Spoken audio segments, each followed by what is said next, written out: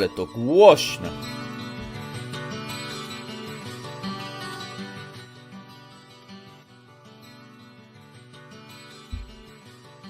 Dzień dobry, witam, hej. Cześć Zanox.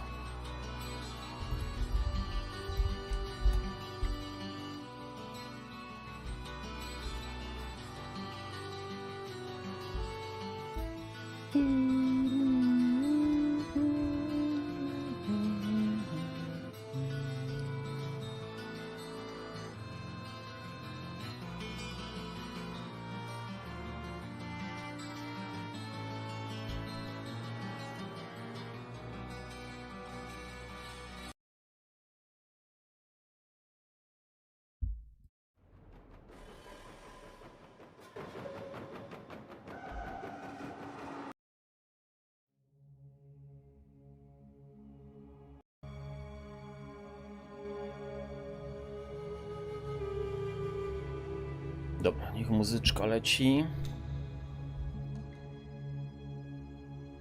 Nastawmy sobie alarm, żebyśmy nie przegapili pokazu PoE.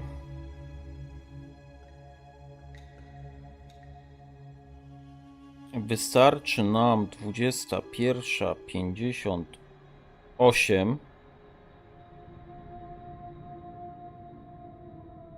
Prawda? Czy nieprawda?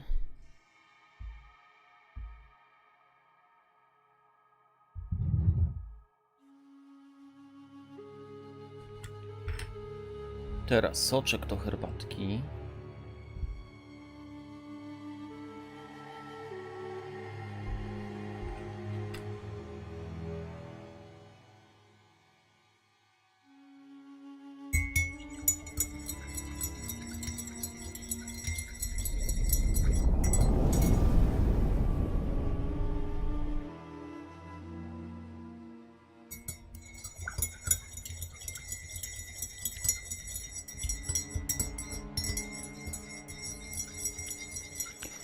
Ociri, Ociri!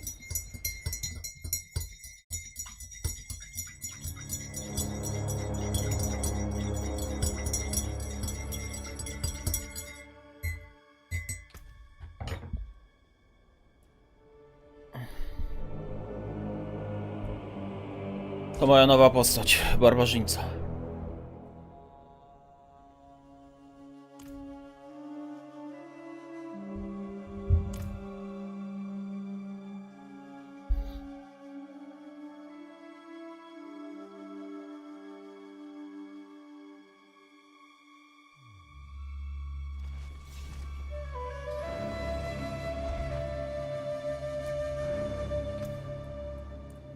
Doły. Tą postacią może nie 105. Może sprawdźmy trudne 3.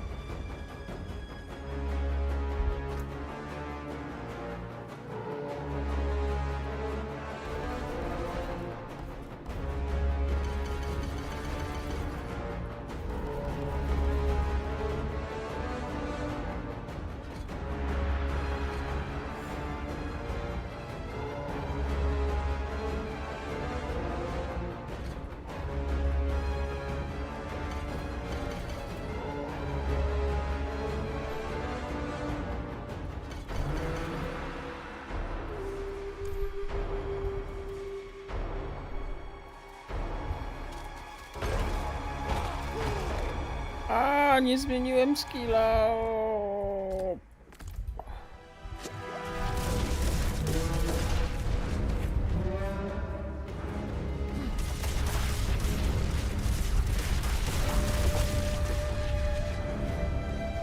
Czy możemy cyklon?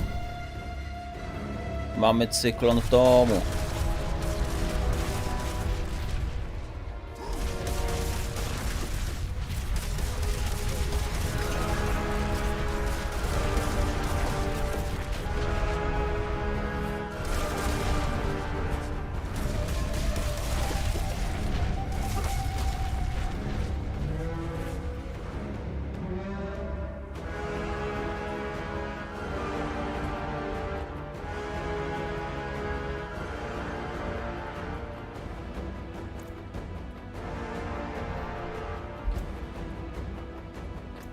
Czas mi leci na mistrzostwie.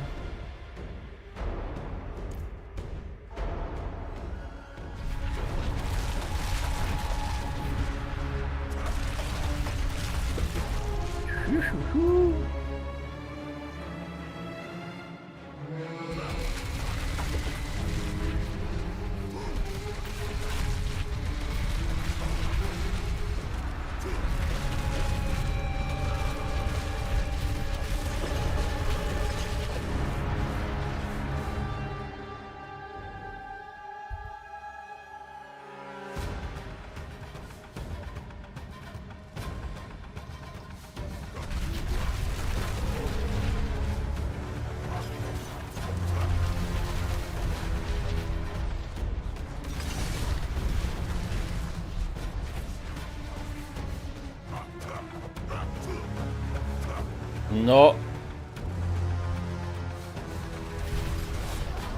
Kurka, serwery. Jak to 240 pingu? Coś mi się włączyło? Jakieś pobieranie na Steamie? Nie.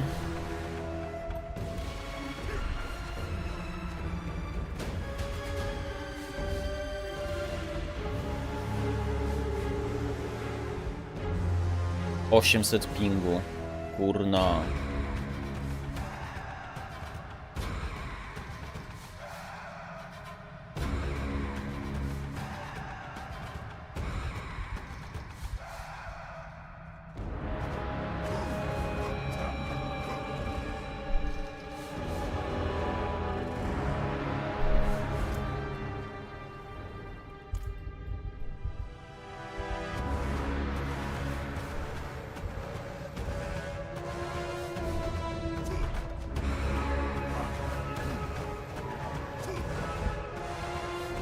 No nie no, stream leci normalnie.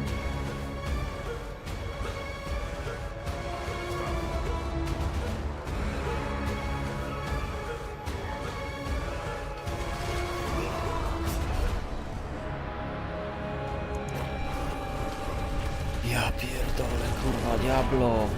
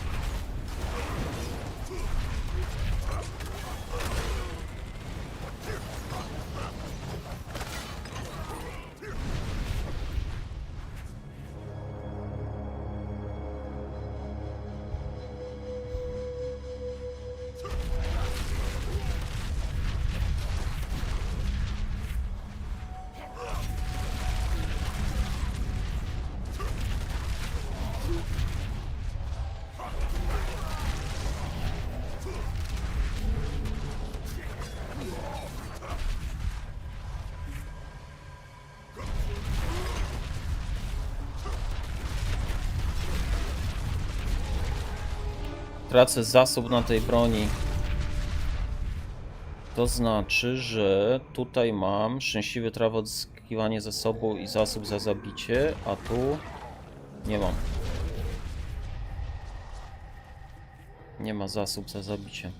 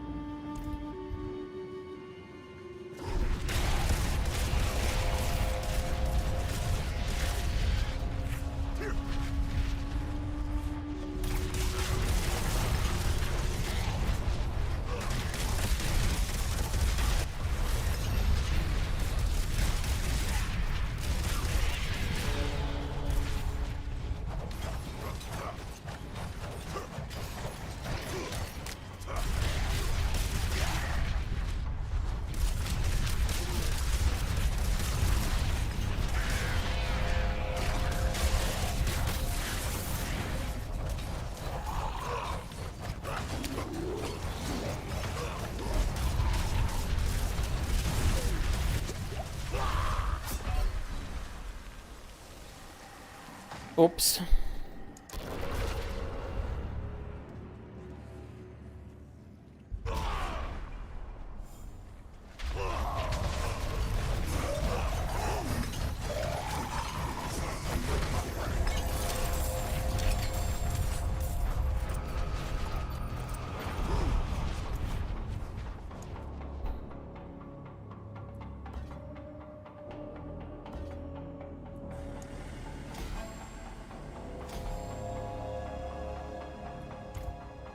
Szansa nie powiodła się.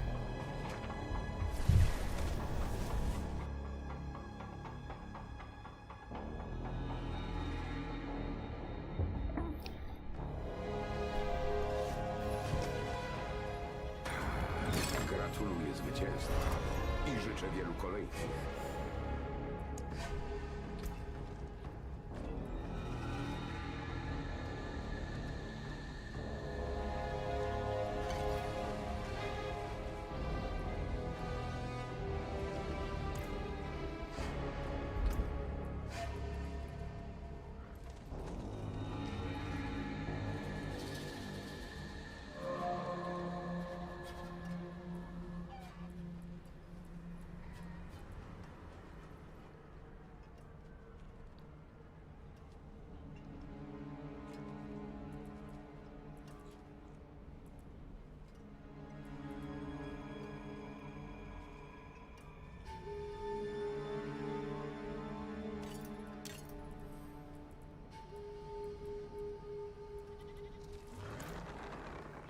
Okej. I gotowe.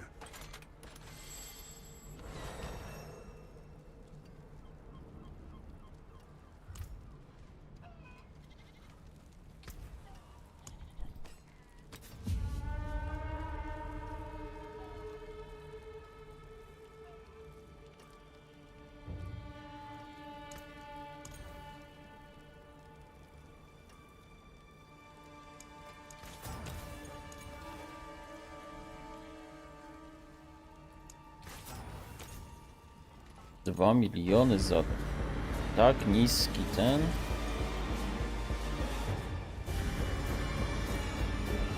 Nie jest to on kill, no ale dobra.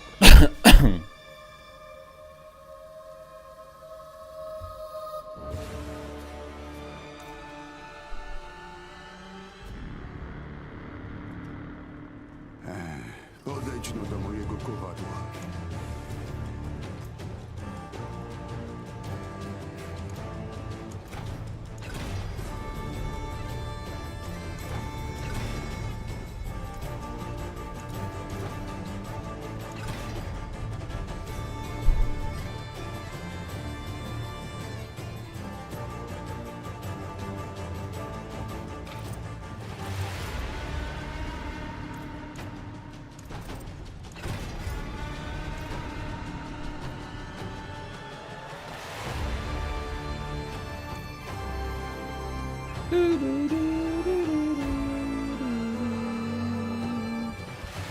Czemu trudność jest na pokucie?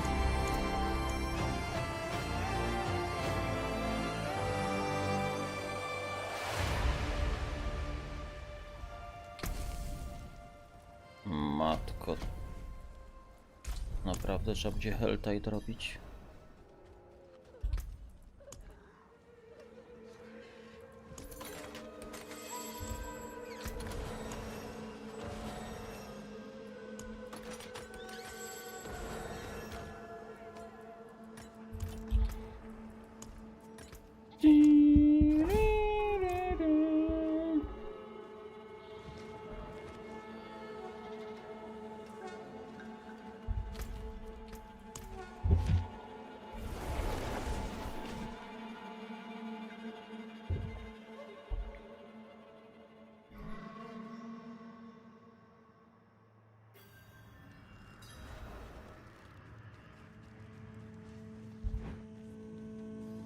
Tutaj pomocy!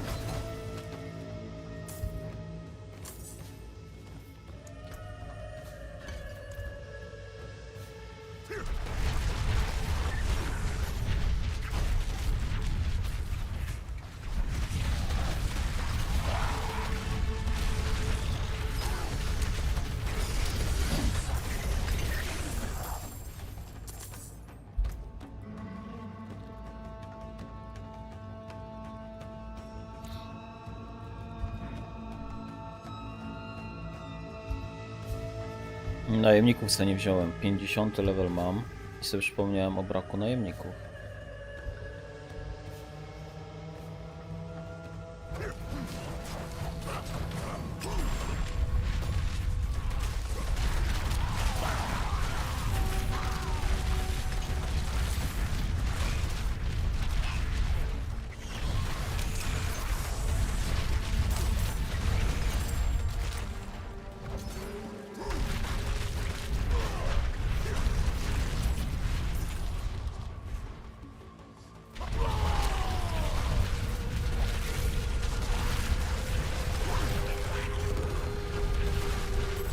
O, na tej postaci, tej kapliczki zasobów to będzie coś pięknego.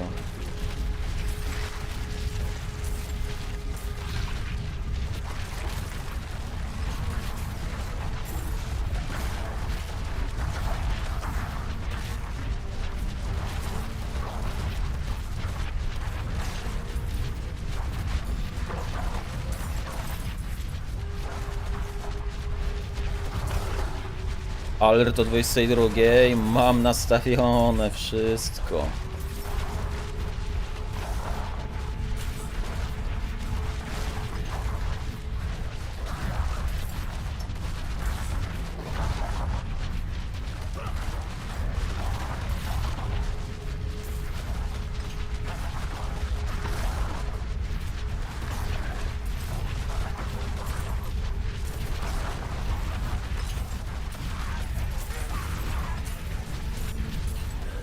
Także jeszcze godzinka do tej wspaniałej chwili.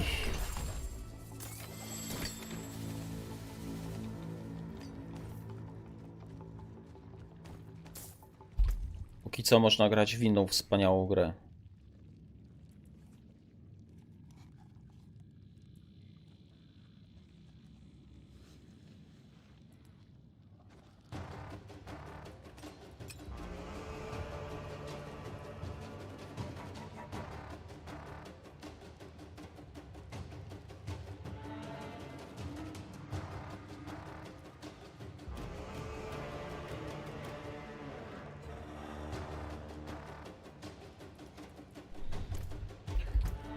No, duża różnica w damage'u.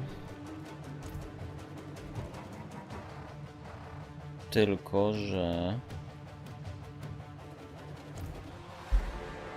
Nie no, z tym zasobem to masakra. Kurde, grać bez furia on kill.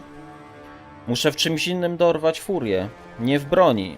Bronię ja chcę non-stop wymieniać. Kolejna, kolejna, kolejna.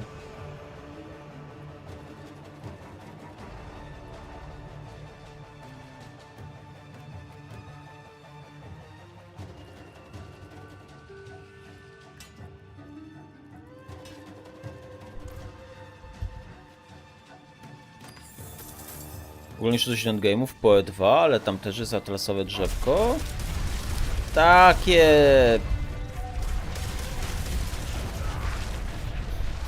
Nawet na ostatnim czy przedostatnim wywiadzie Mark powiedział, że to drzewko... Sucks! Sie chuja! Jest fatalne i że będzie totalna zmiana teraz jego.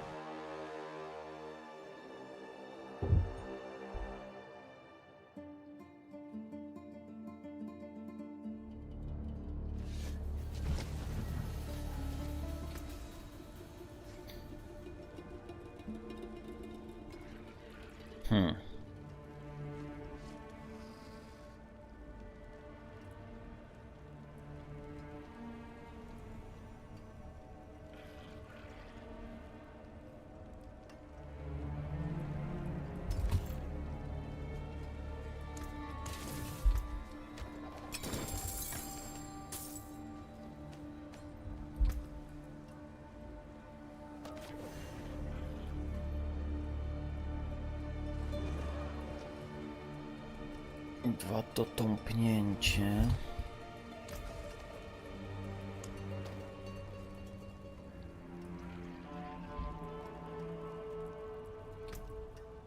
Funkcjonalność, generowanie bariery, szczęśliwy traf.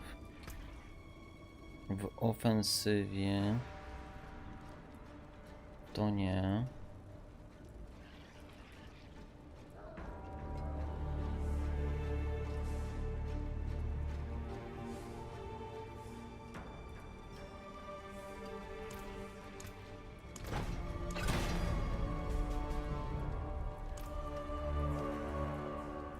Będę tu sobie stać i wykuwać.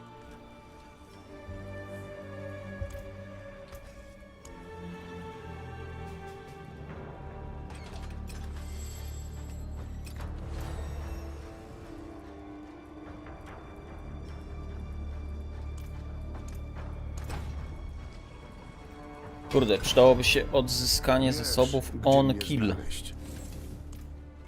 On kill.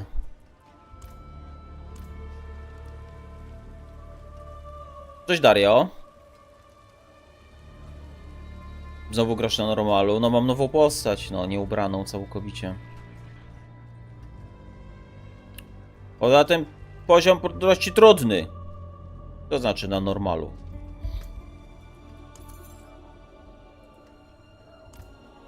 Tu jeszcze kawałek z levela. Dobra, zróbmy byle jaką piwnicę. Na przykład taką.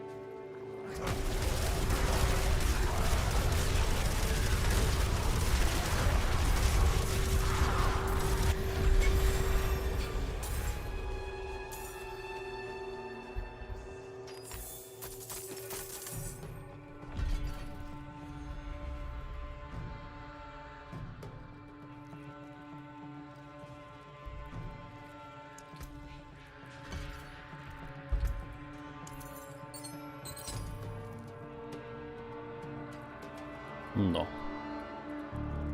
Dodatkowe miejsce na amulety jest już. 20:58, godzinka do pokazu, godzinka.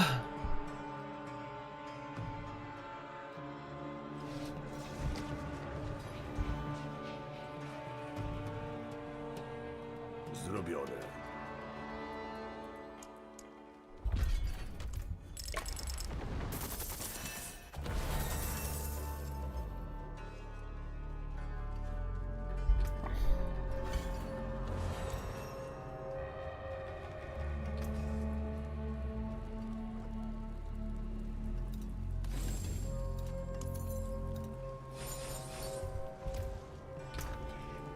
Co my tu możemy ubrać?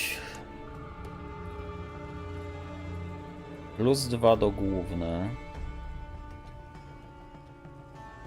Moglibyśmy, nie moglibyśmy, bo tu 69 trzeba. Ale co by mi to dało? Szybkość ataku, szybkość ruchu. A to może 2 z zestawu?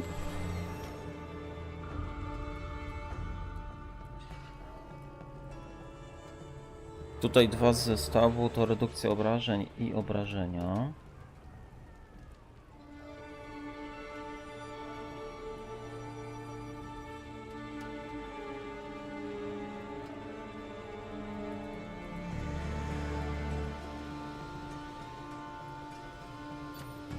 Chyba, że po prostu levele do głównych.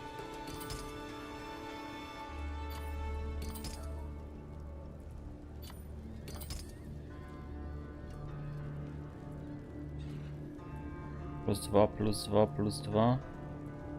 Plus 2 i tu szybkość ruchu.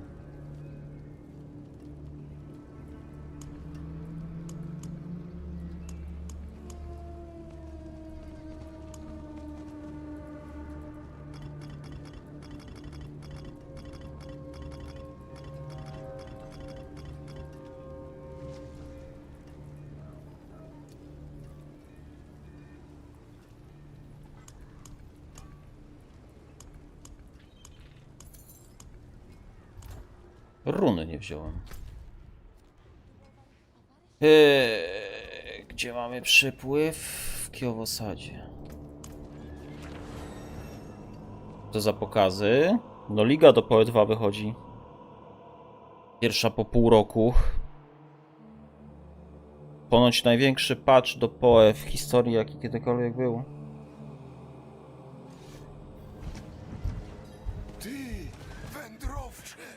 Ej, kurna, takiego barbarzyńcę to byśmy posadzili na coś innego niż taki zwykły biały koń. Ja tu w ogóle nic nie zmieniałem, nie? Zwykły kuń bez siodła.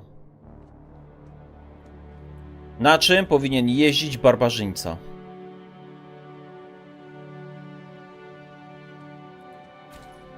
Na bazyliszku? W sumie Warlockiem grałem na bazyliszku, na tym ognistym, bo on pasował do takiego czarnoksiężnika. Może barbarzyńcę posadzimy, kurwa, na jakiegoś tygrysiora?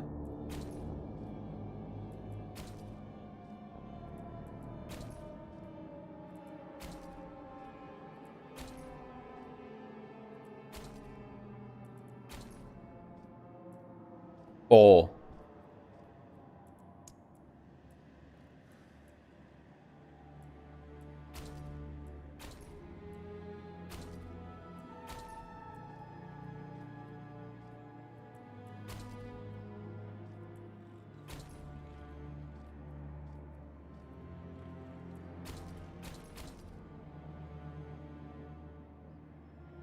Kurwa, to żyje. To się rusza na nim. Ej, szczerze? Nie wiem, czy goły już nie jest najlepszy.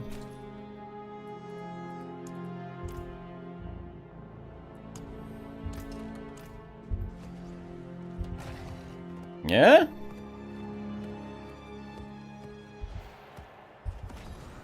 Zajebiście wygląda goły. A, jeszcze coś miałem zrobić.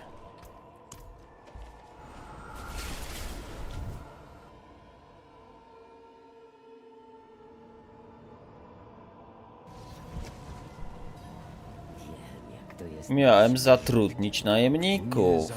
Zwerbuj.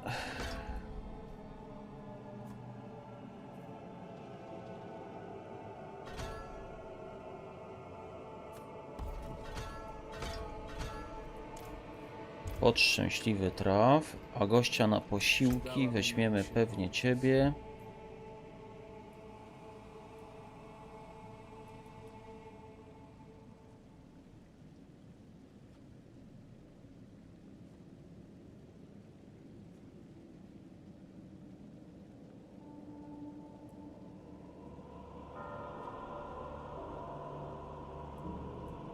Co 20 uderzenie przywraca mi 8% zdrowia.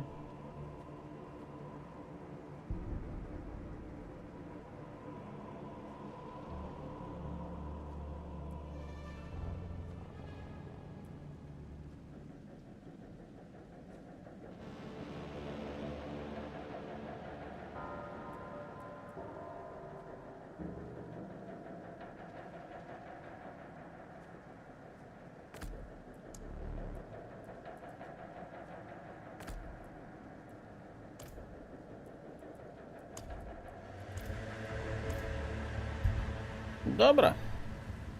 Bagit.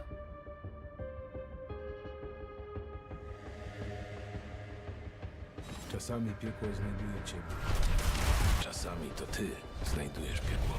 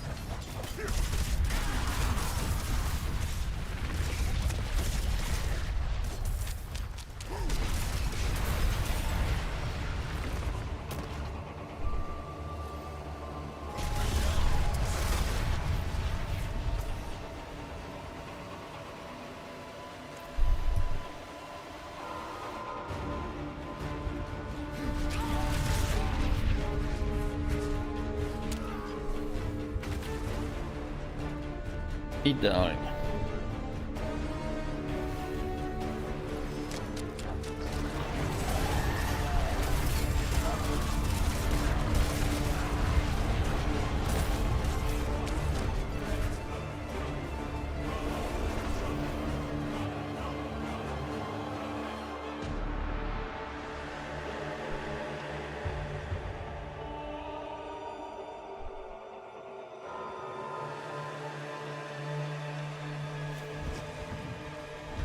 Sanktuarium jest wdzięczny. Przesyła wyrazy szacunku.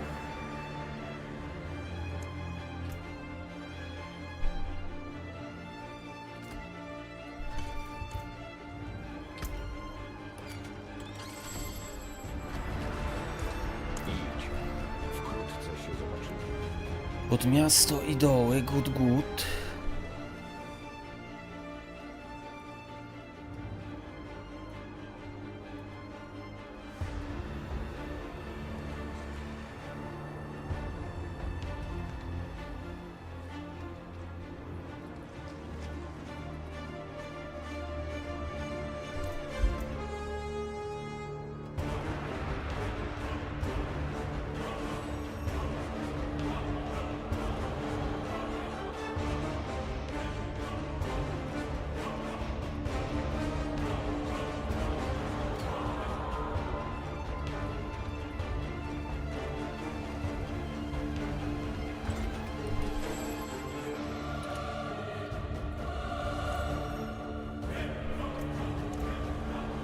Rozłożone na części i przetopione.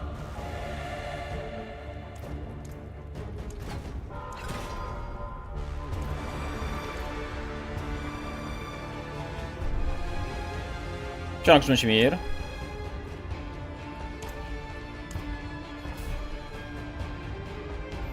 Jeszcze 50 minut.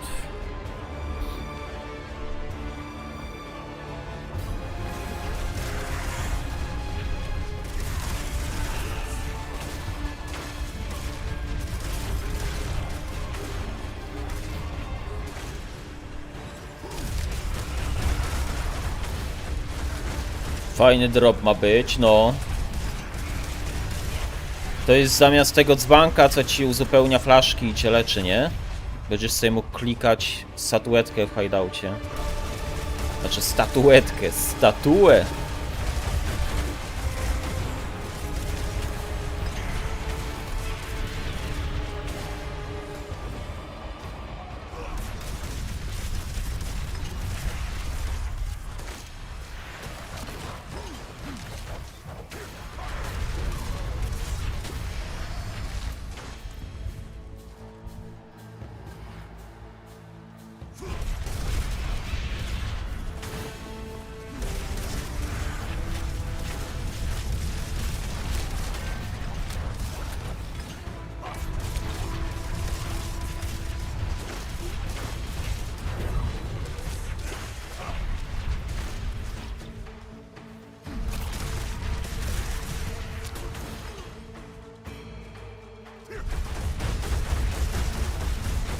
Tobie to nie będzie pasować, bo E2 masz hideout ten podstawowy na plaży.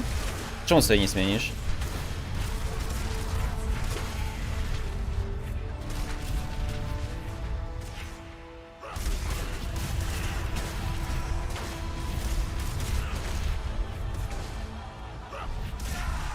Ja mam ten, co na filmiku mają.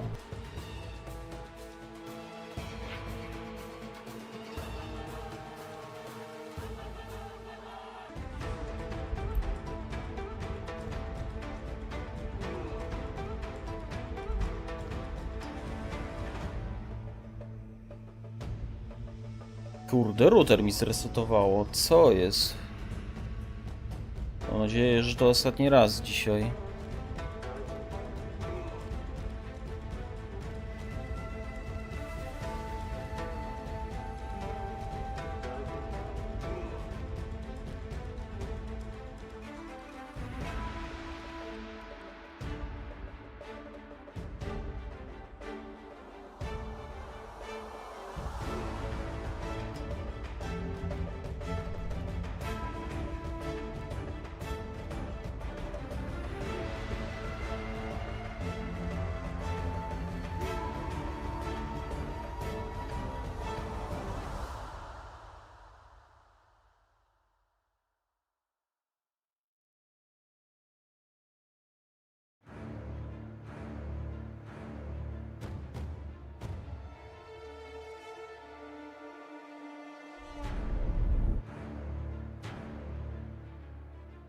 Cześć Kar.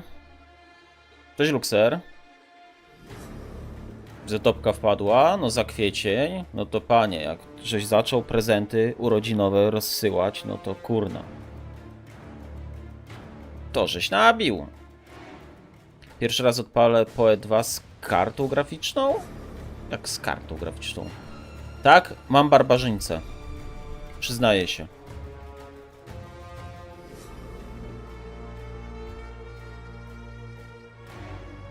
Zrobiony świeżo wczoraj w nocy.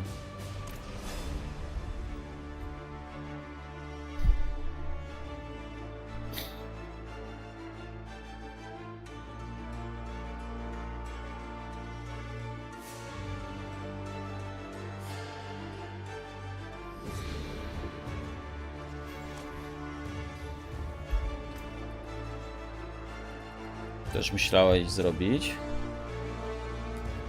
Widzisz, a ja nie myślę, tylko robię.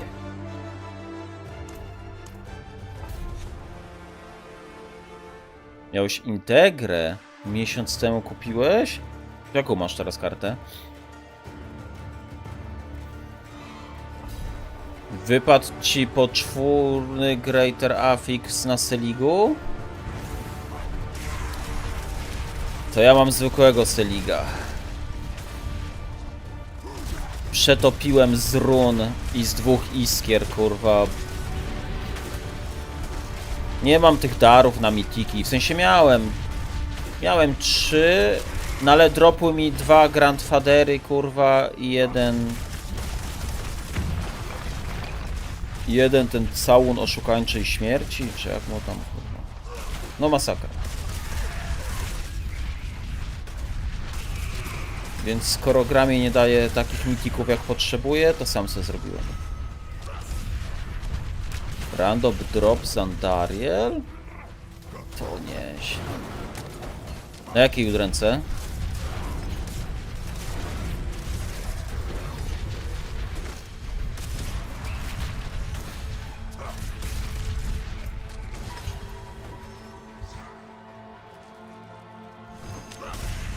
Niebezpieczna istota. Z Chesta na 12. No wiem, że z Chesta, przecież bossowie nie sypią dropu.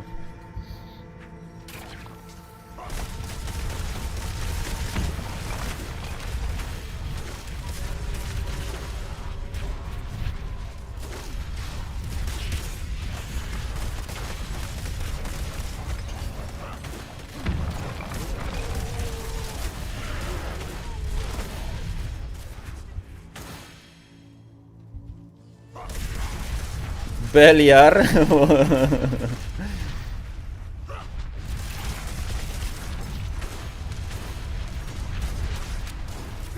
Nie no, napisałeś Zandariel, no to od razu pomyślałem o kufrze, nie?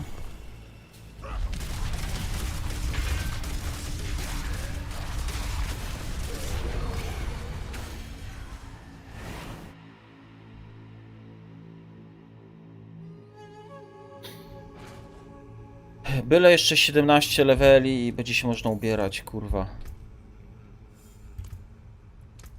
A, nie można w tej lokacji zmieniać skilli, to jest kurwa idiotyzm. Czemu w podmieście nie można kurwa rozdać levela, nie?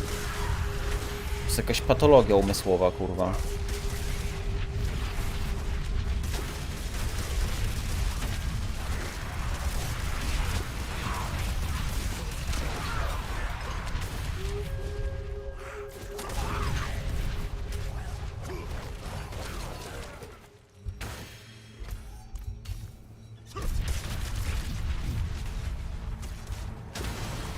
Trochę jakbyś z cyklonem grał. No tak. Whirlwind. Już w Diablo 2 był ten skill. To oni go do PoE wzięli z Diablo 2 przecież, nie? Od barbarzyńcy.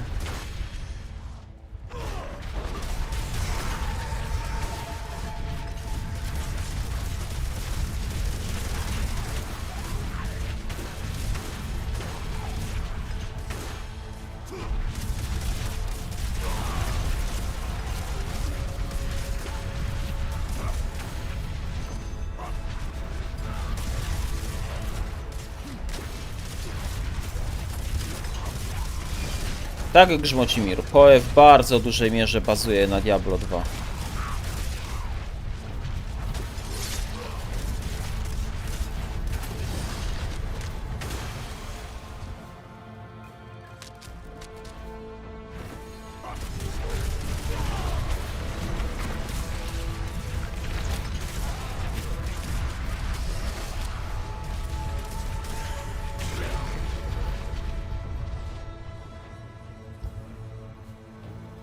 No, 40 minut.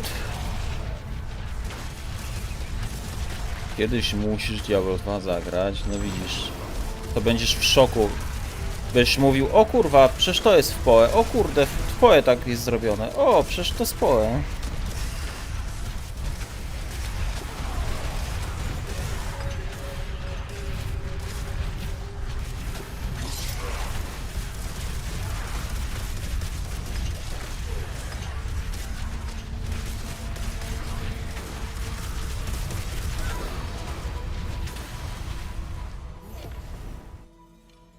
Nigdy nie grałeś, no ty to już inne pokolenie.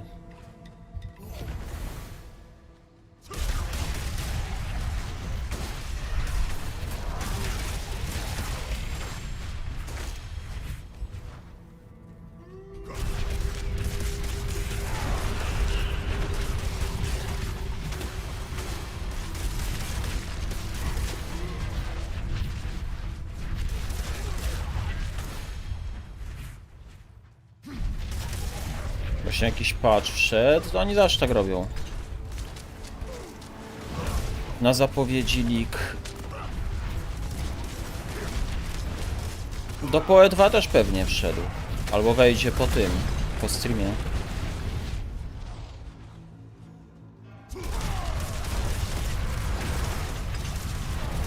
Ej, nie rozumiem, czemu raz jak używam okrzyków to cooldown to 7 sekund, a raz jak używam okrzyku to cooldown to 20 parę sekund.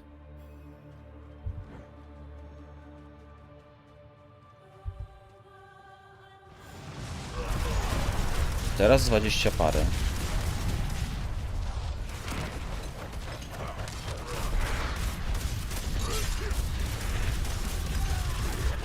Żadna brama cię nie ocali! Wybaczam ci, dziecko.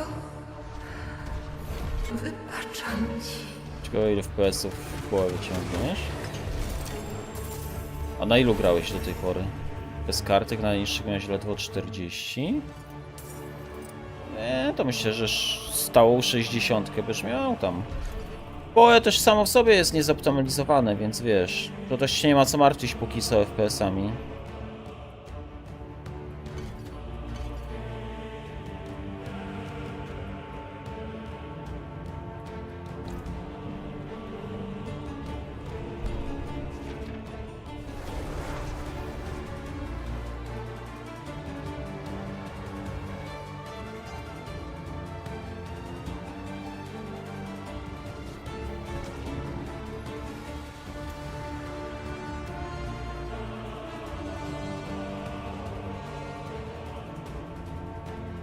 Czas wracać do pracy. No dobra.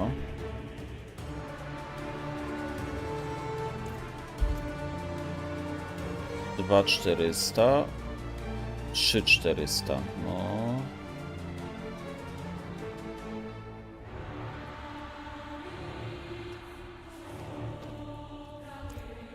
A, witaj, Przemyślu. Co cię tu sprowadza?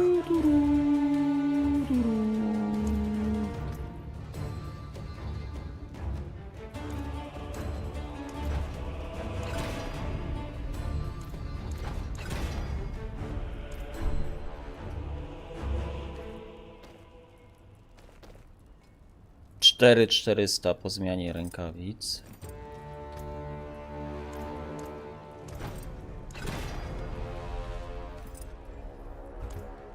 Pięć 800 życia.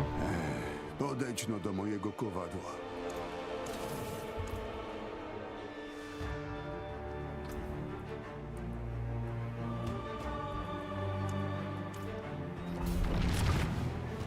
W Cyberpunku miałeś na najwyższych 80. No to 120 będzie na luzie. Żłocimir, czy ty słuchasz, co ja do ciebie mówię? PoE 2 jest niezoptymalizowane. Chłopie, przestań se przeliczać, że FPS-y z Cyberpunka na PoE 2, no. Bo się okaże, że będziesz miał jeszcze mniej niż na Cyberze, no.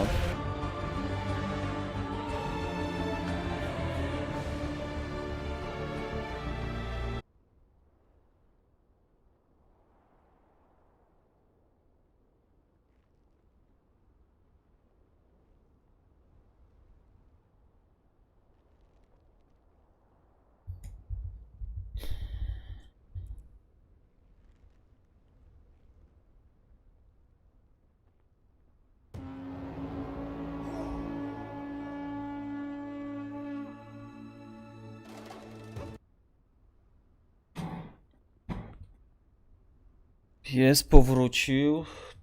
Kurde. Przecież jak mi wydupi router na pokazie.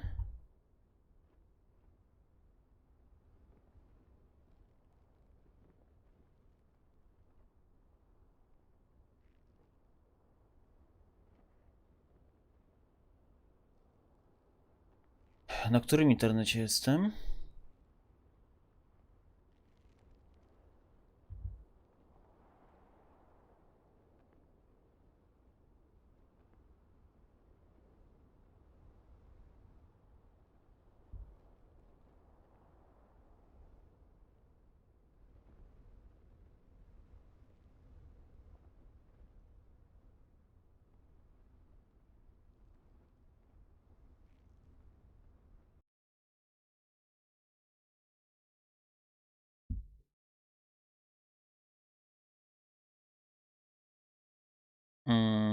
Leci stream? Leci stream? Dobra, to chyba jestem teraz na tetheringu z telefonu.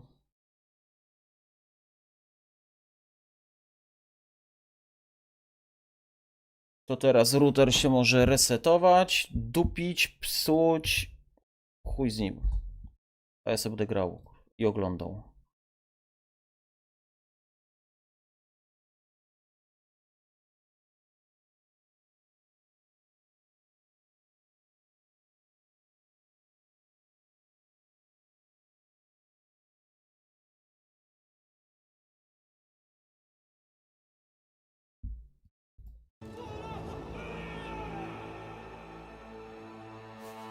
Jeszcze pół godzinki, no.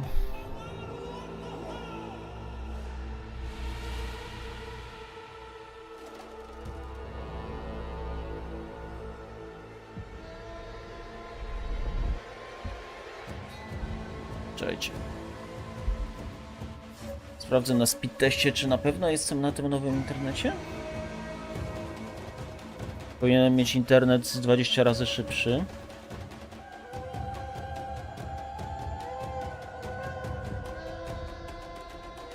Matko, pobieranie 300 MB na sekundę. 310, a normalnie mam 40, nie? No, jestem na necie z telefonu. Masakra.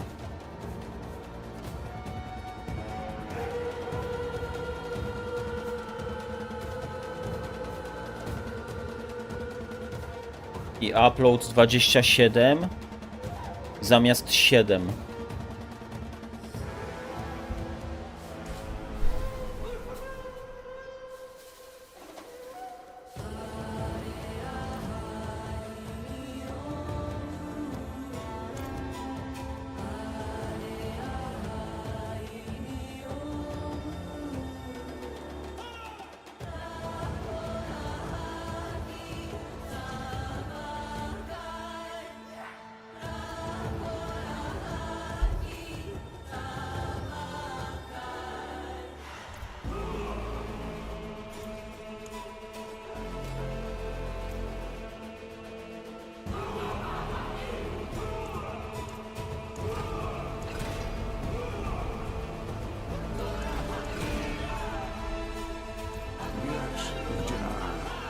Przybyszu.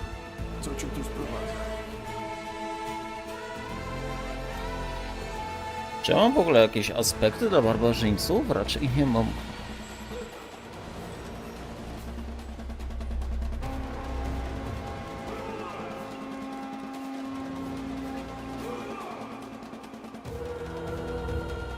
Kiedy podtrzymujesz umiejętność, wszystkie obrażenia są zwiększone. Ej, no to przecież to jest podtrzymywanie. Essa.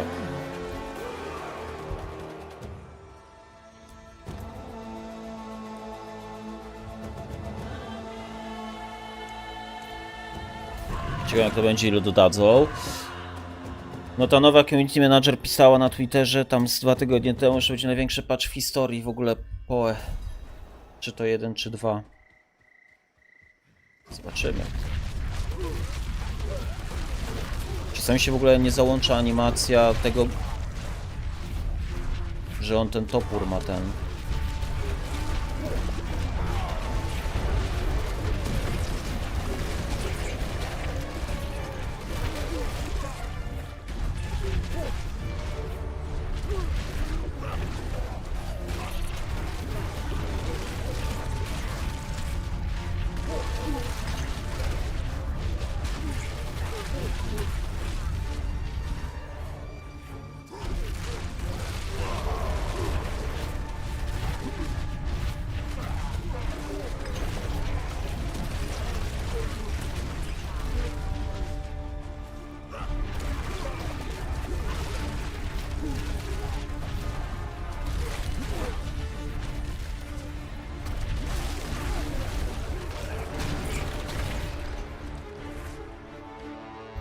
Muszę znaleźć jakiś sposób na odsłonięcie. No na razie na bossów mam łańcuchy. Ale jak odsłaniać po prostu przeciwników tego? Możesz wyjdzie z Early Accessu, wyjdzie na premierę z Early Accessu. Rozumiesz? A nie z jakimś patchem 0.5.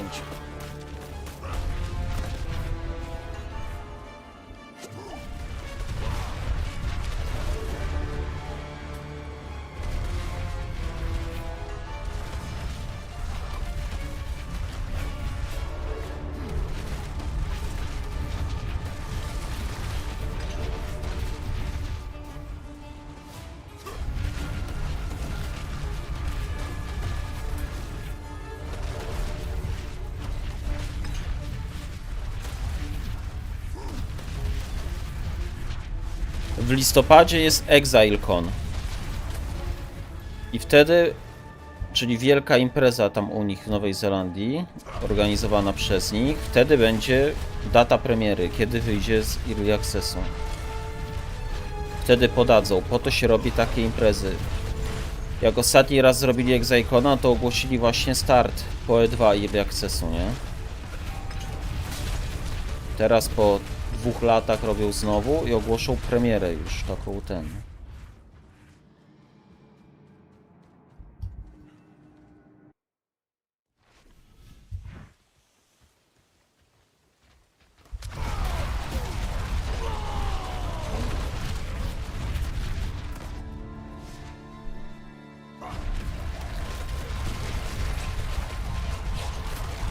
Niebezpieczna istota. 55 level. Jeszcze 15.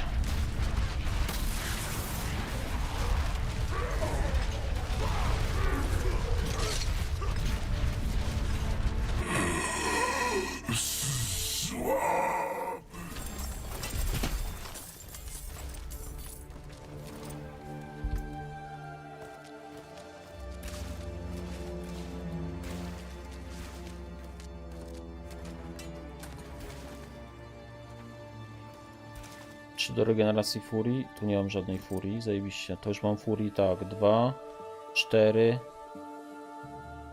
7 regenu furii.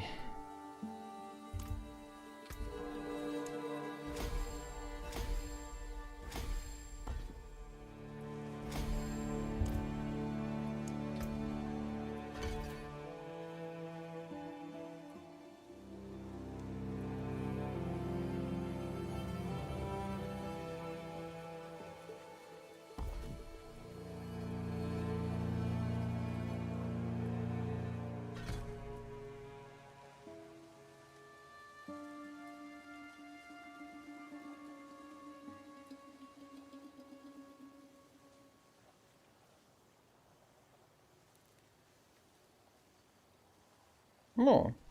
Ja już sobie to na bossów i tak minie ten. Wróci do TRL-a po nagrodę.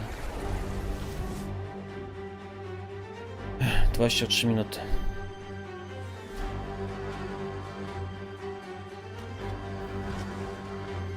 Lud sanktuarium jest wdzięczny. Przesyła wyrazy szacunku.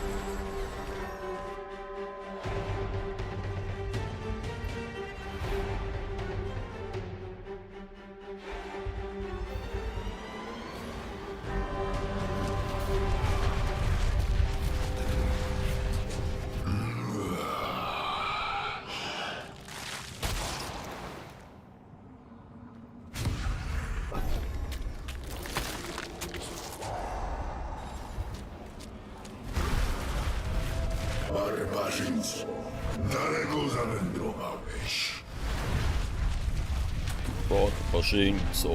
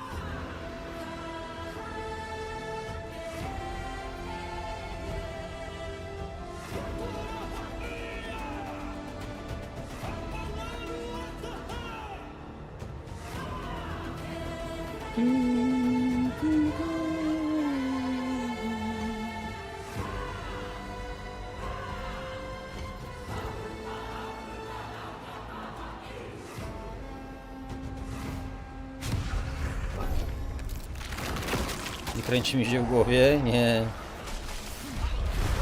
Jestem starym cykloniarzem z PoE. Jestem przyzwyczajony.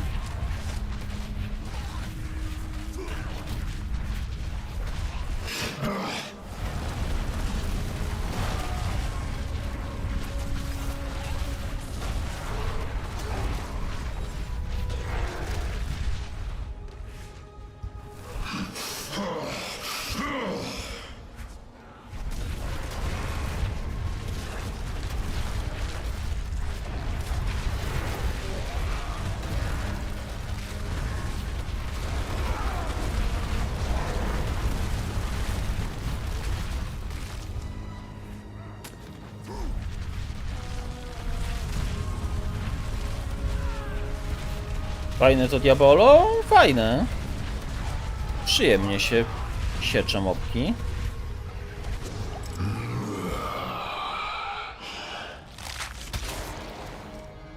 To Diablo ma jeden podstawowy problem, najważniejszy.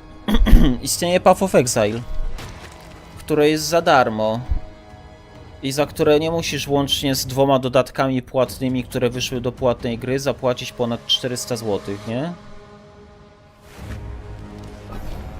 Tylko sobie normalnie instalujesz za darmo na Steamie PoE i gitara.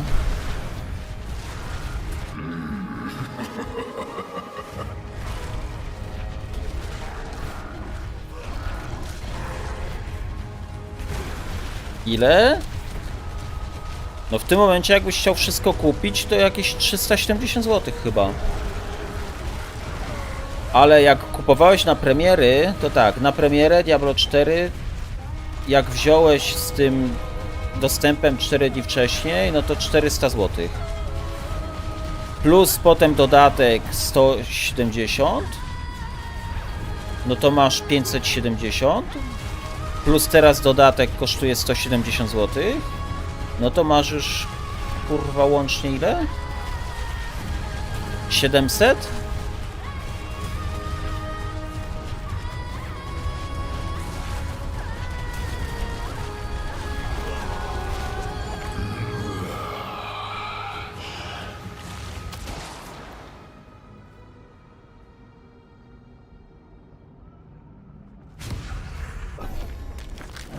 Do 400 zł byś też ci ułożył, to musisz mieć chujowe życie, kurwa.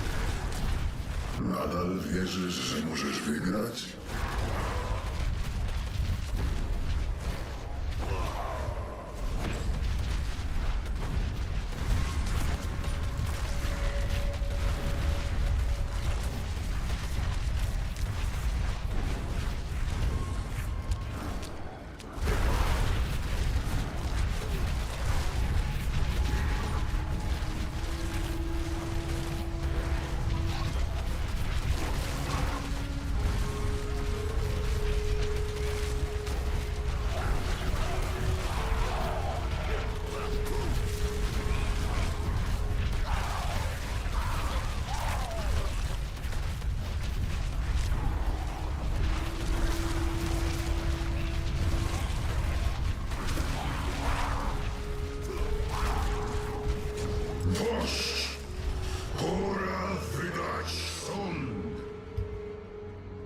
100 eteru uzbierałem.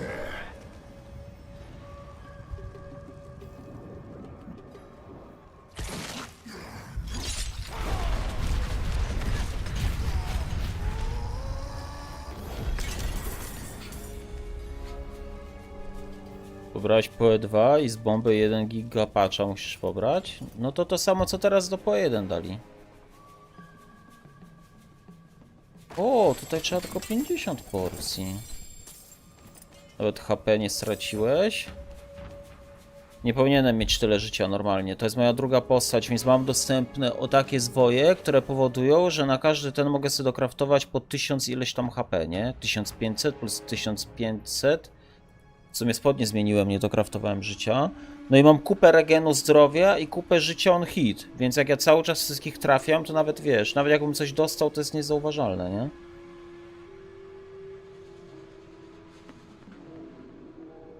Skoro nie mogę żyć w dziczy, dam sobie radę tutaj.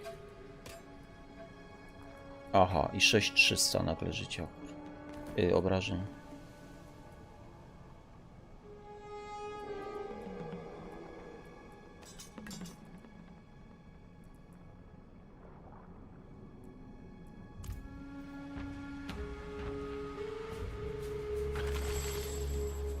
Niezły tank. O, to...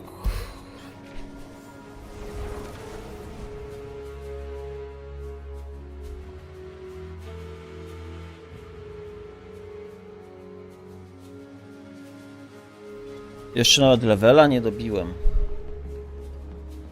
I gram na poziomie 2, trudność 2 na 14?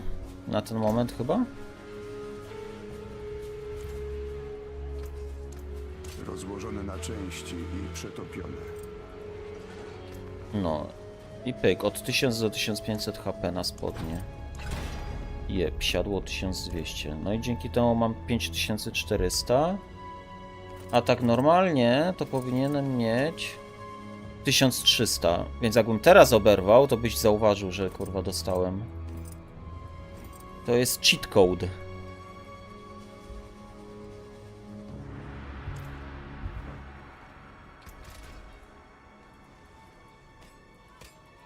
A pokraftujmy se w kosteczce.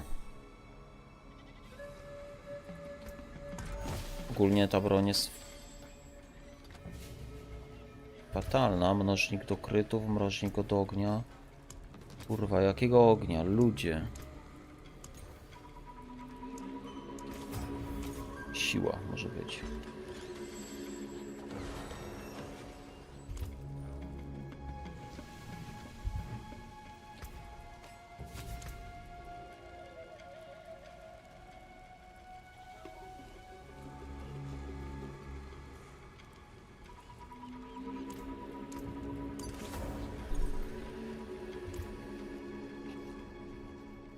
Trzynaście minut.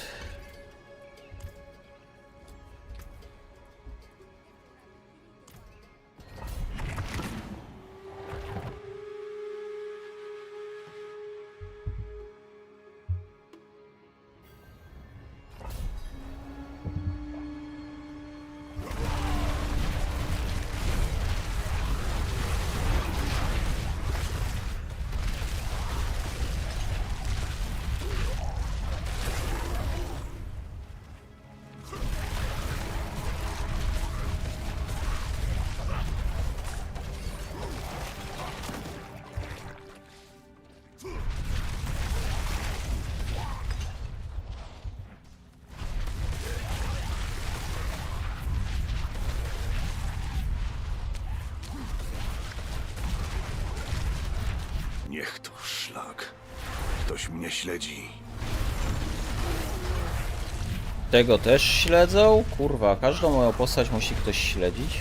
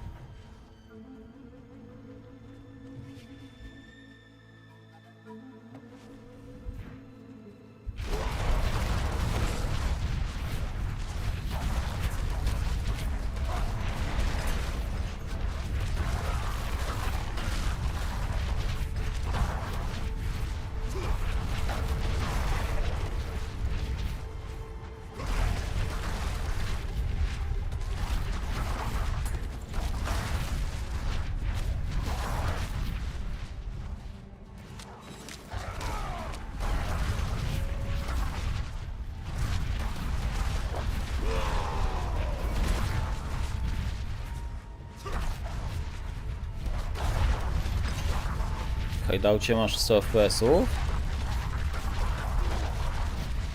Gitara.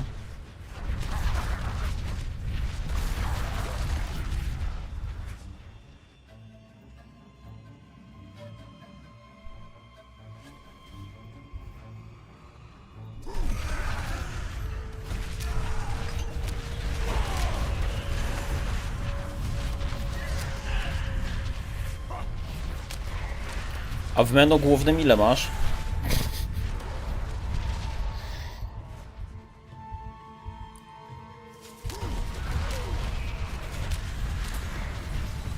Chłop mi podał FPS-y z hideoutu.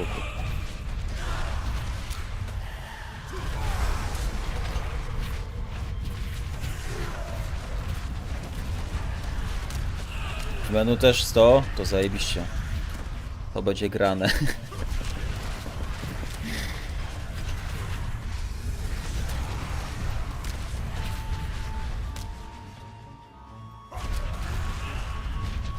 Zawsze tak było, że pierwsze wejście jak długo zajmuje? No pewnie ci się shadery doczytują. Muszą się doczytać na nowo, pobrać, tak? Jak masz świeżo zainstalowaną grę.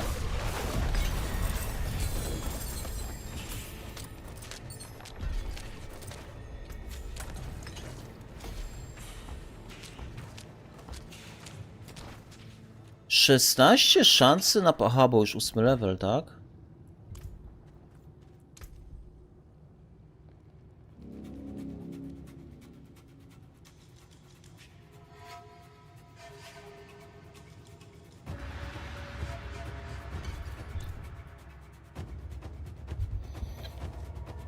Dziewięć minut.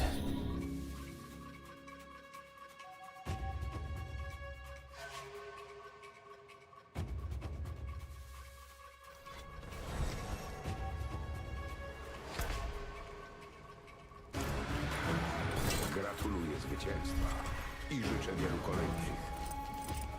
Amulet z zestawu, ale to pewnie ten z tych początkowych, tak.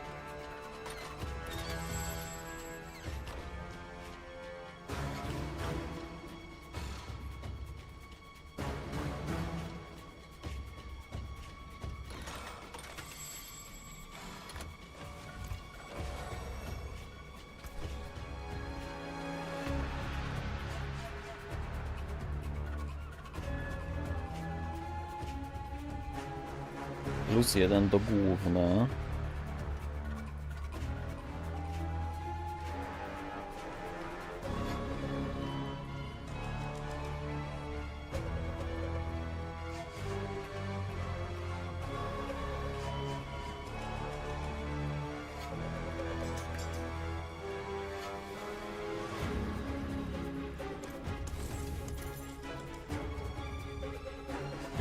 Kopelat Kajet. A kim jesteś?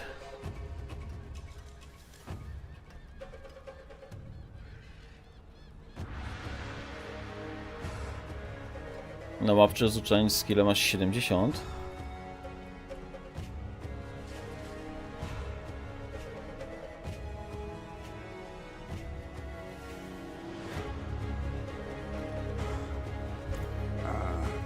Plus 2 mi da zestaw.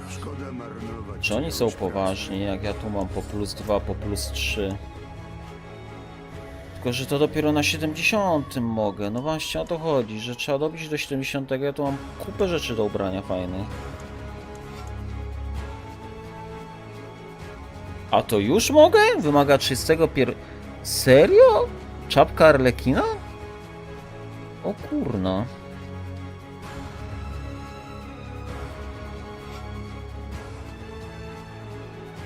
Bieramy? Ale ja nie zdawałem sobie sprawy w ogóle.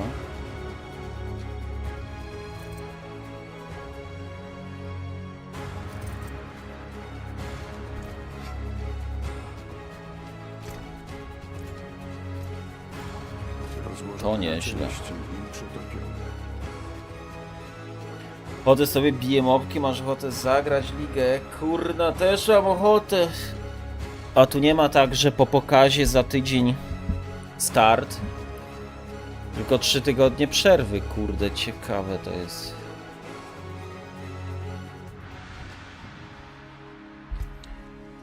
Ciekawe to jest.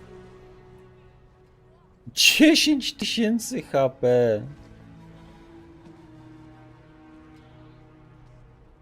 Ej, a to mi nawet nie wskoczył ten. Mi nawet nie wskoczył Greater Affix z hartowania, ale chyba nie chcę się tym bawić. Gorąco tu Bo- jak u samego Hefa Etrusa, co? Skoro Traciłbym... nie mogę żyć Nie w dowiem dziczy, się... No, nie chce mi się. dam sobie radę tutaj. Tych nie chcę tracić.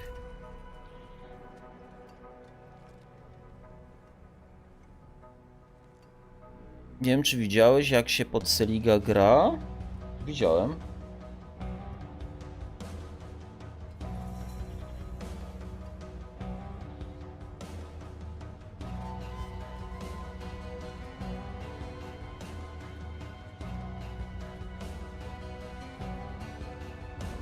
Dlatego Arlekina tam nie grają, bo ma wbudowane życie.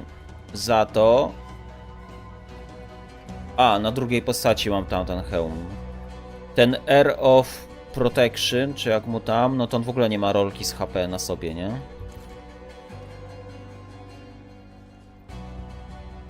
Dobra, 4 minuty, to nie ma co ten. Rozsądna strategia. Niech tak będzie. Światłość z tobą. Zrobię szybkie doły w 4 minuty? Nie, będę musiał wychodzić jeszcze, kurna, potem I co to będzie?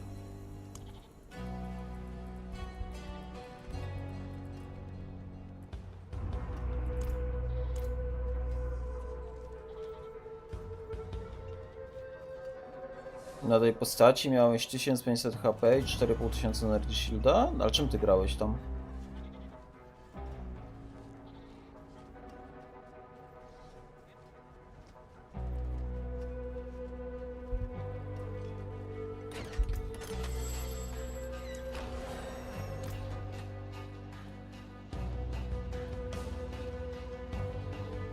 Nie no, idiotyczny ten kurwa skin.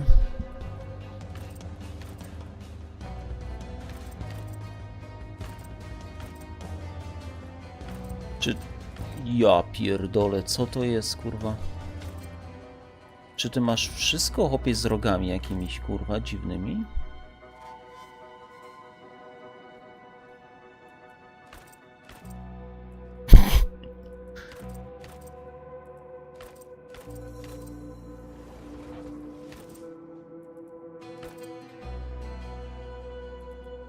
Ty.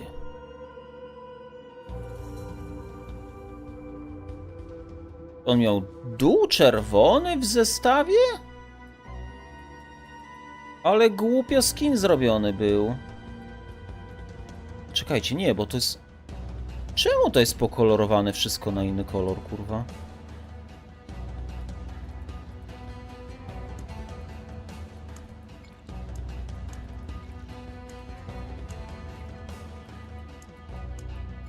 A to i tak jest czerwono-biały. Ale do dupy, ale te spodnie popsuli mu, kurwa. O matko, gdyby to... O Jezu, myślałem, że może być cały taki biały. Nie, to... Polska, biało-czerwoni. To jest polski barbarzyńca.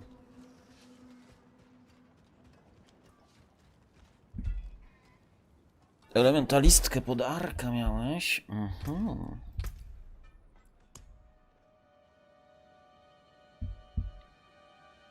Takie buty.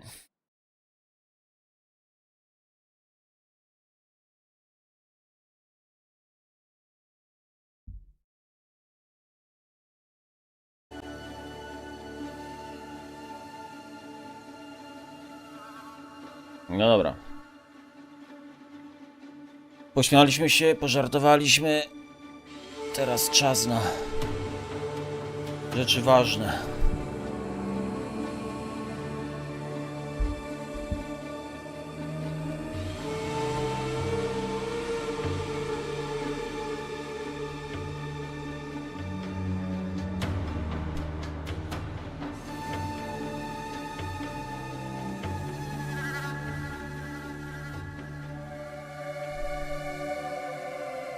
Hi, I'm Jonathan Hi. Rogers, Game Director on Path of Exile 2, and welcome to GGG Live. We have a huge amount of stuff to share today, so it's going to be a good one. Twitch drops are enabled on today's livestream, so you'll be able to claim the Red Queen's font hideout decoration by following the instructions below. Atsiri, Okay, Atsiri. so with that out of the way, time to roll the trailer for Path of Exile 2, Return of the Ancients. Those in darkness. Who once lay dormant. Now return.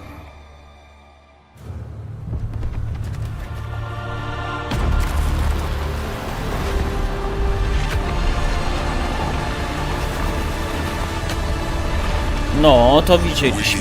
Came before. Rise again. Behold, the first edict.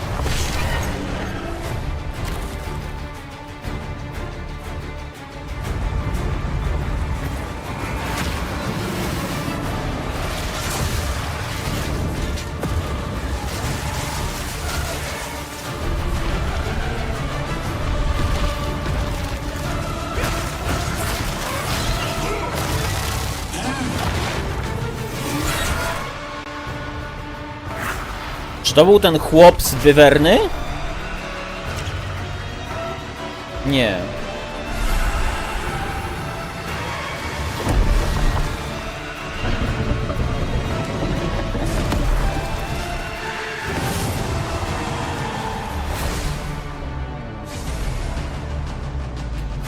Oho, Czajula, Dreamer.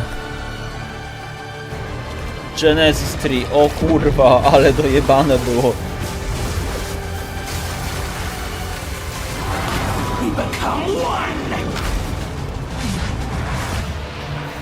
To tamtą walkę z po 1 wzięli.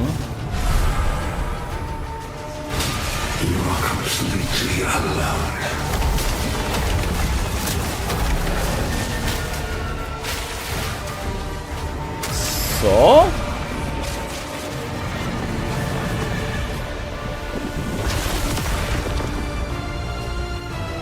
Runes of the Aldur?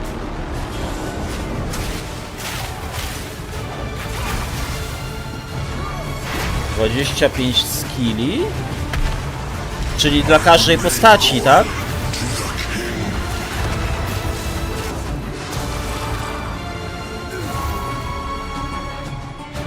Ocean?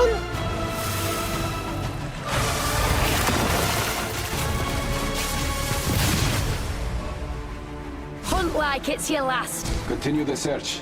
See what you can find.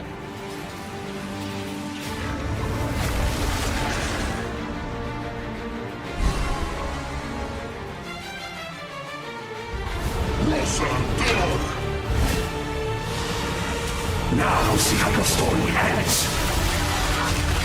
Co tu się dzieje? O kurwa, nowe drzewko.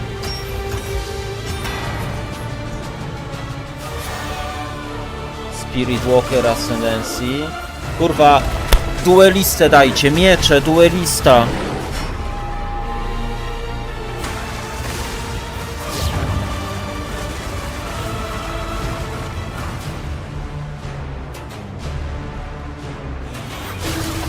Nie będzie nowej postaci?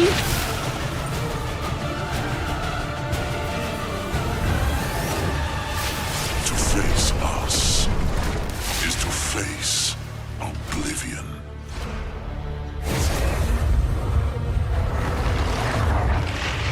Cześć Grape. Nie będzie nowej postaci żadnej? Ani aktu? So as you can see, there's just so much going on in Return of the Ancients, it's hard for even us to keep track of it all. Now, we promised that this one was going to revamp the endgame, and I'm very excited to talk about it. But first, we've got to talk about the League. So to do that, I'm going to hand things over to Mark. Hi, I'm Mark Roberts. Pierwsza Game Director liga on bez Path of postaci Exile. albo bez Now, aktu? for those of you who are new to Path of Exile, each time we release an update, we also release a new league. Not only do we have a new economy, but we also introduce new content through the campaign, which gives you a fresh play experience right from the start of the game, as well as new mechanics, storylines, and in-game bosses. In the Runes of Eldur League, you will encounter a man being attacked by the undead in Clearfell. After saving him, he introduces himself as Pharaoh, a young blacksmith trying to bring back the ancient art of Ezomite runesmithing. He has been collating his discoveries in a tome and is keen to show you how runesmithing works. By inscribing symbols on these ancient Ezomite remnants, you can create all manner of old magics. Unfortunately, on doing so, the corpses of the nearby undead are revived and infused with some of the latent power, making for a difficult fight.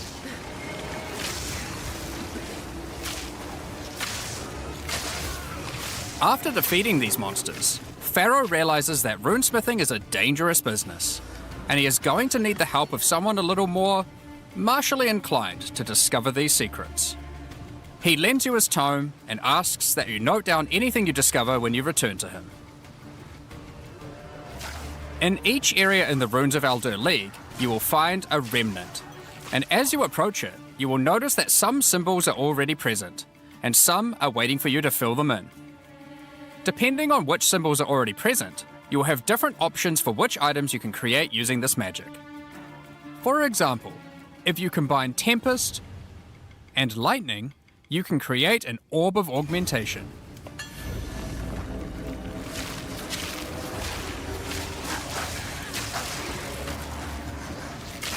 Lightning Arrow, kurwa, nie mają co pokazywać. But be careful. The symbols used to craft the items also empower the monsters around the remnant, who will be revived as undead to fight again with different properties depending on what runes you used.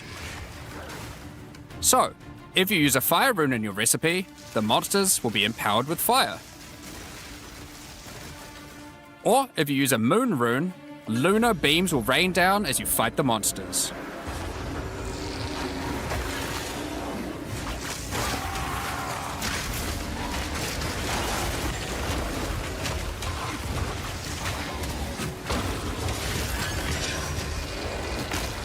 After the fight, break the remnant to receive the item you crafted. As you get higher level, you will start to find remnants with more slots for more runes, allowing you to craft rarer items. As the number of slots increases though, more waves of monsters will be added, with each wave being empowered by more and more of the runes.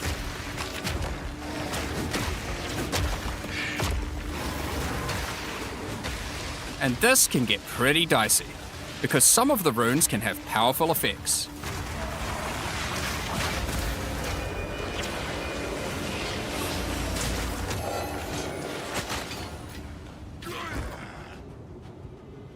Like the Oath rune, which will cause one monster to be nominated as a leader, spawning Ale waves ludzie of minions. wkurwieni o The miecze. leader itself will be invincible, but killing its minions will deal damage to it.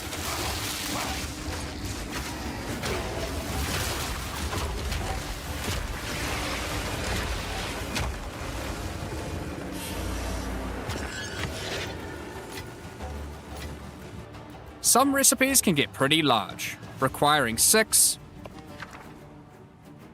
7, or even 8 runes. But don't worry, you won't have to remember them. Pharaoh's runecrafting book will record all the options, allowing you to simply pick which one you want to craft, given the existing runes that are already on the remnant. To expand your knowledge and to allow you to craft more items, Pharaoh has asked that you keep an eye out for signs of runic magic around Rayclost. He wants to document anything you find in order to rediscover the secrets of Ezomite runesmiths of old. The first of these can be found in Ogham, and reveals to you an ancient secret, buried deep underground. The runic magic which the Ezomites believe to be their own is actually of Kalguran origin.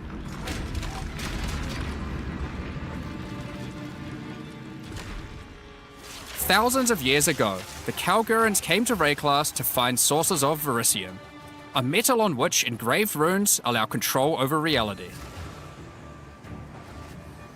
Pharaoh is determined to learn these ancient ways and gain mastery over them. If you can bring him more Verisium, he will be able to use it to smith power into any armor, granting you Runic Ward, the power harnessed by the Kalgurans since ancient times.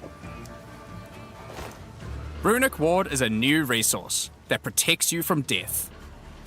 Should you run out of life, your Runic Ward will kick in, sustaining your body until your life can return. It effectively acts as an extra life pool. Of course, should you take enough damage to run out of that, you will still die. Every single piece of armor in the game can be upgraded this way. Even uniques. Some are just a strict upgrade, giving Runic Ward with no downside. Others are more extreme, sacrificing defenses to get a much larger amount of Runic Ward. There are even some that add new modifiers to uniques entirely, making them much more viable for higher level play. But the Kalgurans use Runic Ward for more than just a defense. It can also be used to power many other magics. Instead of using gems created from corruption, the Kalgurans used runes of power and fueled them with Runic Ward. Many of the options available from Remnant crafting are new types of Kalguran skills that exclusively spend Runic Ward to wreak havoc. An example is Triskelion Cascade. Using it will cause your next spell to be triggered multiple times in a Triskelion pattern. You can use it with skills like Ice Nova that you cast from yourself, or with something you target at a distance, like Comet. There are also skills to modify existing effects using runic magic, like Frost Flame Nova. Kolejna liga na komety. Using this skill on a pack of burning enemies will transform the Ignite into Frostfire, both burning them and building up freeze at the same time. You have basic buffs like Hollow Shell that guards all nearby allies, to more complicated mechanics like the Mark of Repulsion that creates a mark capable of pushing away all nearby enemies. No albo się to nie będzie łączyć Instead of z spending triggerowanymi z like kasą skill kryta, gems nie? do, Tylko musi być all these self-cast. skills cost Runic Ward, and unlike gems, they don't have a color. This means that they don't care about attribute requirements, or what kind of weapon you use. These skills are designed to be used on any class, and so often interact with mechanics that apply across many characters. By combining different runes together, the Kalgurans were able to support their runic abilities, and you can as well. There is also a set of runic supports that can be combined with regular skill gems in interesting ways. Concussive Runes allows you to add these concussive shockwaves to any skill that stuns, while Runic Infusion lets you spend ward to directly empower the damage on any skill. Now, there are other quests during the campaign too, that unlock even more interesting crafting methods. Buried deep in the jungle in Kurwa, Act 3, ale to you can jest find the smutne, Mystic że oni muszą w Refuge, kółko 3 skille pokazywać, kurwa. containing even more secrets for Pharaoh to learn from. Lightning Arrow, pierdolnięcie macą i jakiś czar, kurwa. Using this knowledge, he gains the ability to reforge unique weapons. With this technique, many low-level unique weapons can be upgraded to do significantly more damage. Now, we've been able to take a bunch of uniques that had interesting modifiers, but were not in-game viable, and give them a bit of a boost to get there. And it's not just low-level uniques. All Kalguran uniques are able to be runeforged this way too, and they can do some pretty interesting things. Kurwa. Like Searle's Grit, a new unique, which when runeforged can get one of several different 100% outcomes. damage'a więcej było. Now, there is still so much more that you can craft with remnants. There are also 100 new runes, as well as many other new crafting currencies. This is the runes of Może, Elder żeby after dla all, nowych było and bardziej some of these przejrzyste. runes have quite Nie, powerful kurwa, bo nie dodali znowu mieczy ani nic, no! This Mamy, elemental kurwa, conversion tylko mace w will tej convert grze i all the łuki, no. existing mods on a non-unique weapon from one element to another. Using it, you could combine a weapon with all 3 elemental damage mods into a single element, making a weapon with massive amounts of cold damage. There is also a rune that lets you destroy your rune sockets to turn them into a dual socket on your item. And there are even crafting meta runes that can unlock new types of mods when used with regular crafting. For example, this Rune of Chronomancy will unlock a set of time-related mods to be crafted on your boots. Once placed inside, use regular crafting orbs to attempt to get new mods like cooldown speed or increased skill effectuation. You can also create a new type of currency called alloys. Using regular metals alloyed with verisium, new modifiers not normally available can be directly crafted onto your items. Using imbued alloy could improve your ailment damage, for example. There are honestly so many options here that unlock all sorts of crazy crafting projects. So I think people will be experimenting with these for a long time. Once you get to King's March in Act 4, Pharaoh finally meets Danig, a real Kalguran runesmith. And riddled with excitement, he wants to learn how to merge modern Kalguran techniques with the ancient knowledge that he has found. From here on, Pharaoh joins in the Kalguran expeditions that Danig has been leading. With the ancient knowledge that Pharaoh brings to the table, the Kalguran expeditions that Danig has been going on will change significantly. For those of you who haven't played it, the Expedition League mechanic involves carefully placing explosives, uncovering the buried dead, and recovering verisium from them. By choosing where to place the explosives, you can choose which kind of challenges you would like to face, or rewards you would like to claim. But unlike before, expeditions now contain the remnants from Runes of Eldur, allowing you to do some specific crafts along the way using the new League crafting mechanic. One very important difference from the simple remnant encounters, though, is that the empowerments that the remnants grant apply to every monster down the explosive line for the rest of the encounter, stacking together. This can lead to some pretty extreme situations. If you stack too many remnants, you might be in for a fight beyond your abilities, but the rewards can be very worth it. Each mod on the monster is improving the items that they can drop. Once you get to the endgame, you will find that the Atlas has changed substantially. Kurna. To the south, you will now find the coastline of Rayclast, Widział with the się ocean cieszy. beyond. On chyba w dwójce nie robił King's ekspedycji. March has not fared well after the Cataclysm, and lays in ruins.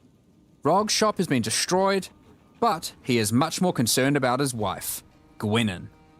He would like to launch an expedition deep into the ocean to find her, and this begins a new major mechanic for expedition, exploring the ocean. Previously, a logbook was a single encounter. Now, using a logbook, you can send ships to explore an area of the ocean to the southeast, uncovering a range of islands to begin your search for Gwenin. You can hop from island to island, doing many new encounters.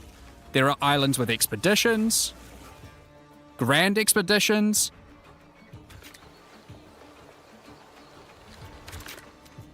new bosses, and all sorts of other unique things to find. Eventually, you will find the island that Gwenin has been holed up on. It turns out that she has found the tomb of an ancient Kalguran, Medved. While she appreciates you coming to her rescue, she is still keen to blow open the doors of the vault and take whatever you can find inside. Ktoś wskoczył. It's just a shame that Medved isn't as dead as you previously assumed. Nigdy nie robiłeś? Ja bardzo mało, no.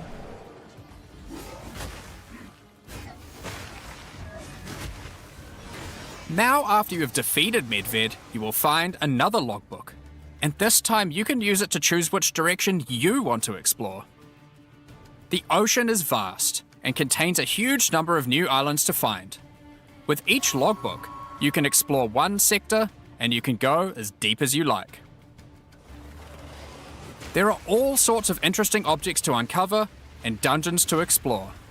No to musieli w ogóle przebudować Many of Atlas. the islands have expeditions with totally new mechanics. So for example, here is a volcanic island with voltaxic sulfite.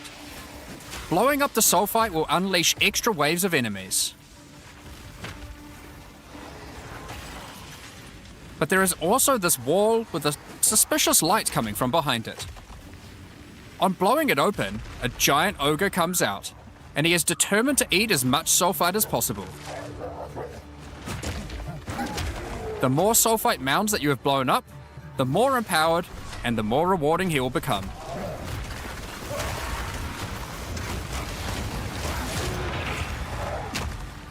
These islands contain all sorts of little secrets that you can find and blow up.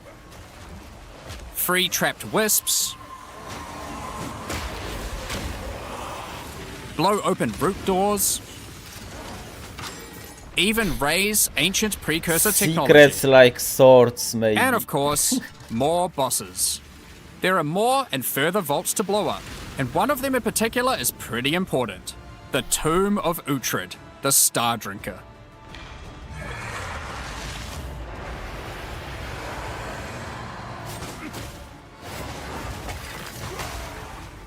Uhtred was responsible for calling down the meteors of Verisium, which the Kalgurans used to power their ancient magic.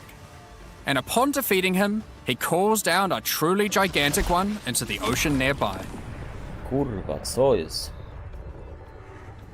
On visiting it, you find that it is shrouded by a strange energy emanating from the Verisium core of the meteor within. There is something growing in there, and it can't be anything good. In order to gain entry, Danik suggests that the Triskelion Flame, an ancient Kalguran artifact that can absorb and cancel the effects of Verisium magic, could be used to enter. But to find it, you will need to locate the Tomb of Olroth, leader of the Knights of the Sun. Defeat him and gain access to whatever eldritch nightmare is growing inside.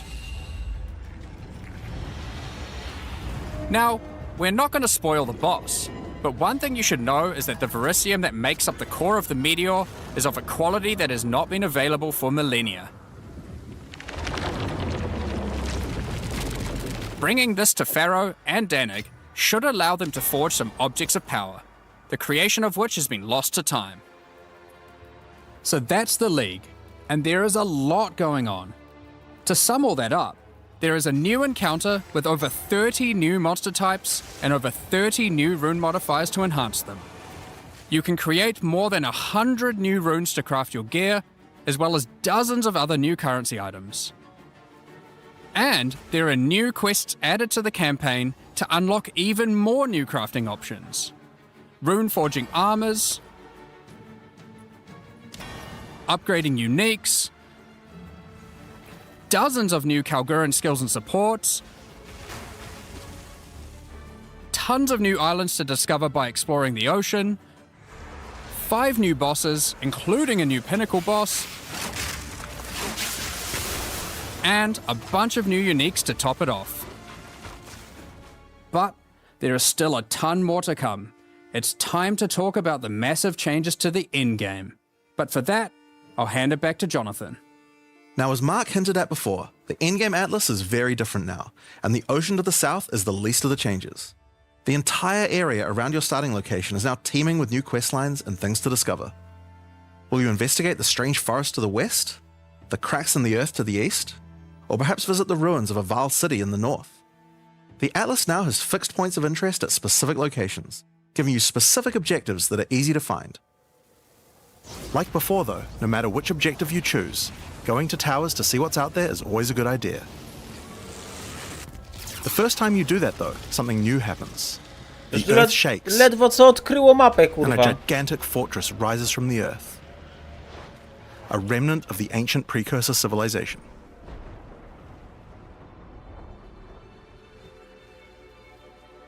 Ooh.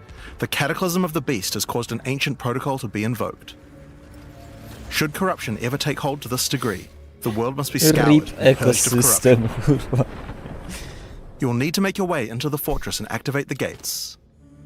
Gain the keys to reach these ancient precursor weapons, and disarm them. But this will be no easy task. The fortress has many areas to explore and many new things to find. You will power up ancient machines, fight new and deadly foes, discover many new areas, and uncover some dark secrets.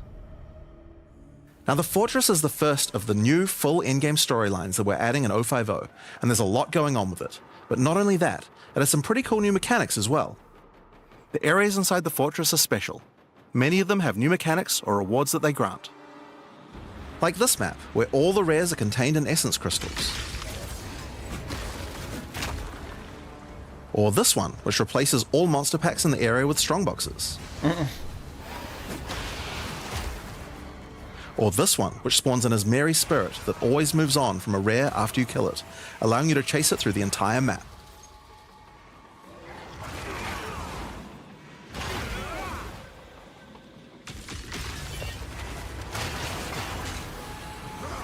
Now, just like the normal areas of the Atlas, you'll need to fight the map boss of each area to complete the map. But unlike a normal map, the ones in the Fortress each contain precursor nodes after the boss, and activating these nodes will give you points for the new and improved Atlas passive tree. Now, we had an Atlas passive tree before, but it was one of the areas of the endgame that just wasn't up to scratch. The Atlas tree now works quite a lot differently. We have significantly upgraded the kind of mechanics that you can find on the Atlas tree. Cytadela, mur do Cytadeli. Like this one, that gives a chance to make rogue exiles you fight retreat from combat and move to an adjacent map. Before you fight them again, they'll upgrade their gear and come back with a grudge this time. Zajebiste, nie wiem, czekałem na duelistę z mieczami, There are also a lot kurwa. of nodes that combine mechanics together in new ways. Like this one, which lets Merry Spirits possess strongboxes. All the regular monsters Wszyscy that come out czekali, are non touched stop by the ktoś spirit, spamuje o and the mieczach, rares are kurwa, all albo że possessed, giving you logout. some incredible loot potential. Logout miecze, miecze logout. Kurwa. You get points from every single area you complete in the Fortress, and unlike before, that means you can allocate the entire Atlas tree. Yes, this whole tree can be yours. This change is pretty important, since it allows us to be able to create many types of bonuses that we wouldn't have been able to create before. Like this one, which gives a chance for cities to be invaded by another faction, and can even allow it to contain 2 faction leaders, allowing you to get 2 crisis fragments. If we'd done this kind of thing in the old tree, we would have wanted to spec into it before running a city map. Then Count unspec out of Gregor it before razem running z anything Yamanrą else. na With full jednym tym? allocation, we can have cool bonuses like these. Now, obviously, we still want to make sure that you have choices that define your in-game Atlas build. So many nodes in the Atlas tree are now multi-choice. Everyone will get the node, but which bonus you choose to use is up to you. Do you want your powerful boss maps to contain more essences, summoning circles, or rogue exiles? O, But there's also nodes that contain more unusual things. masterki So, for example, on this node you can Atlas choose. Tree. Do you want to give a chance for shrines to instead be given to the map boss in the area, making them more challenging but dropping special loot? Or would you rather give a chance to be given a shrine buff before entering boss arenas, making for an easier fight?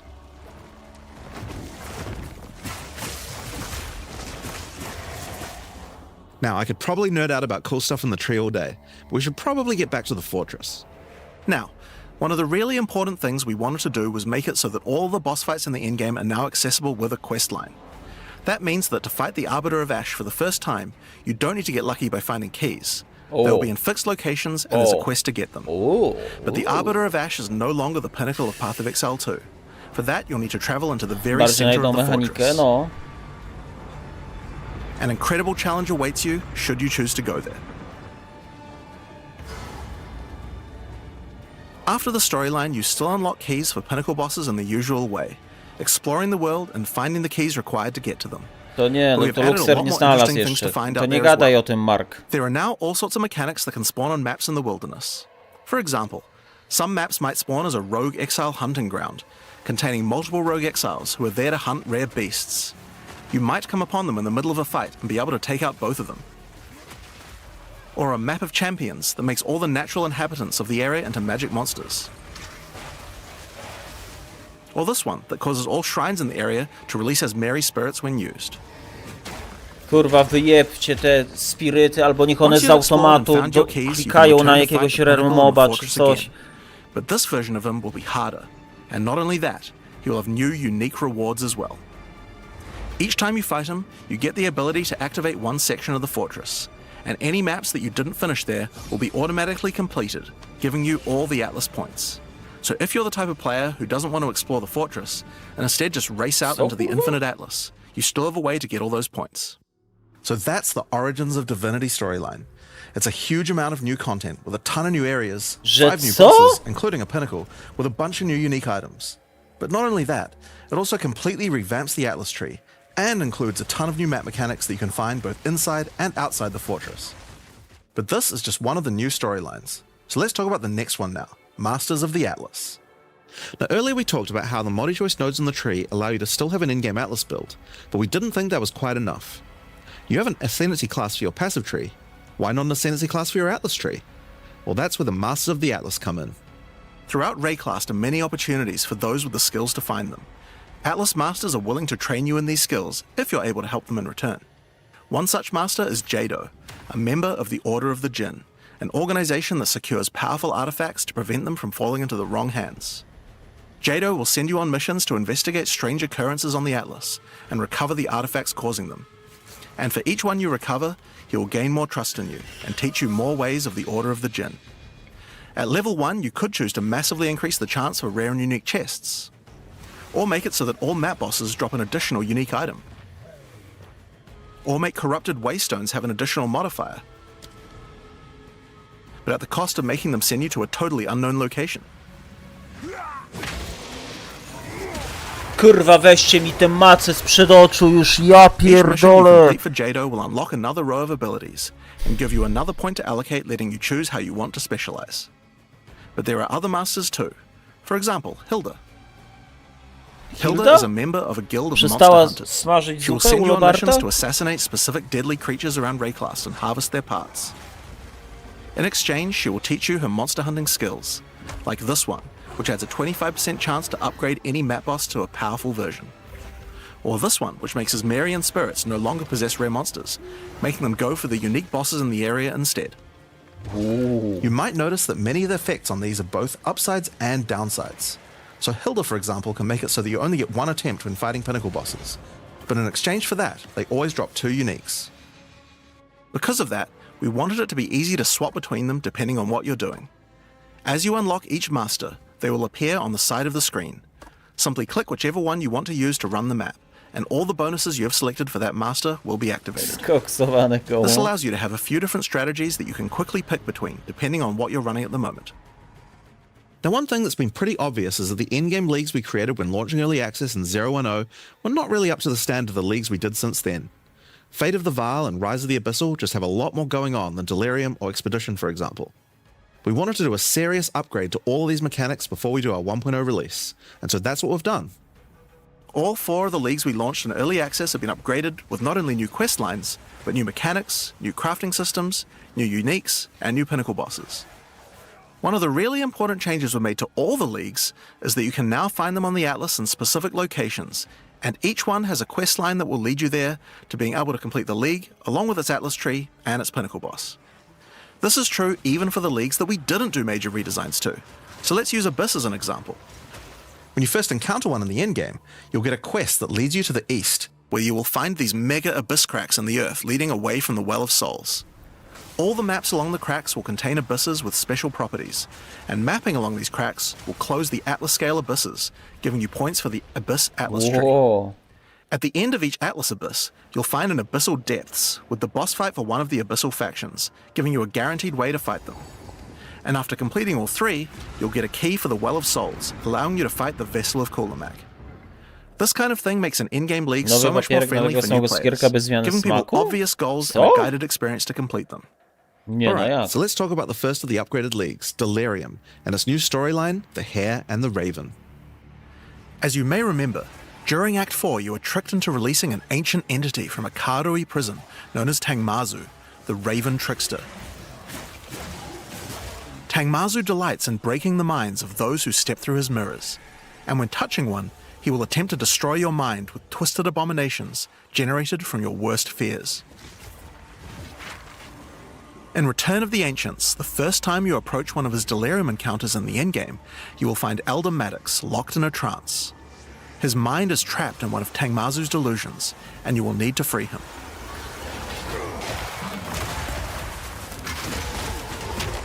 Once free, Elder Maddox demands that as you caused this problem, you should put it right. He asks you to travel west to the Withered Willow, the location he believes that Tangmazu first gained his powers. But be careful. To ten, As you którego travel there, Luxeer the miał Raven znaleźć Trickster na will lodowej attempt to break krainie. your mind. Each map around the Withered Willow features delirium encounters. Now this is more than a simple quest upgrade. The mechanic of delirium has been overhauled and expanded. At the bottom of the screen, there is now a bar that indicates how deep into delirium you are.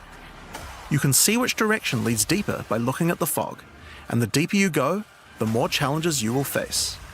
By looking at the bar, you can see how long you have until the delirium ends. And you can also see special encounters that you will face if you're able to go deep enough into the fog. At the end of the bar is always the boss of the map, but we now have a variety of other encounters that you might find as you explore the horrors of your own mind. For example, you might encounter a purple mirror shard that when shattered will cause all the enemies to become more nightmarish. After hitting this, you'll notice the delirium demons are enhanced, significantly more powerful, larger, and scarier in general, along with more rewards. Or should you encounter a red mirror shard, you'll be sent into the depths of your mind. Dobra, już kumam. And must escape it while fighting off hordes of your worst fears.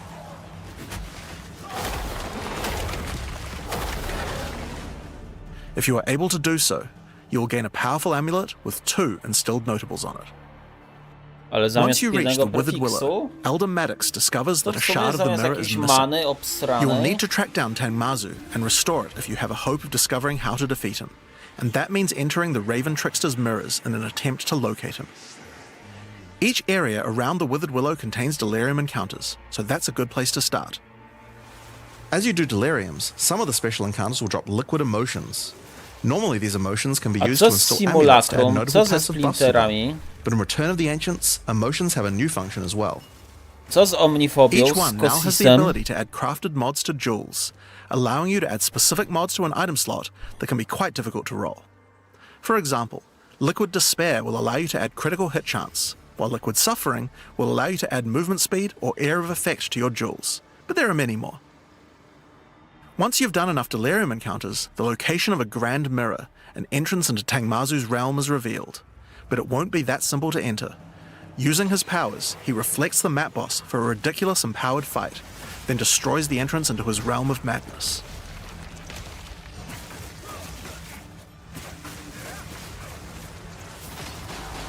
In order to find him now, you'll need to let the insanity fully into your mind. A strange fruit is left behind which you can consume to fully embrace the madness in an attempt to reach the Raven Trickster's realm. Consuming the fruit will cover an entire area of the Atlas in fog, and every map you do in the fog will get progressively harder and harder as you explore the deeper reaches of your mind. At some point you enter a new layer. A simulacrum of your memories, twisted and perverted by the Raven Trickster. Should you be able to complete the simulacrum, Tangmazu will believe that you are worthy of a true challenge, and will let you take the remaining shard of his mirror, allowing you to enter his realm of madness back at the Withered Willow. If you dare to face him, it will be a fearsome challenge.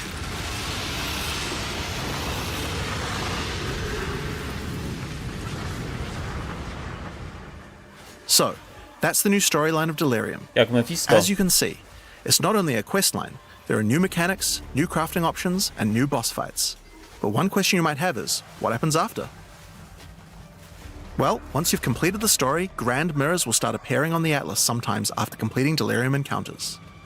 After doing the grand mirror, you can select where on the Atlas you want to do your fruit-induced drug trip and get another key to fight Tangmazu. But this time, the fight will be quite a bit harder. And not only Coś that, jak teraz the fight will be able po to jeden było drop w a bunch of new Atlasie. uniques that were not available in the questline version. We'll show some of those later. After doing a grand mirror, the decision of where to spread the fog can be important, because there are some potent emotions that only come from certain map bosses affected by Delirium this way. Like all emotions, they can craft special mods onto jewels, but these potent emotions can create mods that you can't get any other way. So for example, Potent liquid melancholy is an emotion that can only come from human bosses, and allows you to add a variety of on-hit effects. Also, you might want to try instilling amulets with these emotions. They could have some interesting effects, with some powerful notables that do not normally exist on the tree. Like Storm's Rebuke, which makes armor break boost your cold and lightning damage. But also notables from a clearly deranged mind, like Calm's Blessing. This skill allows you to ancestrally To boost gra fire armor spells after using a breaka war z cry. coldem, How a about using może ancestral mnisi flame jacyś, blast? kurwa. Na mąku. Now, just like before, you can also upgrade the League by getting points for a dedicated Delirium Atlas tree. But this now works in a much better way and has much cooler effects. The maps in the Delirium area of the Atlas give you Delirium passive points for completing them, so it's easy to see how to progress. Some nodes will add new types of mirror shard encounters to your Deliriums. Like this one, which will pause the Delirium for some amount of time, hello. allowing you to more easily get to higher depths. Or this one, which adds extra Delirium modifiers to monsters when you pick it up. There are also nodes that can add new types of drops, like this one, which modifies simulacrum encounters to add special liquid emotions, which can craft time-lost jewels. And nodes that apply to the Atlas mechanics of the League, like this one, which causes the Grand Mirror to spread Delirium fog over a larger area of the Atlas, potentially containing multiple simulacrums. Alright, so that's the changes to Delirium. The core mechanic now includes a bunch of new things to find, new monsters to kill, and has new mechanics on the Atlas. It also has new crafting system for jewels, and over 20 new unlockable notables for amulets. Not only that, but you have a new pinnacle boss with a bunch of new unique items, and a massively upgraded Atlas tree just for Delirium. But there's still a lot more to come, so let's talk about Breach next. When you first do a Breach in the endgame, you will find Aelith, one of the Keepers of the Flame, an ancient order of monks dedicated to preventing the Hiveborn from entering the world. As you seem to be a keen slayer of demons, Aelith would like to recruit you to the order and asks that you travel to their monastery to the south. On the way there, you'll start to encounter more breaches, and will notice one of the first changes to the breach mechanic. You still have to kill monsters as fast as you can to keep the breach open, but now you can visibly see how much time you have left to keep it open, and how each kill extends its duration. Once you've reached the monastery, you will learn more about the Keepers. In the 25 ludzie, years co nie since the grają w events of PoE1 Keepers of muszą the być w Flame in szoku Path of teraz. Exile 1, the war with the Hiveborn has not gone well, Tylko startuje and they have 27 managed to maja. establish a foothold in Jak the to world thereby. połączysz? A gigantic area has fallen to the Gothic Scourge, mi nie wpływa and na the Keepers PoE. are unable to get inside. Inside the monastery is the Ja w Genesis Tree, większości w PoE i a tak gram powerful po asset to nocach. the war effort, Po stolen streamie. from the enemy and gifted to the Keepers by the Dreamer himself. Using the tree, Aelith could create a breach stone and penetrate the Hiveborn foothold, but without Hive Blood, the tree has withered. To get Hive Blood, you will need to take advantage of another new mechanic of breach. If you can keep the otherworldly portal open for long enough, the breach will stabilize and will enter a new phase. The Hiveborn will send their toughest miscreations to defeat you, and the breach will not close until you can annihilate them, dropping Hive Blood that you can use to restore the Genesis Tree.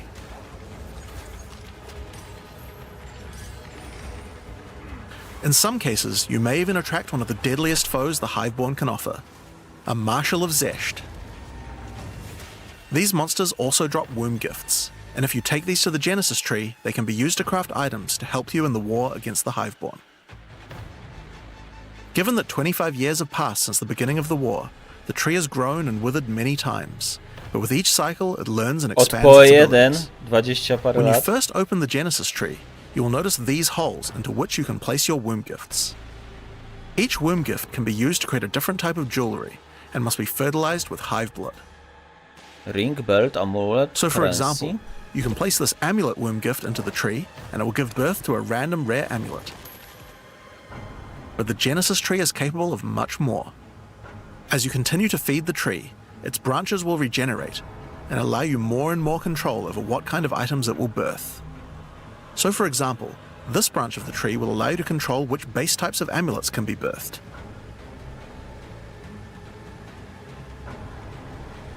And as you go deeper, it will even allow you to create new base types that you can't get anywhere else.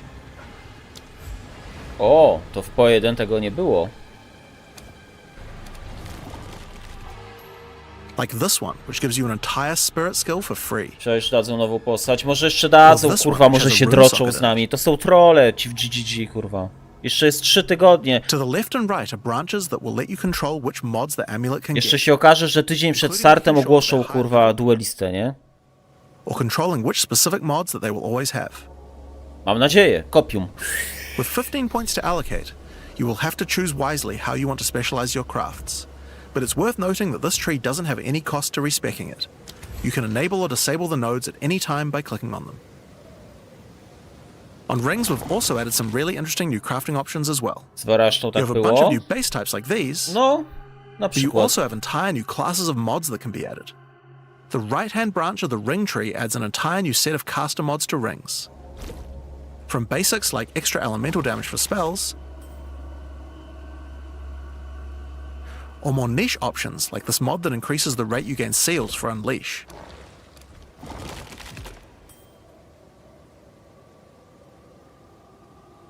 And on the left-hand side, you can unlock an entire new set of mods for minion characters. This stuff is actually pretty important, because casters and minion builds didn't have as many slots with interesting item crafting compared to attack builds. The Genesis tree narrows that gap. There are also trees for belts. Miniony. 100% szansy na I dodatkowy won't go over them pocisk too much praktycznie. here, To but there are nieźle. all sorts of goodies in these too. Like being able to create new catalysts for jewels, or a belt that gives lightning damage. Once you've done enough breach encounters, you may finally get a womb gift capable of birthing a breach stone.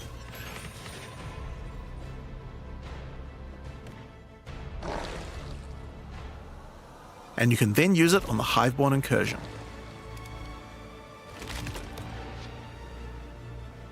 Once used, the true extent of the Breach Demon's foothold becomes clear. O They have not kurwa. only transformed the land, but constructed huge sky hives as well. When you enter the outskirts of their realm, you will discover breach hives. Using the power of the Keepers of the Flame, these otherworldly structures can be burned away when walking through them. But for each one destroyed, more of the Hiveborn will attack when you attempt to purge the hive.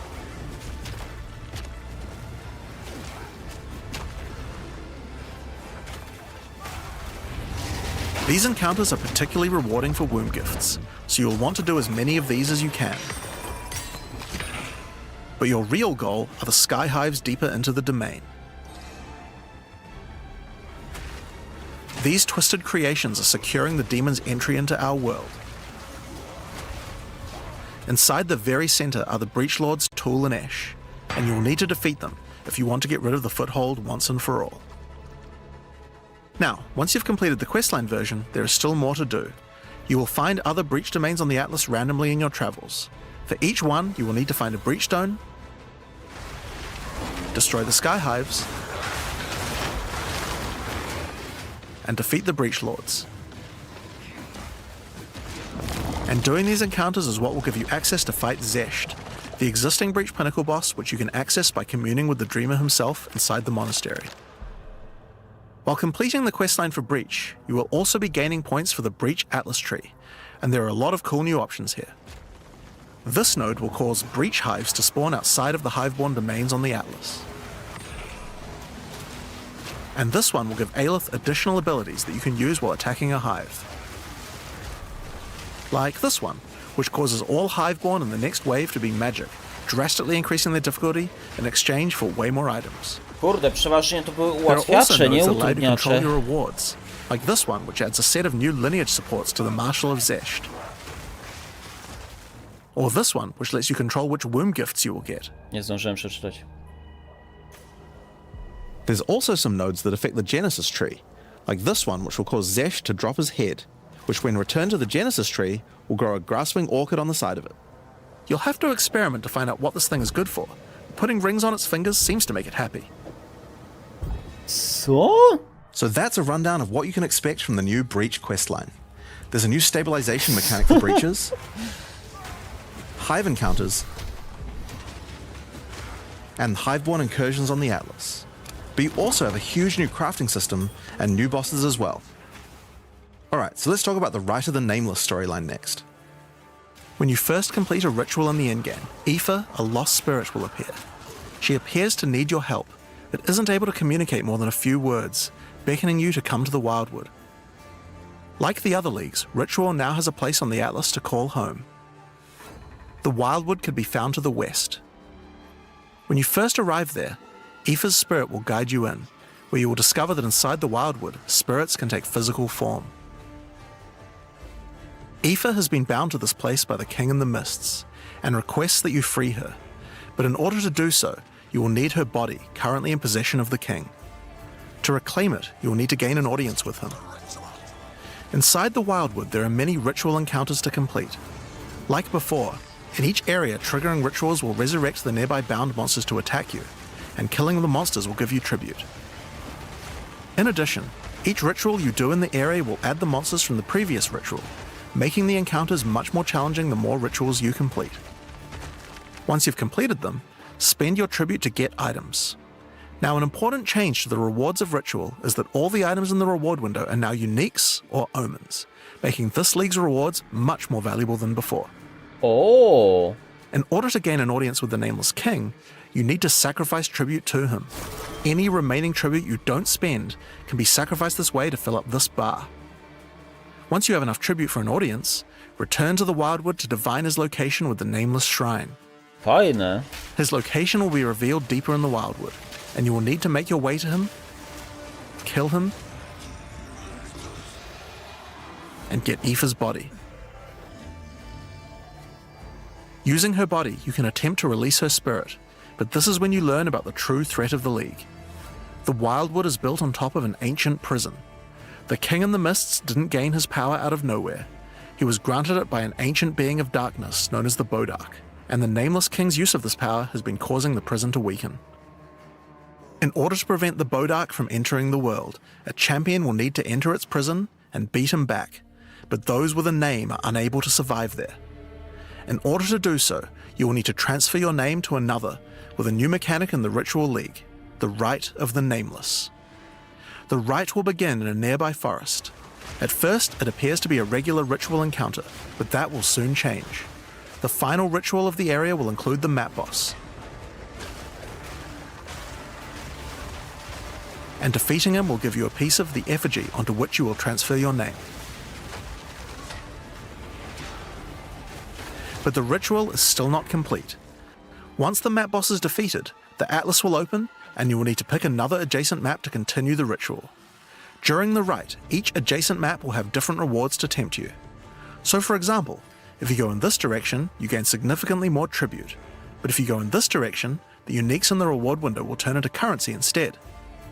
You can also sometimes get offered specific items that will be added as rewards. So in this Mage case, Blood. you'll have to choose if you want to get 5 Chaos Orbs or a Mage Blood. A difficult decision, I'm sure. Now, as this is one czekajcie, nie było continuous Mage Blooda. ritual, the encounters on the Czekajcie, next tylko. map won't start from scratch. They contain all the monsters that were gathered from the rituals of the previous map as well, making them harder and harder. Nie było Mage And that Blooda. includes the map boss too. You will need to defeat both map bosses in the final encounter for your next effigy piece. And it Tylko still doesn't Headhunter, end no there. właśnie. Czyli co, Pick another pewnie map, wszystkie another czarmy reward. będą aktywne. And add another map boss to continue until the Bo ciekawe, ritual co of the będzie Nameless dawał. is complete. It will take 5 maps in all and will be an incredible challenge. O kurno, ale fajne. 5 But bossów. once complete, you can return to the Wildwood to Jak perform u the final Maven. rite. Transfer your name to the effigy, adorn the crown of the Nameless King, and enter the prison. Now, of course, once the pinnacle boss is complete, the league doesn't end there. As you do rituals on the Atlas, you can continue to give tribute to the King in the Mists for another audience.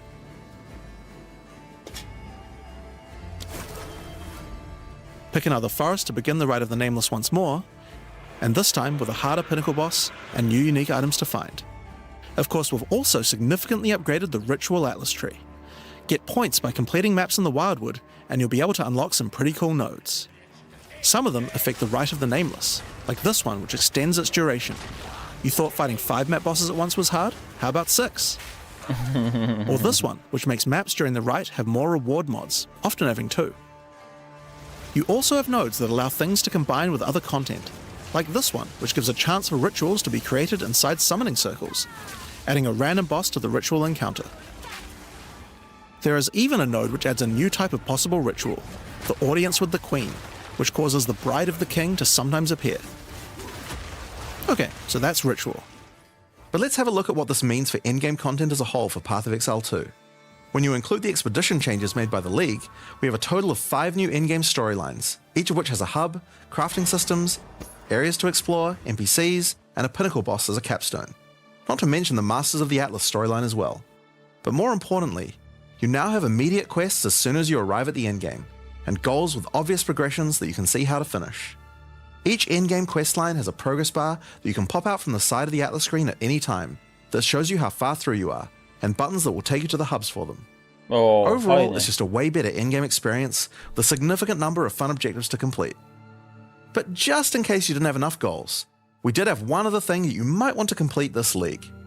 These are called challenge leagues after all. Where are all the challenges? O, Well, pierwszy players of raz. Path of O Exile 1 will be kurde. used to the fact that each league comes with a series of challenges that you can complete in order to prove that you are indeed the best. We haven't done these yet in Path of Exile 2, but it's No. time to change that. If you're able to complete them, you'll earn pieces of the Knight of Alder armor set. Opening the challenge screen will show you a series of 8 challenges. After completing each one, anyone in chat or in the forums will be able to see your prowess. In addition, you'll get a statue to put in your hideout showing anyone you trade with how many challenges you've completed. You'll earn the first piece of the armor set after Lepsze doing niż 2 sztandar challenges, po and jeden. the full armor set after completing all 8. So that covers all the content you'll encounter in Return of the Ancients. But what about some new tools to fight against these new pinnacles with? Well, we also have some new Ascendancy classes as well. Dobra. But to introduce them, I'll hand you guys back to Mark. As Jonathan said, we have 2 new classes to show you today, the Spirit Walker and the Martial Artist. Let's start with the Huntress's new class, the Spirit Walker. Piję, The żeby Spirit Walker zapomnieć has o mieczach. developed an affinity with the Asmerian animal spirits. Ja mam piwo w She domu. is able to infuse the power of multiple spirits at her choosing. Zapomniałem. On the bottom part of the class, you will find paths for each wisp you would like to commune with, be they primal, vivid, or wild. Each one can give you different abilities that align with the stag, owl, or bear. Every 20 Each ability gives you a method to become possessed by wisps of that type, and a new ability when you spend them. The stag allows you to summon stampedes when you attack. The owl grants boons in the form of their feathers, which adds extra projectiles and enhances the projectile speed of your next skill. And the bear simply summons a giant bear companion to your side. The bear will maul, slam, leap, and do intimidating roars to debuff your enemies. Now you can specialize more into each of these wisps, but if you want to combine all 3 of them, then a new hidden power will be unlocked, the power of the Sacred Wisps. This node is free and enhances the quality of all 3 of your spirit animals. Your bear will take some of the damage you take and grant you life regeneration. Your stags will become more aggressive, leaping towards enemies, and your owl-empowered skills will leave a trail of soaring ground behind them. But that's not all. The Spirit Walker has other powers beyond wisps, such as Idolatry, which can give you large bonuses for using idol socketables in your equipment. And this one, which is my absolute favorite. The Spirit Walker, having attuned herself with nature, can gain the ability to tame beast bosses, opening Unikalne up a whole suite bestie? of very cool O options for your kurwa. build. Maybe you tame the mighty Silverfist in the jungle depths. Or maybe a 3-headed chimeral beast in the chimeral wetlands. O kurwa. Or then there's a giant frozen owl beast, Rakar, the Frozen Talon. There's so many choices. You're going to have to experiment a bunch with this one, O and I'm very Cholernie. excited to see what bosses you all choose to have as your trusted boss companion. Next up, we have the Monk's new Ascendancy O class, Cholernie. the Martial Artist. After decades of training, he has mastered 3 of the 7 Hollow techniques. Channeling Hollow Form technique allows the martial artist to create illusions of himself, which then use a skill of your choosing. Perfect for turning skills with less area of effect into ones that can obliterate packs with ease. Should you find yourself overly vulnerable while channeling, you might want to take Way of the Mountain, which causes you to be covered in stone when you immobilize enemies, mitigating large amounts of damage. This can even enhance your attacks too. By hardening your weapon in stone, you can deal even more damage. After taking Hollow Focus technique, you can manifest your spiritual energy into objects. In this case, bells, which will appear around the martial artist and can be shattered by any of his attacks, even ones from the Hollow Form technique earlier. Hollow Resonance technique furthers that by adding a manifested bell to your back, which rings each time you deal a critical strike, damaging all enemies around you. O, dzwon na Through all plecach, the martial Monka. artist's O thorough kurde. training, he has mastered the flow of internal spiritual energy too, and has engraved runic tattoos around his meridians. By doing this, he can gain the benefit of extra runes. Just open your inventory and add the runes. There is one that counts as a helmet, 2 as a body armor, 1 as gloves, and 1 as boots. Finally, your hands, the ultimate expression of a master of the martial arts. Taking Way of the Stone Fist will cause your gloves to become a new base type when equipped. Each modifier on the original pair of gloves has an equivalent, more powerful, and more impactful modifier. For example, these gloves add some physical damage, cold damage, lightning damage, some resistances, and life gain on hit. Now, when I equip these, they become literal fists of stone, and not only grant me a bunch more evasion and energy shield, they now also grant a lot more damage, some maximum resistances, and a significantly higher amount of life gained on hitting enemies. With all the different rune combinations you could do, and the different modifiers and gloves, there's a ton of different build options, and we're looking forward to seeing what you can come up with. Now, with so many new bosses in Return of the Ancients, of course we want to have a huge number of unique rewards. There are some pretty cool things in here, so we Chciałeś wanted to show mąkiem? you a few of them. No to masz nowe ascendencji. Twisted Empyrean is a two-handed mace made from the purest of Verisium, combined with the beast's corruption. 100% Converts fire w all of your cold. mace's skills fire damage to cold, and visually does so too, turning your volcanic fissures into glacial ones. This mace also comes with its own built-in skill, Starborn Onslaught. Using Glory, you can leap backwards, throwing your mace at the ground, creating Verisium fissures, before calling behind it a storm of cold metallic bolts from the stratosphere. Next, we have Eventide Petals, an amulet that not only grants runic ward, but also comes with its own reservation skill, Midnight Zenith. This skill causes your critical hits to grant Arctic petals that hover around you. Once you have acquired enough of these petals, they will be consumed, creating a floral ice crystal near an enemy. Then, destroy that crystal to do devastating cold damage to everything around it. The Raven's Flock is a staff perfect for minion characters. Not only does it grant spirit reservation efficiency and minion damage, it also allows your minions to inflict grueling madness on hit, slowing enemies and making all other slows on them more powerful, for maximum crowd control. That's not where this item shines though. It grants a skill called Spiraling Conspiracy. This skill causes a flock of ravens to circle you, dealing damage over time to anything near them. Killing enemies, or just by standing near unique enemies, causes the flock to grow, getting larger and larger. For your PoE 1 players, you can think of this just like a Raven Righteous Fire. That's not all, however. These ravens are also minions, so they fully scale with minion damage and come with their own command skill, Mad Flight. This command skill causes your flock to create a tunnel of deathly damage between a set of illusory mirrors, obliterating anything in between.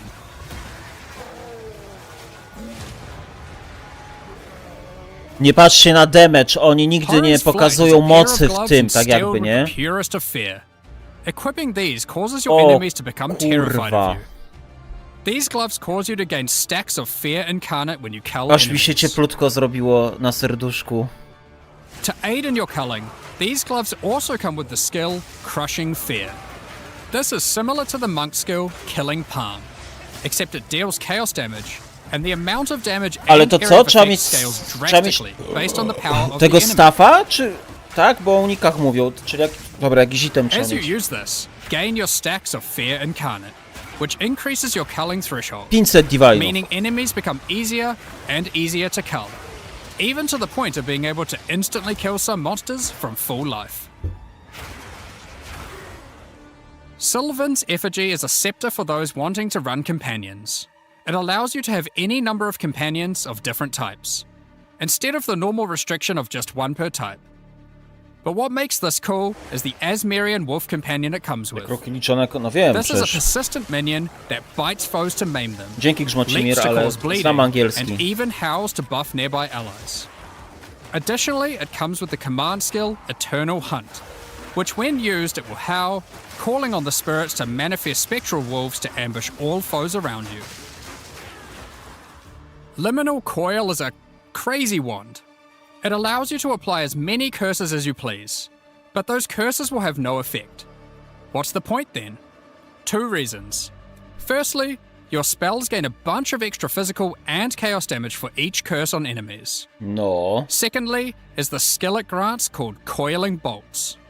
This skill is a projectile spell that fires coiling physical and chaos projectiles with every cast. What makes this skill Tak, no chciałem truly się special, utwierdzić, though, czy to było is z that it will itemu. split and chain through every cursed enemy, Bo causing an absolute ruckus. oni w tym stawie pokazał yourself. tylko zmniejszony koszt redukcji i to, że miniony Periphery będą is a unique spowalniać mod, i which tamten, utilizes nie? all the powers of the A Asmerian nagle spirits zaczynało jakieś by dealing kruki damage of pokazywać. all elements. And all elements can cause all ailments. The coolest thing about this bow, however, is the Asmerian Swarm skill. These are minions that are summoned when you kill enemies. They will pursue all nearby enemies, damaging them and inflicting a debuff on them that boosts your elemental damage even further. O Watch as you kurno. mow enemies down, and the swarms of Asmerian wisps aid you, melting enemies one screen at a time. Zajebiste.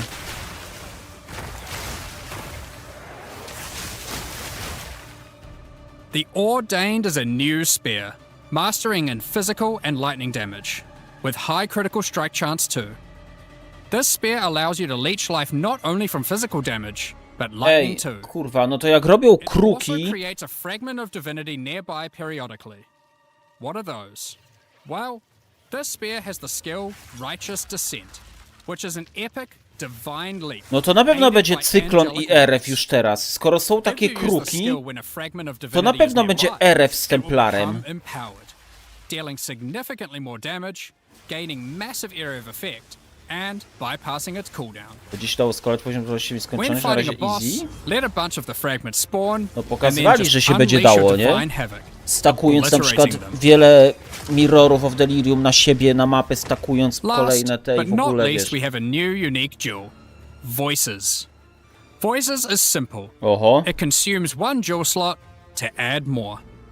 There are versions that add 2 jewel slots, 3 jewel slots, Oho. and for those who are absurdly lucky or rich, one with 4 jewel slots.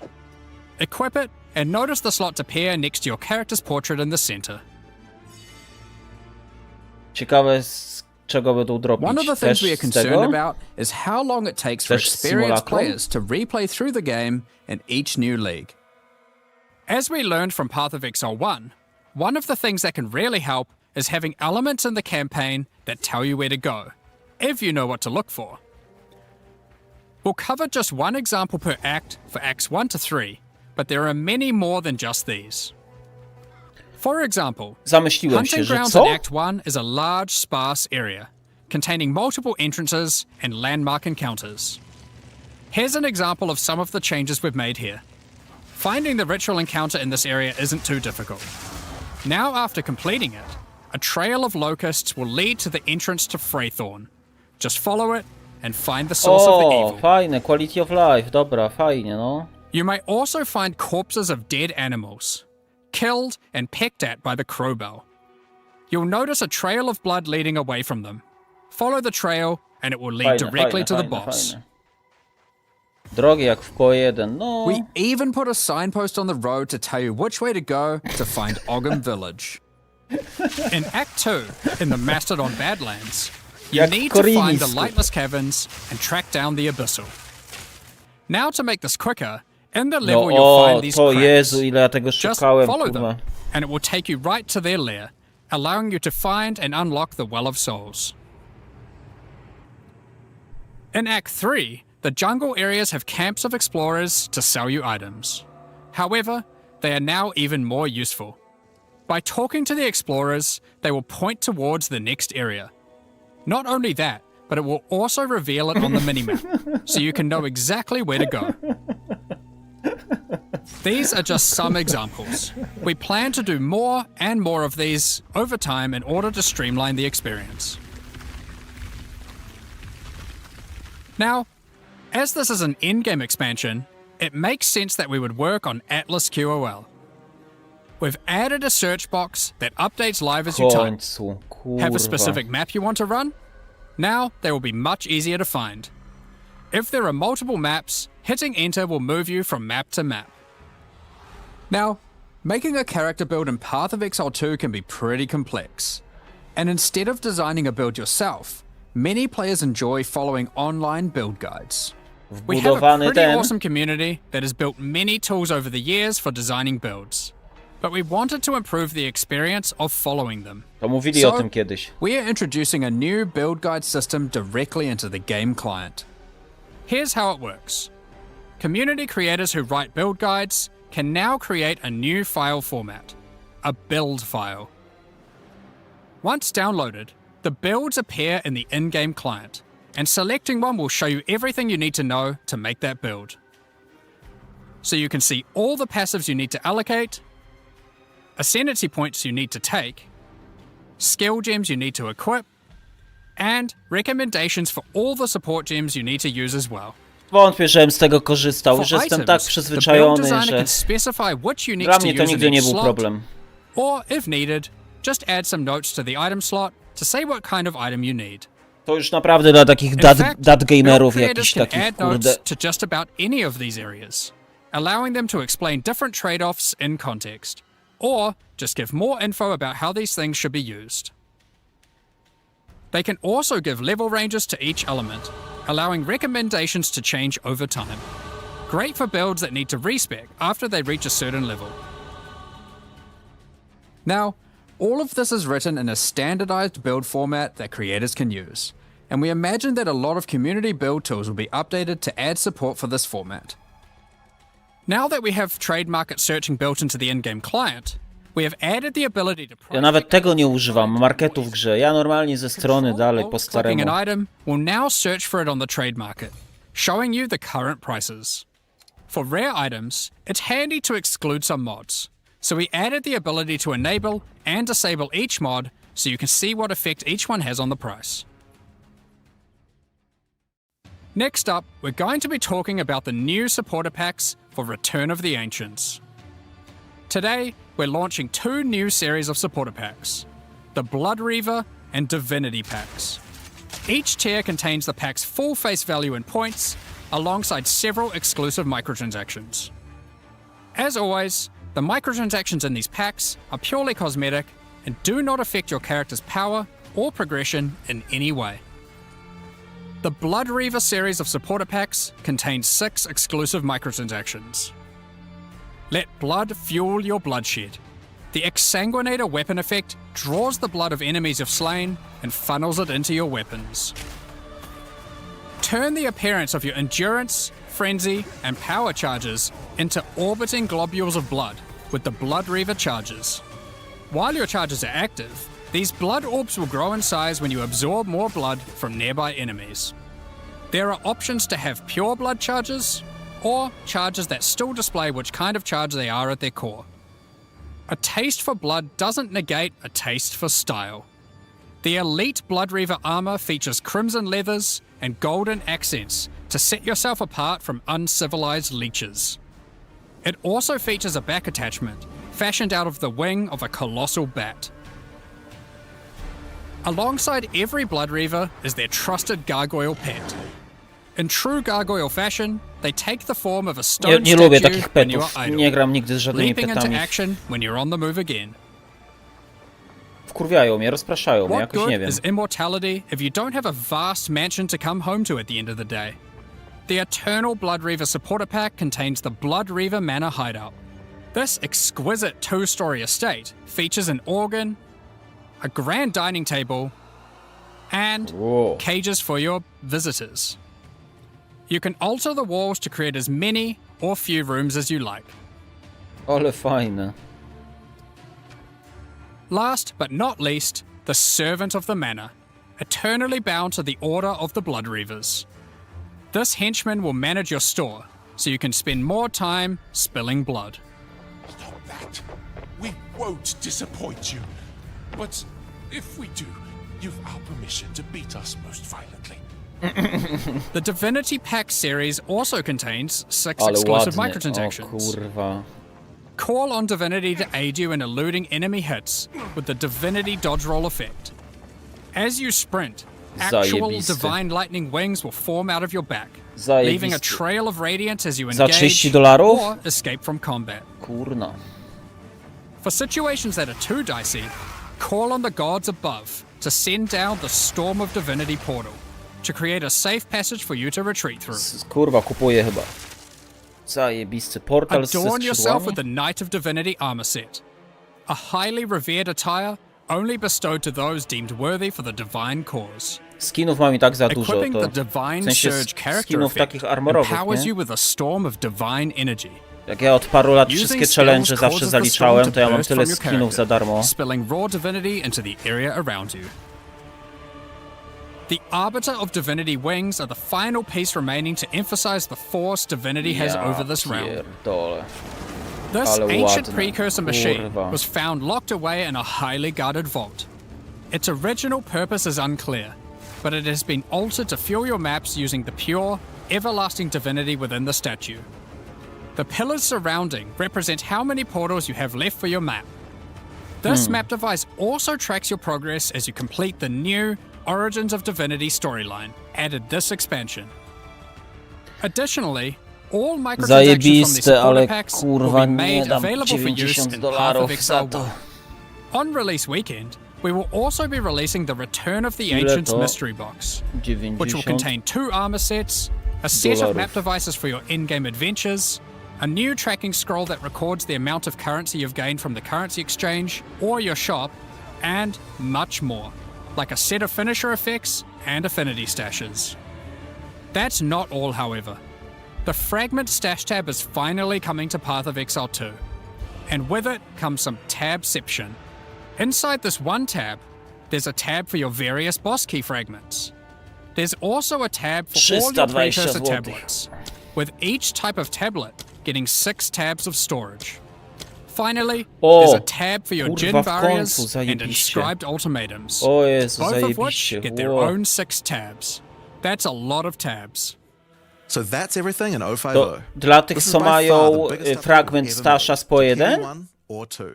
Czyli ja New mam in-game to już, tak? Bo storylines, sprawdzałem Google cenę bosses, ten. crafting systems, items, ascendancy Dokładnie classes, and so much 324, more. 69. A, Now, because this 69. update contains so much in-game content, we're doing significantly more Ktoś testing chyba than usual. zapowiedź z For żoną that to ogląda. happen, Kurwa. we're taking a little longer than usual between the announcement and the release. 050 will be released in 3 weeks on May the 29th, with the patch notes being released on the Friday before that, on May 21st. But there's just one more thing to talk about. Było blisko. Now that the endgame is up to scratch, we have to start talking about our plan for 1.0 release. The feedback we've had during early access has been critical for making all the improvements that we'll be making to the game. At the same time, we had to create enough in-game content to make an RPG that can call itself a successor to Path of Exile 1. Well, with 050, we now believe we have reached that point, and so this is going to be the last full-size league during early access. That's right, the next big update is going to be 1.0. No po Now, normally we would Po do our next big content EXILE-konie w release in listopadzie. August, but in the run-up to full release, our plans take a little longer on this one. As big as 050 is, 1.0 is even bigger. So we'll be launching 1.0 this year sometime after ExileCon. But that doesn't mean we won't be doing Logiczne. updates in the meantime. In this final phase, we have a lot of things to polish throughout the game and balance to improve. I'm sure there'll also be feedback about the new endgame that we need to incorporate too. The difference is that the focus is not going to be on adding more content like the previous updates, it's going to be on improving what we already have. But we still want to encourage people to try out all the balance changes and improvements that we're making. So we're going to be running a few event leagues during this phase alongside each update. Think remixes of existing mechanics or features. And speaking of ExileCon, don't forget to pencil it in on the weekend of November the 7th in New Zealand. ExileCon is a gathering of our players, and a 7 chance for us to showcase listopada. everything we're working on for both Path of Exile 1 and 2. And this one will be particularly important for us, since we finally get to unveil some of the coolest content that we've been working on for a while now with Act 5 and 6. Tickets for the in-person event are currently sold out, but don't worry, all the announcements and talks are going to be streamed online for all of you to watch. Now I'm personally so excited for this. This is the year that PoE 2 comes out. The campaign is finally finished. It's been 8 years to get here, but we're finally near the finish line. And with that, it's time to move on to our live Q&A.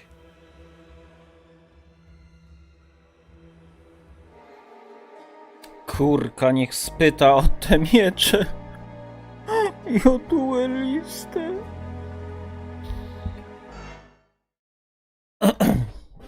Oho. To oni zawsze z dźwiękiem. Zawsze muszą coś kurwa zjebać.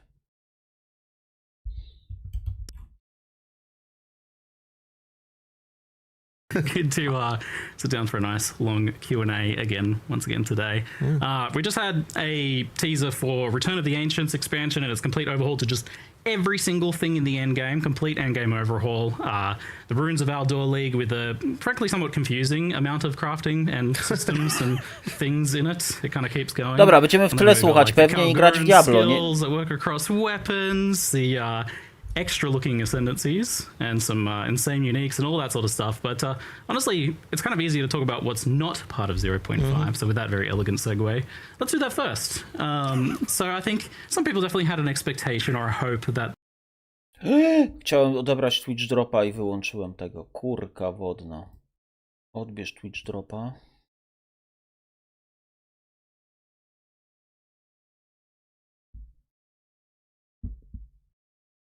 No. Last time you guys teased like the druid and the huntress beforehand. Exactly. So it's kind of funny seeing everyone like this. Like probably the mistake we made was having a sword in the teaser for the breach stuff. I thought it was a fishing rod. yeah. So no one thought about that, but it's just kind of funny. It is a shame, but it seems like you guys have kind of.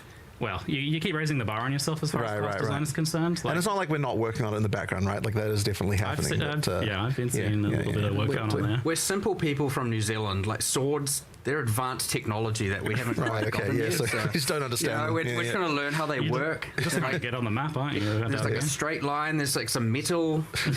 These are complex things. There's a lot to figure out there. But do you care to speak at all, like kind of what your plans are in that regard as far as like classes and? I really shouldn't, just because it'll spoil the reveal for that will come. Not exactly, some of the time, but like, what are you kind of hoping towards getting, like from 0.5 onwards, in the lead up to ExileCon in terms of that? Are you hoping to get like all of the classes in the game, just 1 or 2 more or something like that? Well, so I think that what the main focus is going between 0.50 and 1.0 is going to be more about like improving what we have, like polishing everything, and 1.0 is where you're going to get the like the big new content update, like that's going to include the Acts 5 and 6. It's going to include like class stuff. It's going to include like all that sort of thing, because really ultimately the main goal of what like of early access is like make sure that all the systems that we have in the game are good. Right, so we need to make sure the end game is good. We need to make sure that all of the like the skills, just the way that combat is good, and like all the various things like like even stuff that isn't good yet. Like ascendancy trials, right? Like there's going to be stuff that we need to do before 1.0 to get good, and so like that's kind of as long as we can get that stuff, then I think people trust that we know how to create like an act at this point, right? Like so that isn't exactly something we need to test per se, So really what we need to do now is like assuming that people are happy with the end game that we've released in 0.50. That will mean that we've kind of checked all the boxes of stuff that we need to know, and there's still stuff that we need to improve, and like that'll happen between 0.50 and 1.0. But like that's the main thing we need to be sure of. And then once we've got that, it's like now we can get the big update, the ridiculous update that is 1.0 ready. And I heard you mentioning that recently as well, that you don't feel like you really need to get the last acts in for testing. No. I mean, like how to do that. We know how to do that. It's one of those things that like look, people saw in. For like we know what we're doing when it comes to that stuff. It's just the plan's obviously to get like those last acts in, then finish the story and have all that come out at launch in 1.0 exactly, and look, that'll be the launch conclusion to the story then. Exactly. So you have done though Kurde. one extremely gigantic update here for endgame. Aż się Jonathan przypomniał z tym fuckerem. All-in-one expansion. Traktujmy to jak audycję, ta jest. Ja pierdzielę. Kurde, gdyby na końcu wyskoczyli z gladiatorem i że będą miecze, to bym się zesrał pod siebie, po prostu to by była zapowiedź 11/10, kurwa. Brakło tego gladiatora i mieczów. Kurka.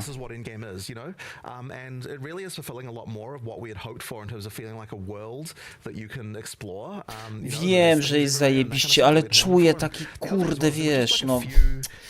Things about the well, I mean, the current end game, right? It just didn't really give you goals in the right way. Like you get to end game, you don't know what the hell to do, and a lot of players just leave right there. You know, there needs to be the case that when you get there, like there's objectives, there's things, you know, that feels like there's actually a storyline there, this kind of stuff, in order to entice players to actually go further than the campaign and actually get into end game. So yeah, I think that if we hadn't have done all of the leagues at the same time, it just wouldn't really have kind of gotten across what we're really going for there. And it sounds like the plan now is to be able to focus on a little bit more polish in the lead up to ExileCon as well. So yeah, I mean, we plan to have some more leagues. Za dużo było kopium przez file mining. Nie, ale nawet kurde, wiesz, no wrzucili ten. Wrzucili tę zapowiedź z tą czajulą i tam nad mieczem klęczeli i ten miecz się podnosił do góry, tak wiesz, no kurde. Ej, nie mogę się zalogować do Battle.neta.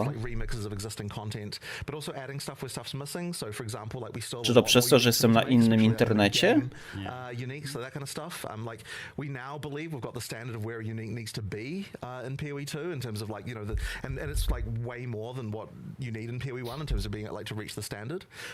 so now that we've got that, we can expand on that, get more uniques, sort of, you know, mid-game ones, that kind of stuff. You know, so yeah, there's stuff like that that'll be coming in the sort of the updates between now and 1.0. But yeah, like it isn't going to be the kind of like, you know, mega content craziness that we've got for OFOBO here. We have a lot to dive into as far as endgame things. While people watching live get your questions in the chat for all of that. In the meantime, I want to ask you folks about the new league, the Runes of Aldur, which this is like an expedition rework, but it's also its own separate league. This encountering remnants, uncovering these runes throughout this storyline in the campaign, and then into endgame. And I was like, really, like, it's a lot. There's a lot of like crafting and items and reward types and systems and stuff going on here. In fact, Jonathan, you showed me this rather unhinged looking spreadsheet. Like, I was like, oh, so these are just like random rewards or something. But then you showed me this spreadsheet, like that's like the recipes of all the how different runes combine together to make different things. Yeah. We probably put too much thought into it. Halo, Battle.net, no co jest? Like we have to make sure that like if it's an iron rune, like what kind of stuff would be, you know, creating that, like, you know, that's something that, like the recipes have a lot more structure to them, and I suspect a lot of that. Nie udało się zagrać do Battle.netu. C list pick for item, you know, like that's something I don't really think about, but there is some thought put into that of like what. Kontynuuj poza siecią, dlaczego? One way to look at this league has the most spreadsheets we've ever made. Like that's a title line, right?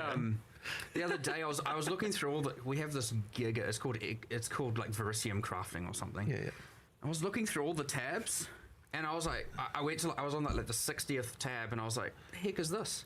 I was reading all this stuff, and it said like Mark's ideas, and I was like, I don't remember coming out with any of this.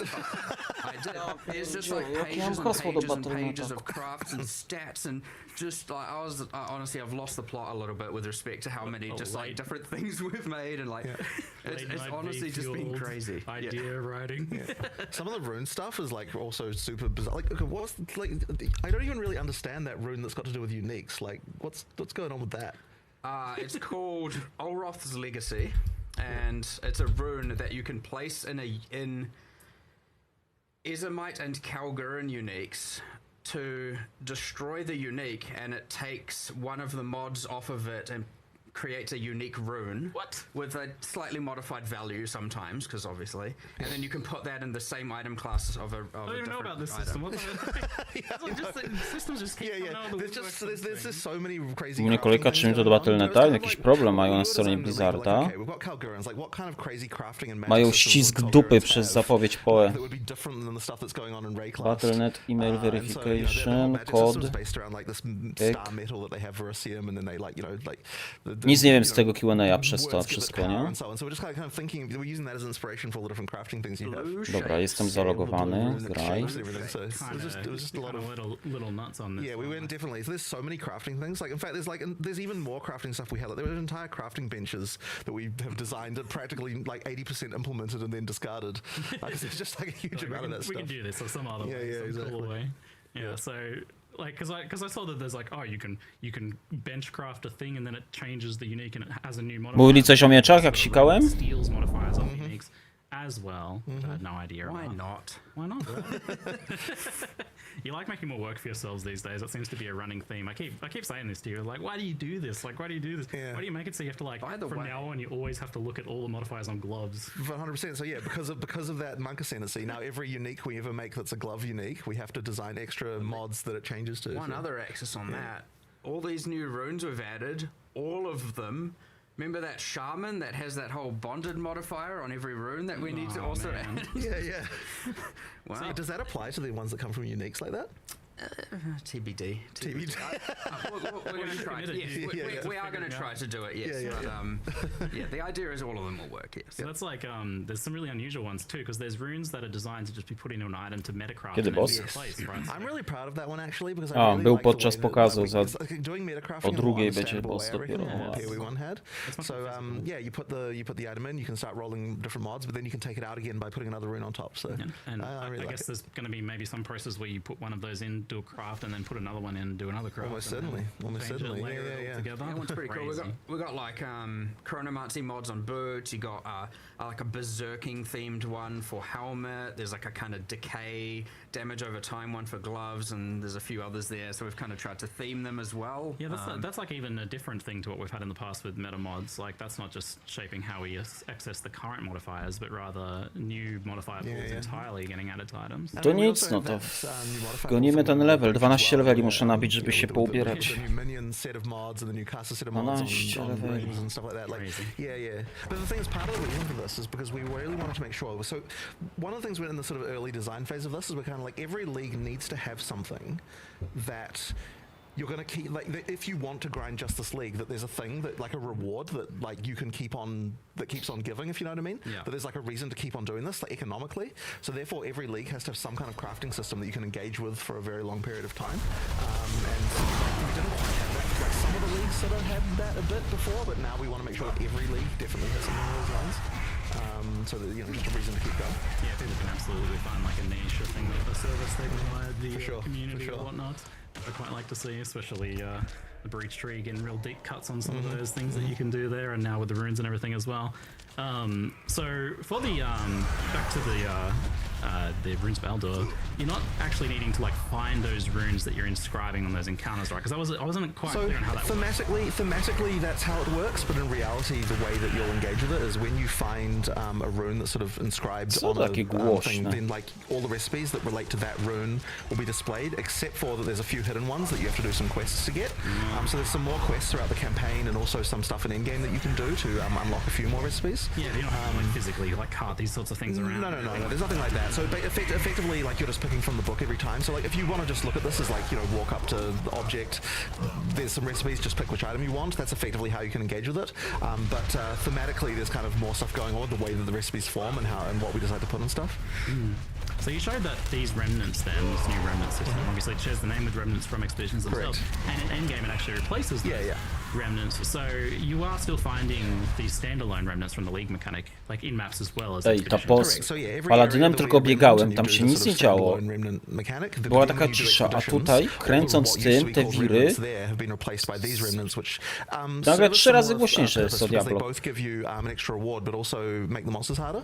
And even just making the monsters harder in itself, by the way, does add more rarity to the monsters. So like the more runes that you are adding to the fight, the more rewards you're going to get. So it's worth doing even aside from the reward that you're picking. There's still like extra juice that you're adding to the monsters as well. We've effectively got a more unified monster mod system now, and so anytime we're pretty much adding mods to monsters, be it now runes, and we've even updated delirium mods to apply to the same system. They all go through the same. They all add. There's like a rarity, XP, life, etc. columns, and so we're just trying to make sure that there's a whereas before it's like system over here, system over here, system over here. They're different reward axes, and we're just trying to make sure it's all difficulty equals reward. Right, and that's the key thing. Like, we always want to make sure that whatever the difficulty we're adding, we're always adding rewards in kind. And a lot of the stuff in PoE 2, I mean, it's been quite hard to balance it, but it's one of those things that, if you get it right, then it feels right, and if it doesn't, then you kind of don't know why things feel off, and like why things is like, this thing's too hard and that kind of stuff. Yeah. So on that topic, actually, so each of these runes has its own different modifiers that it does to make monsters harder. Is that something you can kind of engage with? You're like choosing the recipes? So when you're choosing the recipe, you're also choosing what mods effectively go on it, because each rune that you're inscribing effectively comes with like, the thing that the monster's going to do. So there are definitely situations where you might want to decide to like pick something easier because you don't particularly like this mechanic, whatever, but it means you're missing out on whatever item is in that recipe. So like the goal there is that the harder, like the rarer the item, the harder the runes are that will be, the rune modifiers that will be added to the monsters. Makes sense. There's some pretty, like in expeditions and what we're now calling grand expeditions, because as what people knew as logbooks before. The logbook is the logbook is now is exploring the ocean. So it's actually you get the cool things where, okay, let's say there's like 12 remnants and you want to get them all in the detonation chain. Each remnant you do the fight, and then one of those runes is passed on to be additive with the next. So it doesn't manipulate. So effectively, the monsters have the mods of the remnant, and then all of the next remnant's monsters have one of those runes as well as all the ones they had. So every remnant's harder than the next, getting more and more and more mods. And you can imagine if you go down 12, you can have technically up to 22 extra mods, which you'll notice is the reason why we don't display. No, to jest o tym skalowaniu kar właśnie, tego trudności, ile chcesz. So you can mouse over those or something, can you? Like to see the modifiers? You were meant to be able to, but probably not right now. There's this thing that we'll do later, which is this pause rework. I'm going to just spoil it now because it's like one of those things that we're going to do. But effectively, the intention for frickin' ages has been, we just haven't had time to do it yet, that when you pause the game, you can mouse over all of the different things and like find out information about them. So the intention would be to like be able to expand all of that stuff, like to look at all buffs and explore like what exact stats they give and that kind of stuff. If you want to do that, we've just been planning on doing it for ages, but we didn't get around to it. But I've been really keen on that. Do note when you are, the runes do say what they do on the remnant, and when the one that moves onto the next remnant has an extra icon above it. It's not actually moving on all of them, because I was going to say, because it's kind of like each remnant has a lot of modifiers. So it's not. Is it? So let's say you have a remnant with 5 runes. Yeah. One of them will have a symbol above it, and that one forwards onto the next remnant. And so you can do a little bit of. You can have a crazy encounter, but the next one is maybe not as bad. You're like, maybe if I just make it through that, it'll be okay in the next part of the expedition. Yeah, but then so the order of them kind of matters as well. And then, like, okay, let's say obviously each remnant gives a reward. There's a little bit of a more, if you're a juicer, Czy mi się wydaje, że tak bazowo bazyliszek jest kurwa szybszy? Okay, I want to get as many runes as possible. Czy dodali szybszego mounta kurwa ludziom, którzy mają dodatek? Make sure the last remnant has the most amount of runes probably, and there's all these like different little things you can think about to try and expedition. Then there is, yes, and it's the kind of thing where people are like, I'm going to try and squeeze the most amount of rewards out of these out, or if you just want to just go and blow up a bunch of stuff, also that's completely fine. On that note, extreme archaeology is still a thing with this new system then? Giant explosion? Not in the direct sense. How do you mean? Well, not with grand logbooks. Right. Well, the regular encounters and maps. I believe it's on one of the master nodes. Oh yeah, cool. I need to double check that because I can't be sure, but I believe it is. Yes, we are. Yeah, that was always the thing for regular expedition encounters anyway, right? But like, obviously, you don't want that in a grand expedition because you're just like, well, okay, I'll get 1% of the island, I guess. Yeah, for the regular ones, it should be there. Yeah, awesome. But Cool. If it's not, It's funny though, like there's also a sort of hidden amount of work that we sort of glossed over there as well in all of the like logbook islands, like what used to be called logbooks, but now the Grand Expedition Islands. Yeah. Like we put a lot of effort into like making a bunch of unique islands with weird shit. Like, you know, like every one of them has got like unique things to find and blow up that like are kind of weird. Yeah, so it's not just a bunch of generic maps with expeditions in it. Yeah. They're actually got a lot of effort put into them in terms of, you know, every one of them has 2 to 3 things that only spawn there, that you know that are interesting. So yeah, there's quite a bit there too. Like it's kind of like we didn't want to spoil too many of them because it's quite fun, like finding out, oh, maybe this will explode, maybe that'll explode. There's like things like that you can do, but yeah, it's quite a fun one. There's even like there's like special logbooks you can find. Now that a logbook is just click it to you know, reveal a section of the ocean. Yeah. We have one that you can get that you can turn on, and then when you click, it's all of the islands revealed have extra modifiers on them, like expedition themed modifiers, so like more explosives, more radius, and a whole bunch of stuff like that that you can get late game. Yeah, I guess kind of somewhat filling the role of how towers work in the rest of the Atlas as well, but for the islands. But then AoE crafted maps. Po 2 polskiej nie ma co liczyć.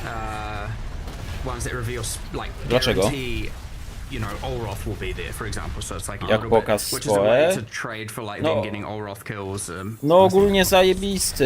No, you can always, of course, just trade for like the pinnacle boss. Bardzo zajebisty. No chyba, że ktoś naprawdę czekał na gladiatora i na miecze, no to póki co nie pokazali. And you are actually using regular waystone, so you can kind of juice up the expedition maps, the grand expedition maps now. Yes, you can.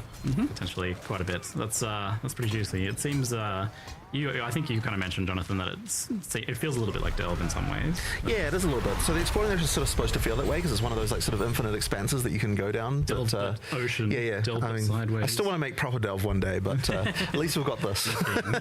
You also don't have to run around the islands reading all those giant blocks of text anymore, hoping to not get some. Oh, you remind me actually. So with the runes, is there modifiers like immune to fire damage and can't leech from them and stuff like that? No, they're just gone. Just more traditional modifiers, and then there's a set at the top. Like there's one called Power Rune, which is the rarest. It takes every mod and makes it tier 2. You know, so there's some meta-y ones, and then there's the ones some we showed, and there's one that causes all monsters spawned by the remnant to share a life pool. So. Which is actually crazy and also very satisfying. Like, kind of sounds fun, yeah. The funny thing about this is that if it had been a normal live stream where we were just doing a league, like so much more of the stuff we probably would have delved into. Yeah, but instead, because we had so much in-game stuff as like other things as well. You're doing like 5 leagues. Yeah, exactly. So you couldn't really show any of this stuff. Yeah. There's tons of like hidden stuff. It's like I can't believe you glazed over this thing where like a rune steals a unique modifier. Yeah, that would have been like a core system you showed off in another one. Yeah, exactly. Just like, oh yeah, we didn't have time. We had to cut it for time. Well, I mean, like, you know, another one of those we cut for time was the ability to upgrade runes that there's a thing that will upgrade a rune that's already in your in your gear. Yeah, you can get like a perfect. So you get a perfect rune of any rune can be upgraded past the normal level that it can normally. Czy ilości kontenek będą wprowadzać? To będzie tak jak z jedynką, czyli nie będzie. Słuchaj, no co jakiś czas zadają jakiś język i kiedyś w którymś Q&A mówili, że język polski jest na szczycie listy ich języków, bo mamy jedno z największych community na świecie, które nie ma swojego języka w tej grze. So that's like the dual socket thing and stuff like that. Varling an item that's done. This is where you're going to get the weird economy where the upgrader item is for some reason cheaper or something than the rune that's taken out of. There'll be some weird. Someone's extracted a perfect rune. Because that's like an abnormal thing you got to do incursion, and the upgraded item is like for some reason going to have a weird price differential to the rune. It's always going to be a wild economy. I mean, not to mention just like 100 new runes in general. That's kind of like rather a lot, isn't it? That's, yeah, 3,5 tysiąca. I think it's 160. Yeah. 160 But it is the runes of Elder, like you know. That's right. If we didn't have some runes in it, it would, exactly. Yeah, it'd just be Elder League otherwise. And that's not even all. Like there's the alloy crafting too, which is like we're gonna make a version of their essence crafting because of course exactly. Right? Exactly. Yeah. So Do you view this league just as like it was a crafting focused league from the outset? That was we knew that. I mean, the O, RCM stuff, like zabicie they're zapewnia known as like furię. a whole culture of blacksmiths and like doing stuff, right? So they're gonna, they're gonna do some crafting. Do you think there is like a too much for Takie coś crafting mi options, trzeba or is there póki co. some way that this is like kind of segmenting out that makes it feel like it's still manageable? Well, I'd like to think it's manageable. Honestly, I find the rune stuff. I mean, you can always add more socketable type things like this because every time you find one, it's like it's just a thing in itself. And by the way, this is one of the reasons why we steered away from like too many crafting bench type things. We've got like mega lists. Yeah. It's honestly way cooler to find an item and then like, okay, now this is a physical thing that I've got. So yeah, like that. Yeah, I mean, if you'll notice the Verisium Metallurgy one we have, the rune smithing, rune forging, whatever the names we ended up going with. It's just, here's your input, here's your output. Exactly. That's it. So that one can be simple. You don't need to have the giant. I think the giant lists are part of what scare people off from crafting as well. Yeah. So yeah, I think doing it the way we've done it here is honestly more new player friendly than the kind of than the giant list you feel like you need to understand when you see it. Przy takich umiejętnościach, jakie oferuje AI, naprawdę słabo, że nie ma polskiego języka, gdzie społeczność naprawdę duża, dlatego przez to odrzucam mnie i widzę wśród innych osób, że nie tylko mnie.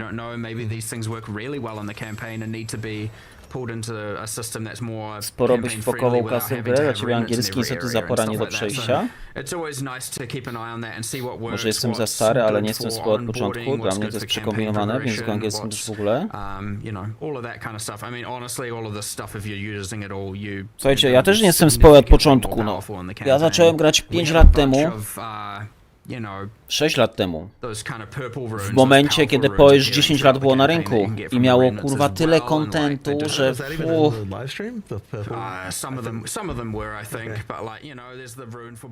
poza tym wiecie, POE ma taki język jak wszystkie gry, no. Fire, Cold, Lightning, Sword, Shield, Helmet, Armor, Increase, Reduce, no to są podstawowe słowa z języka angielskiego z gier wideo, nie? Life, Mana, Energy Shield, no to tam naprawdę to nie jest fizyka, wiecie o co chodzi, no. No chyba, że ktoś naprawdę, nie wiem, jest tak stary, że w szkole się uczył rosyjskiego i on z angielskiego nic nie umie, nic nie wie w ogóle, nie?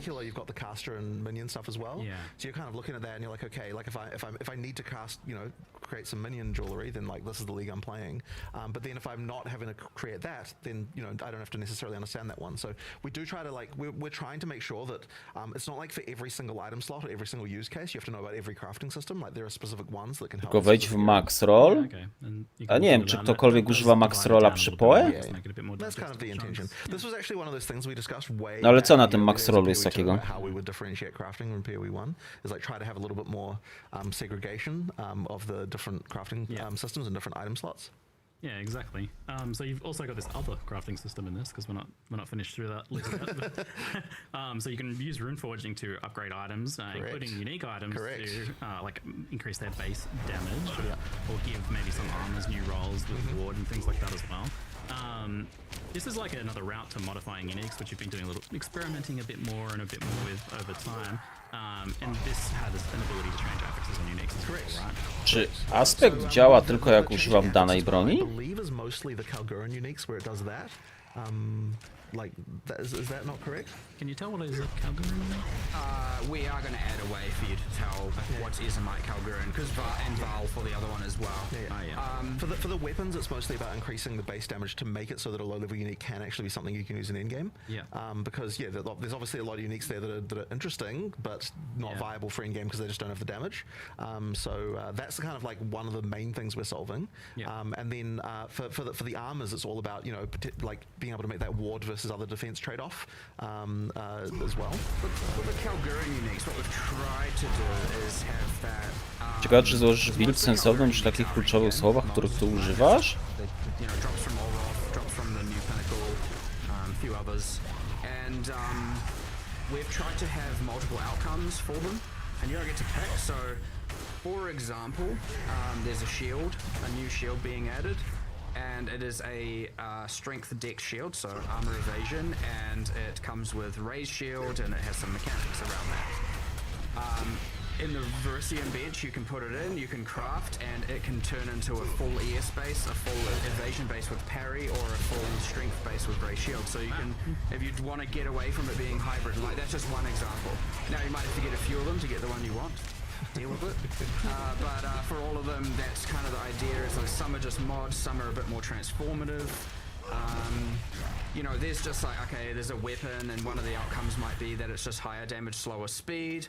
One of it might be that converts all of its damage to lightning, like it's got a Tempest theme. One of it might be that, you know, there's like just a whole bunch of different stuff like that, and like some of them are a bit more niche, some of them are a bit more spicy. To jest proste, kroczek po kroczku, ale rzeczywiście, ja nie wiem.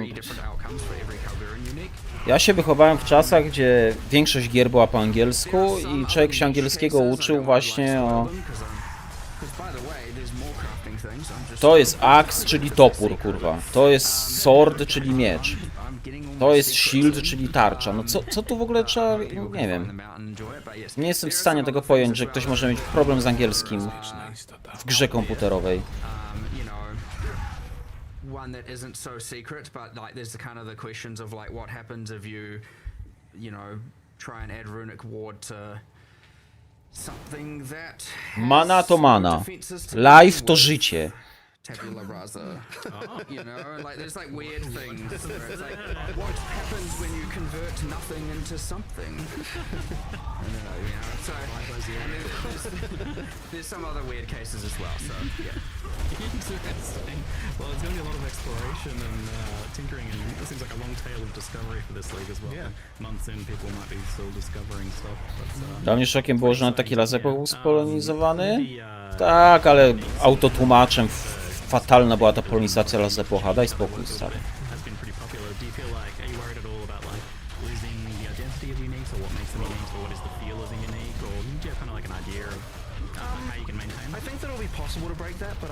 Wiadomo, że jak ktoś widzi takiego aggravate'a, to może być...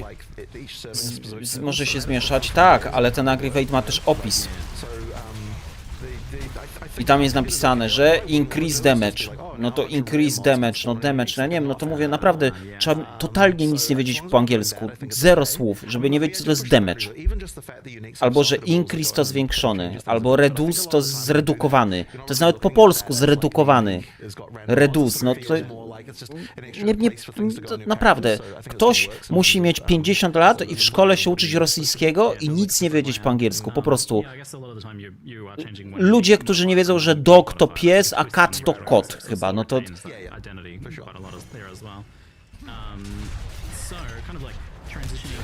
First, I did want to ask about the runic ward thing. So runic ward obviously has undergone a bit of a redesign, a bit of a concept change here. It's now a layer under your life. And how did you arrive at this design? Kind of what's the reason for it? Well, once again, we were thinking, okay, we want to be able to make a magic system that feels like it's fundamentally different than what you'd have on Rayquest. We were trying to think like, okay, how do I say this? So, I've lost myself here, but yeah, like I guess it is really just coming, you know, something that feels a little bit different. And we wanted to make colorless skills, right? We wanted to make a thing where these skills can be used across classes, so all of those skills we want to be used. But so we didn't really feel like we would be able to use an energy system that wasn't independent of the existing ones that we had. Right. Yeah. And so then we're like, okay, if we make something here where you get to be able to trade some level of defensiveness for offense because you're spending effectively part of your life pool, then we'd be able to make a system there. But we probably couldn't have used life because if we'd done that, there's so many other things that like are going on with life that wouldn't have really been able to, you know, that wouldn't have been able to work. So hence, you know, ward. I mean, it's just a completely different thing than what ward was in PoE1. We just sort of used the term, but it means something completely different. I mean, I think it's just a significant upgrade from the PoE1's, just like kind of one-shot energy shield. I mean, that was like hard carried by uniques, whereas this is a way more, you know, just applicable system. Like you can just have a little bit of it, and you're just happy to have a little bit of extra life. Effectively, works way better in the campaign. Works just as more of an isolated system and doesn't need to have like, okay, here's now 4 unique mechanics and now my ward is a build, which is fine if it's all in game. That's fine, but like you're talking about having something in the campaign here, a full league and a system you want to engage with and get some, you know, borrowed power out of via these skills. Ja and nie whatnot. broni, So, nie krytykuję. it just works a lot. No nie no, krytykujesz ich za brak języka polskiego. Connection with the ward is that in the early base types, it's usually strict upgrades. Like if you're during early in the campaign, you're not trading off anything, you just get extra bonuses. But as you get into the end game, that's where those bases start to be like, okay, in order to have more ward, we're going to be trading off your other defenses, and that means that when we finally do potentially move it into core, it's going to be like, it'll be a question of like, do I want to go for, like, it's not going to be something mandatory, because if it had just been always additive, it would have been that every single person needs to put water in every single base type, and we don't want it to be that way in the end game. We want it to be, once it gets there, it's like a choice of like, you know, do I want to engage with this, do I not want to? So that's kind of an important consideration. We've actually also handcrafted every outcome, so every single, like, you know, generally how you would expect this kind of thing to be done. Here's the formula, it converts. We've just gone and said, Sam mówisz, let's do it manually for everything. że Which means it was a metric amount of metadata. większość społeczności Every base type we add has to have the ward, the rune-crafted, rune-forged And at endgame you get some cool stuff where base type A might become very, very heavy on runic ward, where base type B might have just a little Sam bit, mówisz, and że some mamy in the middle, większość and some sacrifice a bit społeczności. more defense where others don't, and then the same with the uniques. You're No getting, słuchaj, like, ja też crazy uważam, że outcomes where, powinien you być know, ten polski, it's a similar tak? thing where it's like, you know, what is Calm's Heart gonna do? What's Brass Dome gonna I nie do? wiemy, co będzie na premierę po E2, no. Things that people are gonna play around Może with and dodadzą. play with. And the good thing is you can of course see the outcome before you do it. With these non-random ones on armors, yeah. I didn't realize that. When you Ale look at też both z the drugiej slots, strony if you uważam, also że look at it, it will show what you're gonna get, except for the naprawdę ten discovery język, outcomes, like I said, There's like, so supposed to that's be a a bit of bit more mystery transformed. special. But most of the time, yeah, you can see what ten you're gonna get, so you're język just like, oh, no, I don't wanna angielski lose to that nie armor, jest then don't lose that armor. żadna jakaś You know? filozofia. So, but yeah, there's some crazy stuff. You'll get some runic ward stackers. You'll get some people that just have a supplemental amount just to stack, maybe just enough to use a skill or just enough to use a support. And you'll get people who are just trying to spam the skills as much as they possibly can.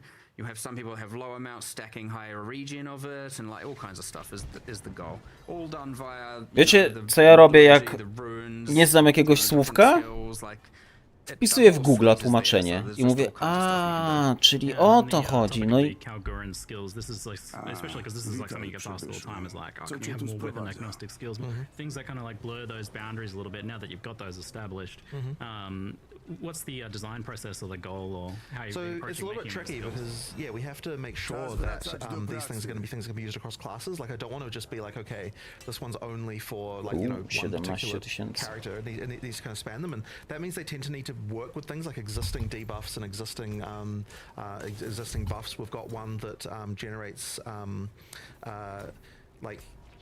they've got various things that like that just play with all of those different mechanics. So you know, like the example we gave in the presentation of like converting fire to frost fire, like that kind of thing. Like there's a lot of different builds, a lot of different character classes that will be able to play with that.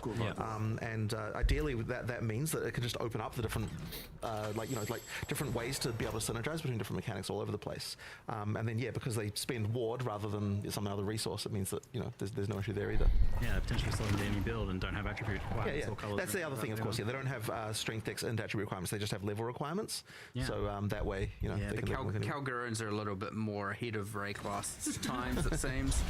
Oh well. There's a bit more of a technological matter. Pomyślał, jakby ktoś siodł, jakby poe było polskie. No, myślę, że jakby miało dziadowskie tłumaczenie z Google Tłumacza, to by mogło bardziej popsuć niż pomóc.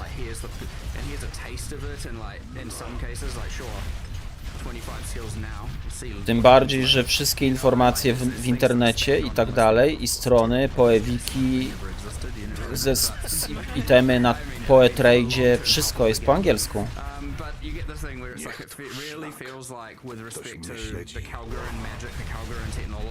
Więc język w grze nawet by tu nie za dużo zmienił.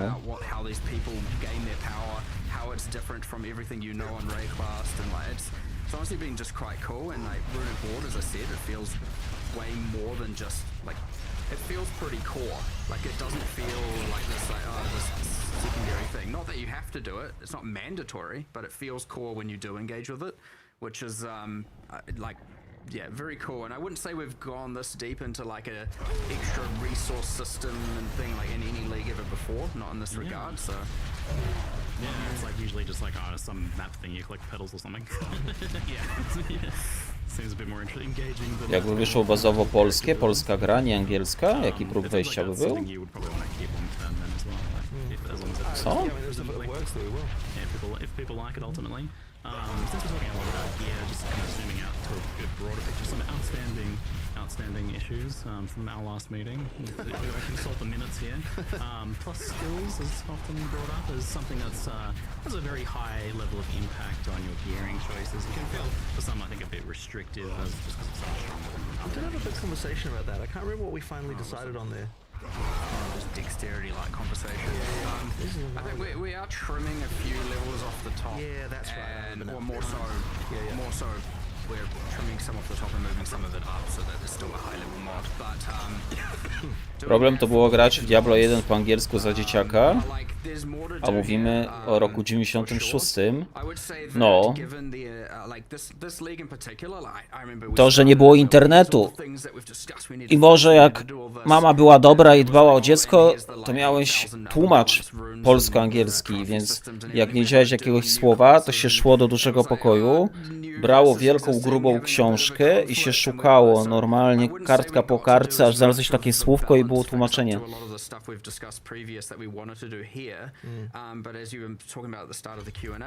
Wtedy to był problem.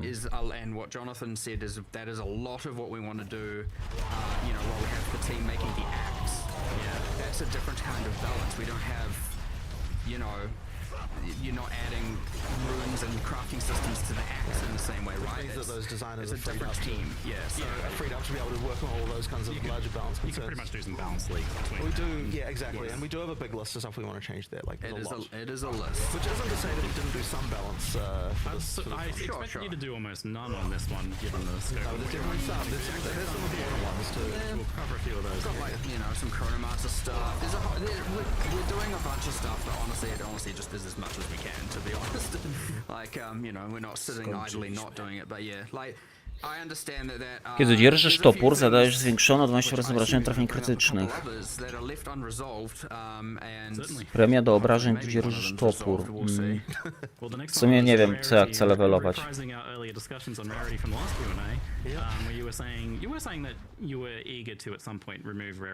I am interested in doing that. It's still a question of what we can replace it with, but there is Patch one other 4? change to talk about around that is a bit more subtle, and I don't know whether it will matter or not. Co jest patch 4? I mean, look, the thing people often say with rarity is they just don't want it to give currency. O, wrzucili cały film na YouTube'a z tego. Like people who say they want to keep rarity, they often say, oh, but it should, you could just remove the currency from it and then it'll be Pokażcie okay. mi moment tych nietoperzy. What we're thinking about is like, there's a sort of market dynamic that goes on in PoE 1 but hadn't been going on in PoE 2 so much, where people couldn't really respond in PoE 2 to the market by like picking the reward type that they would like to get as much. Yeah. So in PoE 1, it's like if currency is becoming more valuable, you can respond to that by farming leagues that give you more currency. And if uniques are becoming like more valuable, then you can respond to that by farming more uniques and that kind of stuff.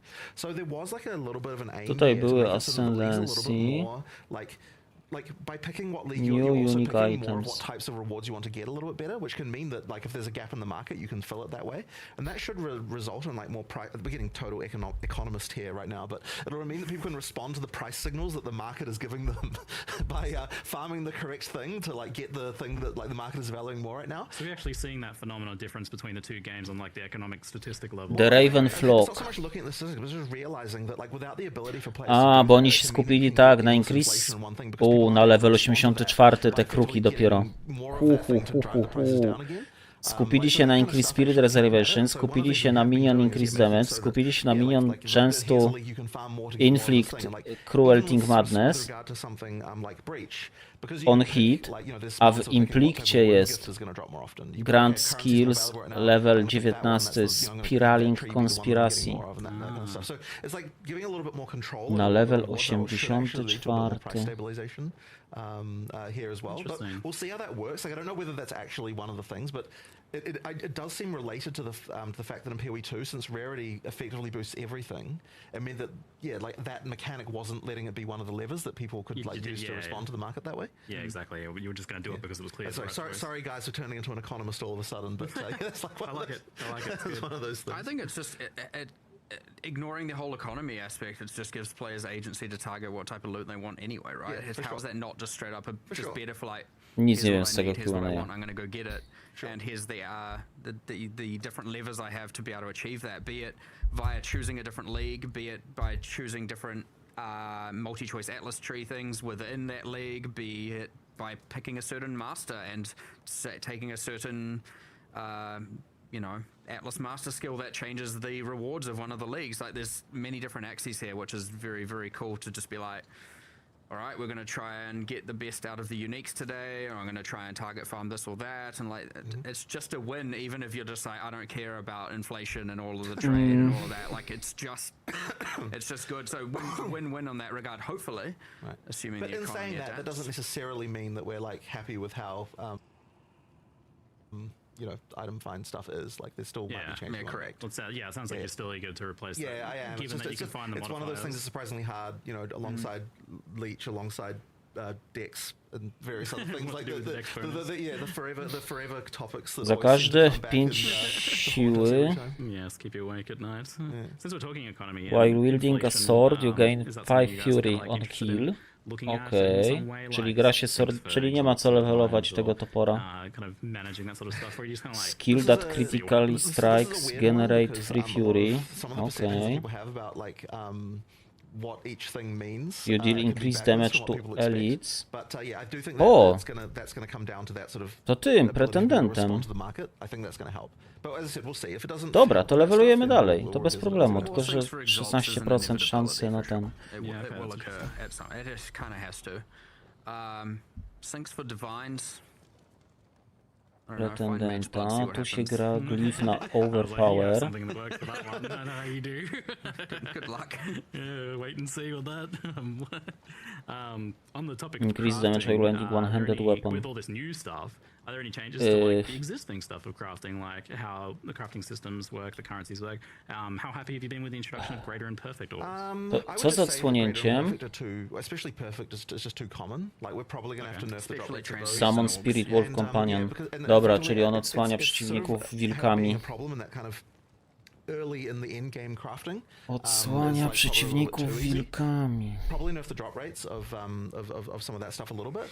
I think it probably just a little bit too far. Like, not to make them like impossible. Mostly to find or anything. transmute and augmentation. Mostly transmutes and augments. It was just making it a little bit too easy. Yeah. So I guess the outcome of that is that they become the norm, like immediately, right? Sure. So there'll probably be a change there. But yeah, like I think that it was just making it a little bit too easy to progress in that early in-game part there. Okay. All right. Now I'm going to hit you with, I usually do this at the end, but right now, a surprise QOL UX round. So you've got this in-game build planner, which is an awesome addition. Very excited and kind of surprised that you did that as well. It's a huge leap over what you tested in the past that kind of went away for a while, which was like the ability to plan passives. Yeah. So I guess that was the reason why that went away, since you had a bigger project in mind. I'm curious, let me take a different angle on this. What don't you want to do with this? Like, where is the line of where you don't want this to? Because this is something that helps like players a lot. It's very in-game. Right. Well, some people have asked us, like, you know, are you going to suggest builds? Like, is GGG going to be like, here's some builds to play and that kind of thing? And I don't want to be doing that. I do want to leave it to the community to decide what is that stuff. So that means we're not going to be like, what I don't want it to be is like, okay, you like join the game for the first time and the game's like, pick a build, you know. But that isn't how it should work. Like, it needs to be that that most. Look, I know that a lot of players wanted to follow build guides, and that's absolutely fine. We want to give as good a tools as we can for that. But at the same time, like, I still want the desirable theory of the game to be that you join the game having never played it before and you just explore and find the stuff that's interesting. So, you know, but then, like, if you're already going to a website to find a build guide, then at the point you've done that, like, we might as well make that as easy as possible for you to do and follow and all that sort of thing. So we've actually made sure to keep it hidden unless you know to do it.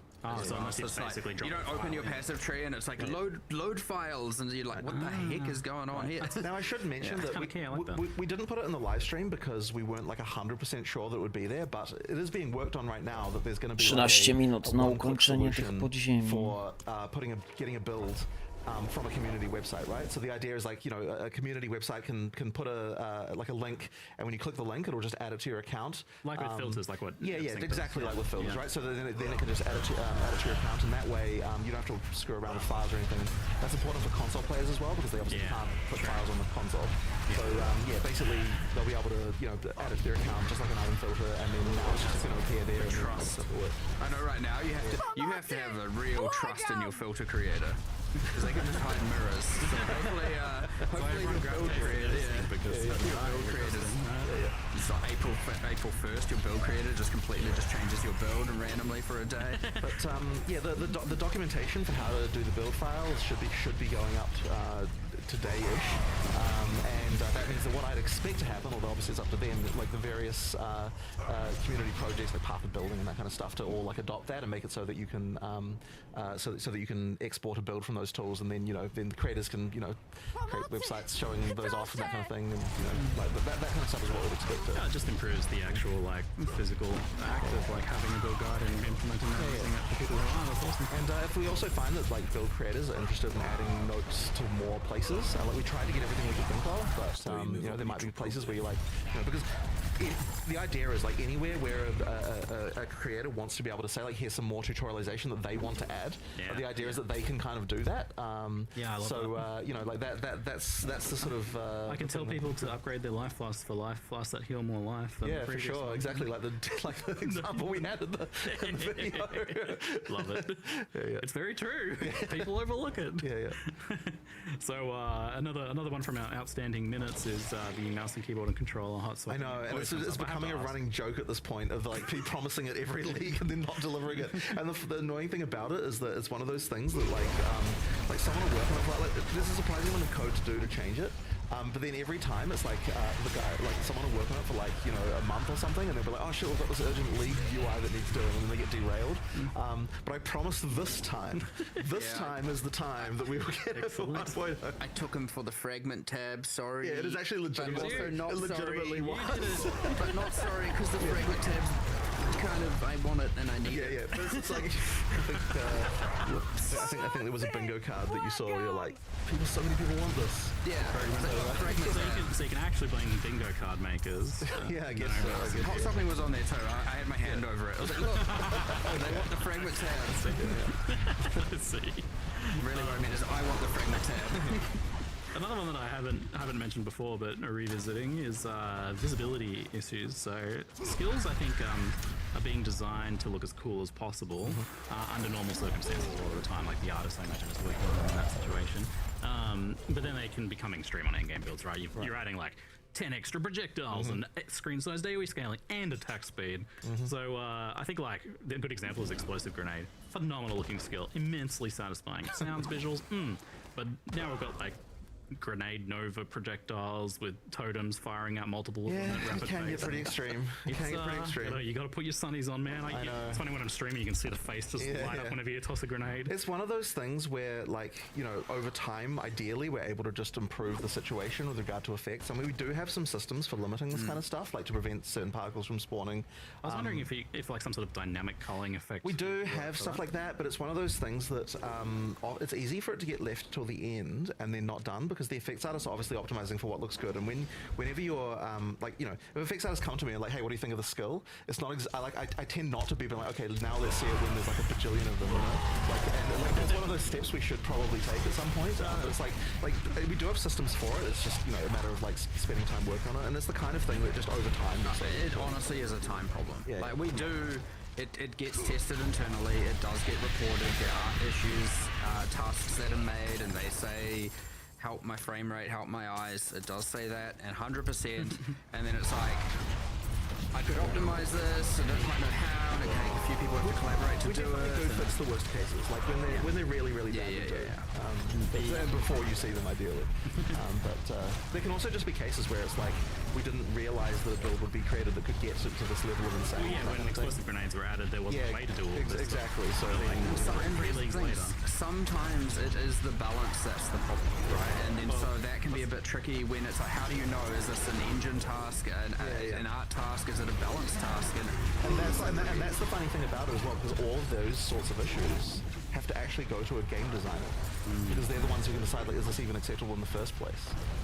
And that's like a sort of a very tricky thing. So like we did do some nerfs in 04, I believe, to some of the grenade spam and stuff that you could do. Again, I believe there were some other mechanics added, but No dobrze, poprawiają wizualną tą stronę, plus ten, wydajność. It happens. But you know, yeah, like we'll resolve them over time. Like we will get it better. And just to reiterate, because in the past we'd asked about the idea of like transparency sliders or brightness sliders. And I'm not a fan, honestly. Like I think it does fundamentally kind of ruin something there that I'm not, you know. Obrażenia z upływem czasu. I'm gonna try and fix it so that you don't even have to think about it. That it's not a setting you need to do. It's not anything like that. You want to take the hard route on that, which for sure. is Always, every time. The hard route. That's the best route. The last one I have, maybe, unless there's some extra chat ones in there, is you guys looking to get full Steam Deck verified sometime soon? Yes. Well, I was telling you about that earlier. So this is there were a few things around the UI that made it so we couldn't get Steam Deck verified, like UI size. So we've actually added a lot of options for UI scaling in like different areas now. So pretty much everything, like like hovers versus like the like just like all these different areas are now scalable. All the different parts of the UI, and that means we can now have defaults for Steam Deck that we can now go, okay, hey Valve, can you Steam Deck verify us please, and get all that stuff. And we're sort of testing on the Steam Deck now. Like we have Steam Deck stuff internally. It's a thing we're taking seriously because we know there are a lot of people who want to be able to play it on the deck. So it is now a thing that we're doing. I really want to make sure that by launch especially that it's like a perfect experience. Awesome. There's still some performance issues at the end game on Steam Deck, like it's still not quite there that we need to work on. But during campaign it's fine. But I'm like not going to play grenades on Steam Deck. So there's like a few things there we still need to do to improve. But in terms of like the experience of like the main experience and all that stuff, it's way better now. Great news, excellent. I keep seeing it in chat, so I'm just going to ask it. But like, people are asking, like, tell me about Mage Blood, but like, quite clearly, we're not going to tell you about Mage Blood. You have to find Mage Blood. I mean, you did drop some extra hints there, kind of subtly. But people can maybe you can rewatch the Q&A and kind of like find out what those hints were. I know how to tease a unique. I mean, this is like outside of a headhunter or something. This is like one of the most like chase long-awaited items. 11,000 making sure that people actually like it as well, because we don't want to disappoint people. Yes, that would be sad. It's going to be insane though. It's going to be insane. Yeah, it is. When we're filming the trailer, you make sure that Mage Blood's on the screen for a second. You put that text there. There's one frame of Mage Blood. But it's so rare. I'm like, I don't care. Do it. Excellent. There's one for you to look forward to. Before we jump into the end game, let's talk a little bit about campaign leveling. So there's a pretty nice signposting tricks addition there. Yeah. In one case, completely literally signpost. Literally a signpost.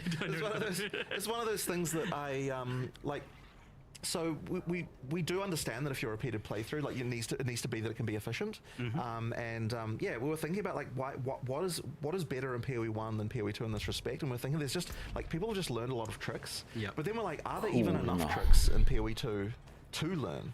Like, like we want more mastery things. Like we want it so that if you're paying attention, you actually can work out, hey, like, this thing leads to that thing, and all that sort of stuff. Yeah, go nuts on that. So we are just going nuts on it, right? Because it won't actually affect the time it takes for a first-time player to play through, because like they're not going to know what it means. And that's the secret, isn't it? Exactly. That's the secret sauce there. And like in some cases we have shortened some stuff. Like for example, at the end of Act 2, there was like 2 areas of the cart. The Faraday cart. Now there's just one. Oh, nice. Like the one that there is like very slightly longer than one was before, so like it doesn't feel like a complete compromise of that, but like it is definitely shorter than what it was. There's just stuff like that all through the game, and then there's some counterintuitive things that we've done. Like in some cases, you want to take an area and that was linear and actually make it non-linear, but with wayfinding. Right?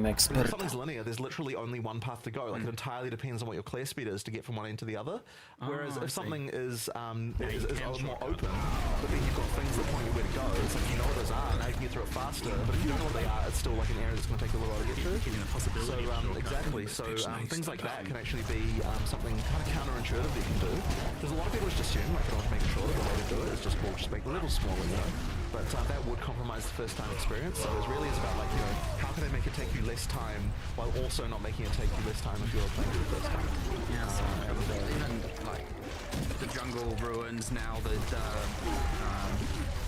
silver bat, the big old quadrilla is now in the direct center of the level. Right, so that means you can always find them easily, right? You can find them, you know, northeast, southwest, you just do it.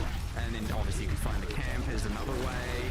You know, there's all these different ways. I mean, if you find the venom crypts, you escape out the other end. Yeah, so there's an extra exit in the venom crypts that comes out directly next to the exit of the area. So if you want to go down through the venom crypts, it's actually can be a faster way to find the exit zone. There's like a shortcut through there. And then the venom, here's an interesting one. All the snakes, this is one people probably won't notice, I'm going to tell you. All the snakes will go towards where the venom crypts are. Oh. So all the snake, the little snake critters, they're going home. They're going towards it. So if you see a snake, that's the way that the venom crypts are. Zajebiste. There's like little details like that everywhere, just little things like that. That's so cute. I love it. Little bit of stuff with monsters as well. Like there's in the venom crypts again. Kiedyś gladiator, musiałeś na chwilę odejść. Nic nie powiedzieli. Nie zapytał nic o miecze, o nową postać. Póki co 2 ascendencji dostaliśmy.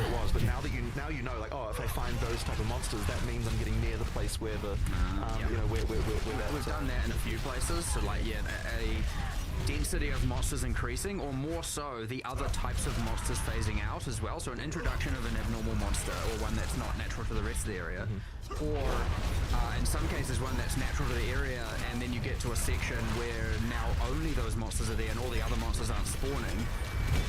For example, the snakes in Keth. Yeah, right. Around Kabbalah's section, the boss there is only Serpent Clan. You don't get the other monsters. If you want to find Kabbalah, then you see it being run in the direction where there's more snakes. Yeah. You know, like that kind of stuff. So yeah, that is it. Like, I don't know if we'll get it all perfect in one go, but we're going to be doing a lot more of just that sort of stuff all through the campaign. Definitely got more to do, and we're just going to keep going. Excellent. Good stuff. And also what we're finding is it's just adding more flavour to the areas, it's adding more identity, it's adding more interesting things, and it's just an upgrade overall and on every axis. I had a little bit of hands-on time, and I was especially a fan of the Ogum village change because, like, now you actually you come in and there's an obvious cobblestone road there, and if you follow that, you get to the blacksmith. Exactly. That was so annoying to find before. Yes. And it actually, like, it makes the zone feel a lot better as an actual zone too. Now it actually feels like a village, like a town. It doesn't feel like just a random maze like it was before. So it actually, a bit more of a believable, realistic area. So good stuff. On the leveling topic, something that comes up somewhat often is this idea of, like, so you've got new skills Na czym on polega? all the way through into like late Act 4. And I always thought of this personally as like Obrażenia od cierni. you've got a nice steady progression of new stuff to play with. But recently I saw some interesting things where people don't like this. And that's the idea that you sometimes spend hours leveling a build that just isn't your build. Like, you play all the way through to Act 4 on some other build that you don't want to play until you get your top tier ice skill there. So I have to imagine you're like a fan of having that like long tail of progression.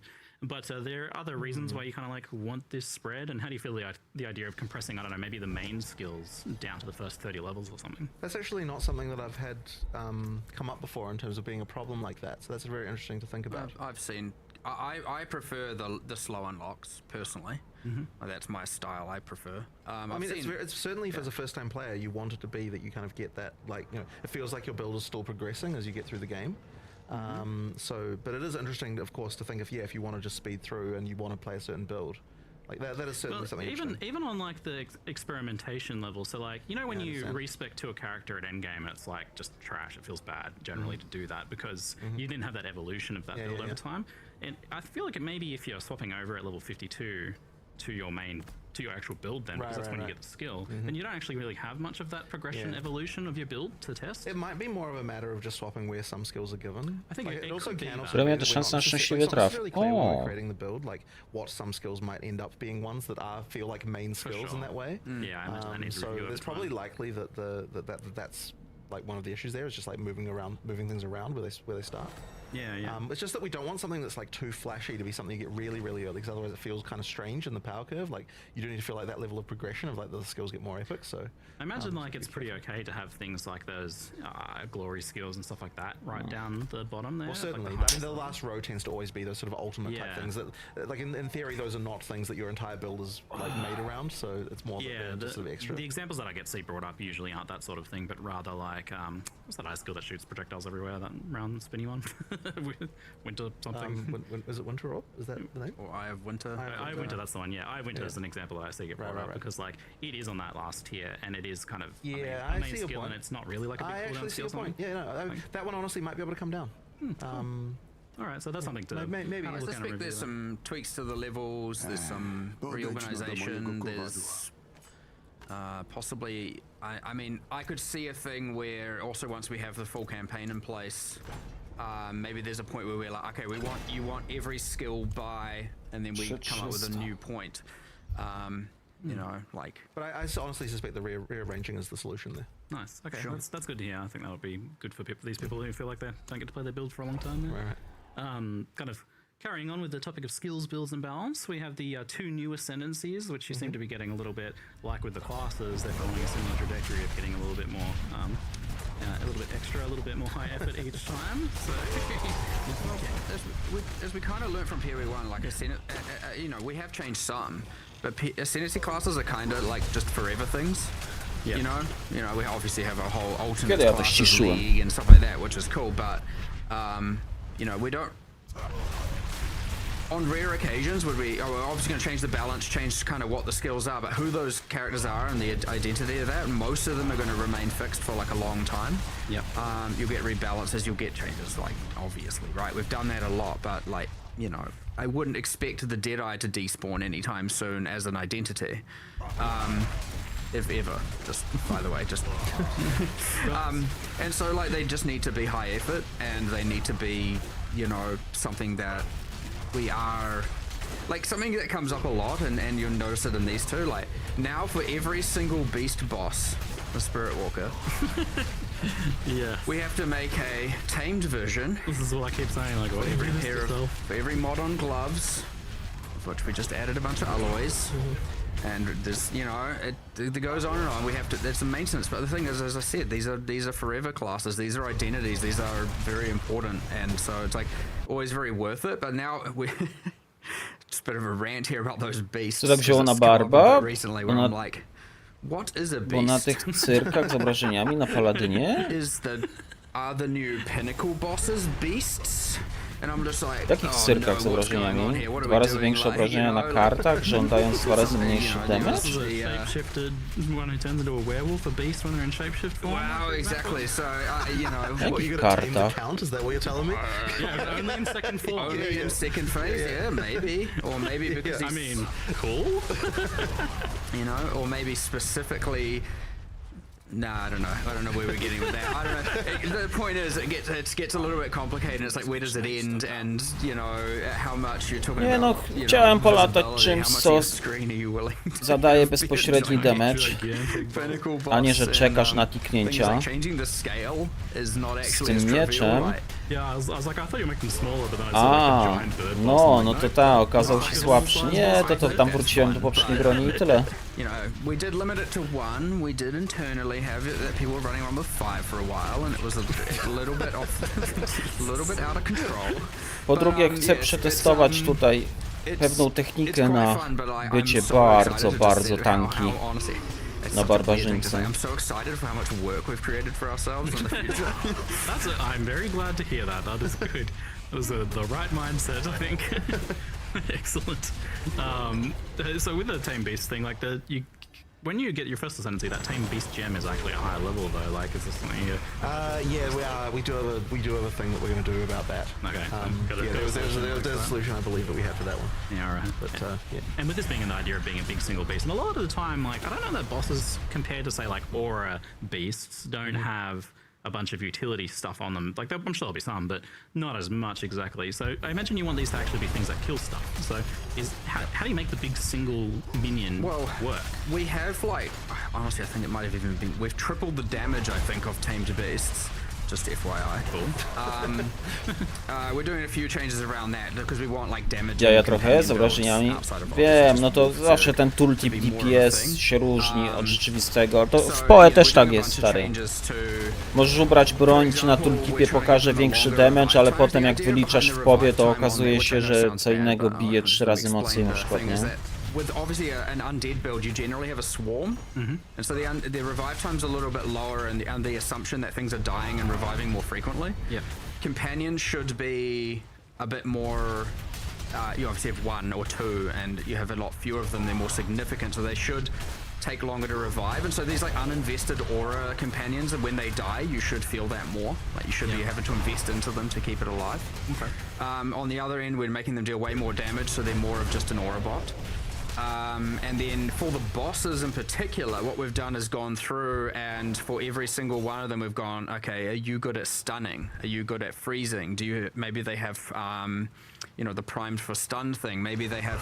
We're trying to just really give each of them something that can complement your build. Themes a bit. So it isn't just a question of just taking the boss as it is and being just all of them are actually like designed, you know, in terms of like what they can be. Crazy. So it's even more of it. Because it's more like, you know, it's just more like taking a creature that's got existing animations and be like, now we have to completely do AI and everything. Adding a bunch of new passives for companions. There's obviously a bunch of uniques. Some of I think we showed 1 or 2 today. But yeah, playing into that archetype a lot more for sure. It's definitely way more fun to play. Like lately, it's just running around with your kind of mini zoo. It's kind of fun. So awesome. On the martial artist, the Fists of Stone that converts gloves, you showed that working with a rare, and that was quite spicy. A lot of uniques don't have like modifiers that are like actual kind of like regular modifiers. So does this work on uniques? Certainly does. Crazy. Why not? Why not? Every unique glove from now on, you gotta find some way to convert their modifiers into something else. Does it affect the mods that go on the runes that are in the item? I don't think it affects socketed mods. No, right. It's meant to affect every explicit mod. We talked recently about vile corruptions and whether or not it does or doesn't. So TBD. But yes, it does affect uniques.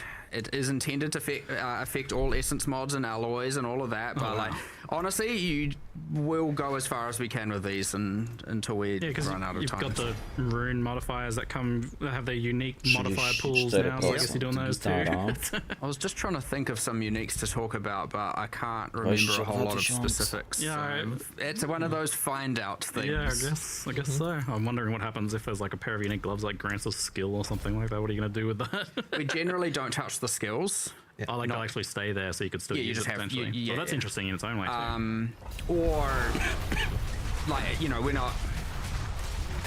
Look, having to remake a skill for this is a little bit in the okay. I talk about creating work for ourselves. That's like that's not a bang for buck win. So like making a new skill of a skill for this, that's a line that would have to be very special to cross. So maybe in the future, but not right now. Yeah. Right on. So normally patch notes would be right out of this Q&A, but thankfully we're not holding it hostage today, as that's coming out a week before. Yeah, so it still needs to be that it's a week before launch because there's still too much that will change between. Yeah, well, usually going right up until the end. If you got them now, that'd be inaccurate, and then you'd get disappointed or even happier. Who knows? But too much would just change, and you know. But maybe we can speak like on the bigger picture intentions, which to some extent we've already been doing a bit, but. Like a classic, another minutes from previous. You've done some buffs to armor and evasion, added some new mechanics here and there. Is there any additional love for those on the card in some way, or defenses in general discussion? Defenses. So we looked at a couple of things. Like the first thing we identified, because I'm all about like just reviewing the fundamentals. Is we're like, okay, we at some point in one of our many millions of spreadsheets. We were like, okay, here's obviously you have an expected amount of how much defense does someone have at a certain point in the game. Now that we have obviously enough players, enough statistics, we went and then had a look, and we were like, oh, people are way low, especially at say between interlude, act 4, mid game, early end game. People's defenses are significantly lower than what we had deemed as what we wanted them to have. And you can look at that in a few ways. You can say, well, okay, people aren't upgrading gear as much as we wanted or expected. People aren't upgrading, I wouldn't say want, expected is definitely more of the thing. People aren't maybe taking as many defensive passives as we had expected, etc. And there are obviously many reasons for that. Some of them are garbage. But at the end of the day, right, we balance the game for people to have this much of a defense or this much EHP, and they don't have it. So let's get them to have that amount is our play. So instead of obviously changing, you could either change monster damage at that point, or we can give people more defenses. So we are generally buffing all of the base types on all of the defensive gear, on all armor and evasion, I should say. up to the end of endgame, because like peak characters, there's a lot. You can get a lot. So like we've taken some of the outliers that are the things that make the end game characters have a lot of those defenses and kind of brought them a bit down. So it shouldn't be worse. It should just be the same. But relative to rares, they could be a little bit worse. But yeah, ultimately, this is mostly from Act 3 onwards, right? Pretty much, yeah. So more armor and evasion is the start point. We've done a whole bunch of other stuff. Like, I mean, energy shield there's a thing where it has too much recovery available, like too easily for recharge, and like we've done a few things. A lot of them are outliers, not necessarily all of them. So we've done a bit of changes to a whole bunch of stuff. But in particular, we're also doing like the deflection equation is honestly kind of not good enough. It's too rewarding for very little investment, and then there's like a kind of weird thing in the formula that I was trying to figure out the other day. But and then for investing beyond that, it's kind of like, well, not worth it. Yeah. The passive tree nodes are too weak. There's all these clusters there no one cares about, well, mostly. To co, zwiększył procentowy armor na notkach w drzewku? Armor applies to elemental, like there's a bit of it. Generally it isn't weak, but I wanted 5 clusters for it. I wanted you to be able to actually invest in it if you were in different parts of the tree. Currently there's only like 3 nodes that grant it in the strength section. It's not enough. And then all the way through to like things like the hybrid section of the passive tree, where 3 niebieskie itemy mi you have poleciały. armor in the strength section. Over here you have evasion in the dex section, and then combined you should have both of them on the nodes. And you do for armor and evasion, and then you have I know, big rant here. Then you have things where like, okay, all the armor and evasion notables are like kind of hyper conditional. Some of them don't even grant armor and evasion, and so there's just like a ton of work across the board. And then those secondary defenses don't generally have hybrid nodes, which they should. So if you're now playing hybrid, you have to double invest in the secondary axes, and so there's just all kinds of just like, honestly, what I would establish as fundamental problems going on here that just need to all be addressed. And when I look at all of them, I'm like, well, they all are just buffing it, so that's great. Awesome. Except for like a little bit energy shield problems, I mean, other hybrid going more northeast, like we looked at pure evasion versus pure evasion with 1,000 energy shield or more kind of thing, as in a ghost dance user. Yep. And like the differential in power of using ghost dance with 1k ES is just out of control.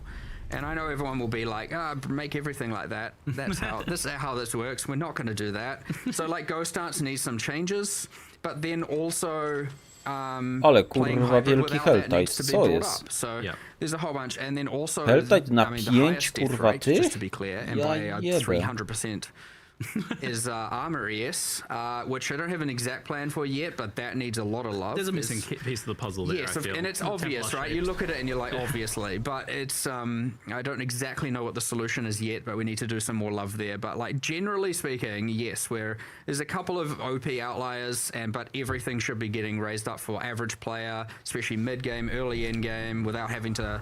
And you don't have to, the only way to play it shouldn't be this one very specific node to take this very specific skill or use this very specific node or use this very specific unique, and just trying to make it just more broadly, like investing in defenses no matter what feels good.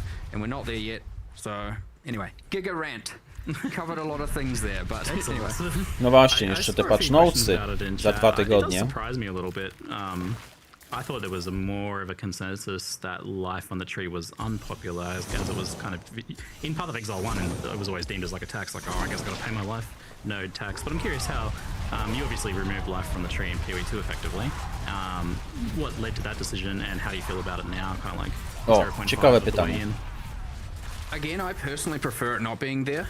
I think it makes the decisions of what I'm taking on the tree more interesting and where I'm pathing. And not have it. I think, to not have it, I think that will increase over time. I think I am less penalized for hunkering down in a certain section, as opposed to having to get this like minimum life percentage threshold by going to certain spots. I think it allows you to be a bit more free, but I also understand why people are asking for it. Especially, like, I see a lot of people comparing life and energy shield, where it's obvious, right? They're both your life pool.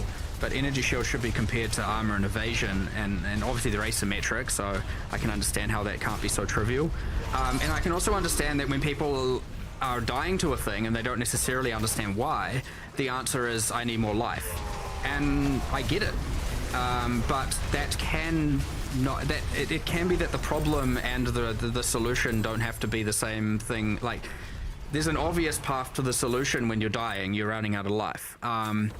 But it can be that there are other ways to solve that problem, and when I look at the defenses and just identify fundamental problems, how much of that problem will be solved by just fixing those fundamentals. I want to make those juicy to take and actually... Yeah, so I'm not ready just yet to, like, you know, it doesn't say things like these are off the cards, for sure. Yeah, I know you've been But discussing. if the defenses are bad, then we should fix the defenses first and then see if it's still bad. Really, well, I'm just going to go follow the trail of bad until, and then we'll see. It's just that the reason why we don't want to do it is really we just don't want to make it so that, okay, if you don't know to pick life, then you're just going to suck. And this is a thing that PoE1 has, right? If you don't know that you have to pick life.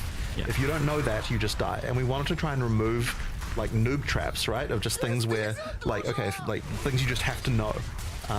And so ideally we can get to a situation where we just don't, you know. Thing is, I'd even rather solve it with more immediate options. So, for example, if you're dying a lot and you're like, I need more Kurwa, life, ale są buildy, które lubią skalować życie, bo dostają na przykład więcej damage jak RF. No ludzie, no. Kurwa, nie zgadzam się. Życie powinno wrócić na drzewko. Then the way to get that should be itemization solutions, like you should be doing it on your gear, and that should be something that is readily available via things like essences or various crafting systems. Like, I mean, Runic Ward kind of is that in a way. It's like, I'm dying, okay, let's add some Runic Ward. Now I'm probably going to die less. Like, I understand it's more of like a campaign, newer player problem kind of thing, but I don't like, you know, I need to be tankier now because I'm dying. I can't overcome this boss. It's all good. I'll be able to solve it 2 days from now if they're playing only like an hour or two a day. So I also just make sure there are immediate solutions to these things as well via itemization. So it might be even that we need to look at that more. I mean, okay, I am looking at that more recently. I was like, damn, a lot of these runes that go in your armor, just because we're doing the martial artist and you get these rune slots. And I was like, okay, in game there's some chase stuff, but these ones in the campaign are just kind of sad.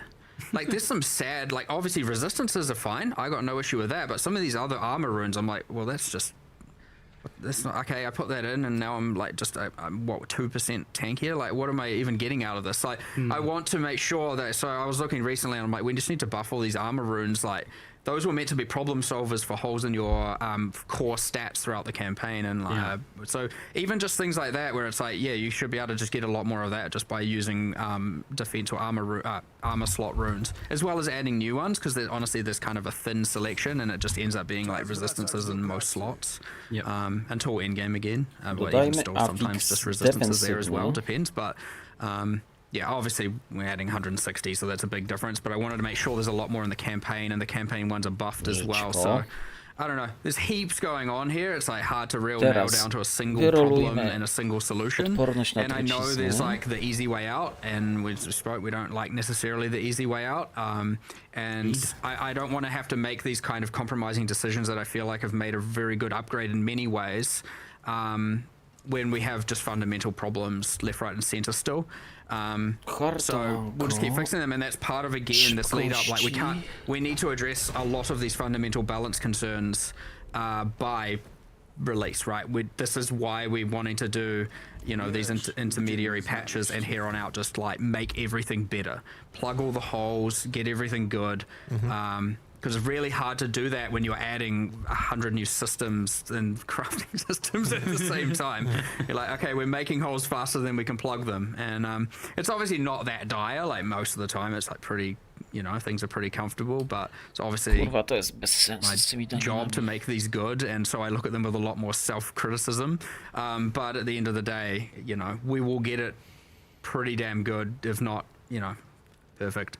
This, Balance is never perfect. We were talking about yesterday, how do you make the passive skill tree good for launch? Like, how do you get that? Like, what are the problems with it? Because it's something that, like, you're adding more and more cool stuff to it, but at the same time, there's still people that just kind of, like, don't like the passive tree for some reason, and it's often a lot of different reasons, like the size of it, the travel nodes, the downside nodes. It takes a lot of massaging to get the tree into a good kind of state, and it's really, really tricky detail work as well. Like the difference of just like one node here, one connection there can like make a huge difference to quite a lot of stuff. So it's just I've identified, I mean, as I said, issues with defenses, there's issues with lack of interesting mechanics in some, and some of those is just due to the absence of classes. Like you'll notice the parts of the tree that have 2 classes for the start point have just generally a lot more going on because there's a lot more stat design, mechanics design, and stuff that's happened.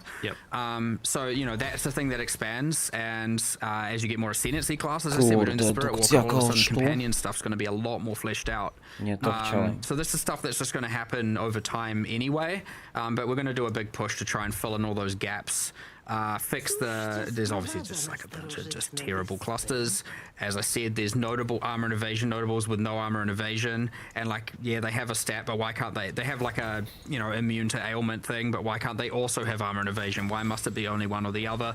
And there's all kinds of just things like that kind of everywhere, and it does take time. It does take a lot of like really fine work of going through and tweaking everything, and iteration after iteration after iteration, but it'll be all right. I think some of us feel like a little lost on what you need to do the passive tree, but we walked away from that conversation with you. You seem pretty confident that you know exactly what you need to do. You're like, give me a day, I'll fix this section. Like 100%. I mean, I did literally say, give me a day and I'll fix one of the slices, and it won't be perfectly fixed because again, but it'll be twice, 3 times, 4 times as good. But like getting a day is not exactly entirely trivial, but that's all right. We'll get there. I am confident we'll get there, though. I have no doubt in my mind that I see a road to success there. So it's just a matter of getting there.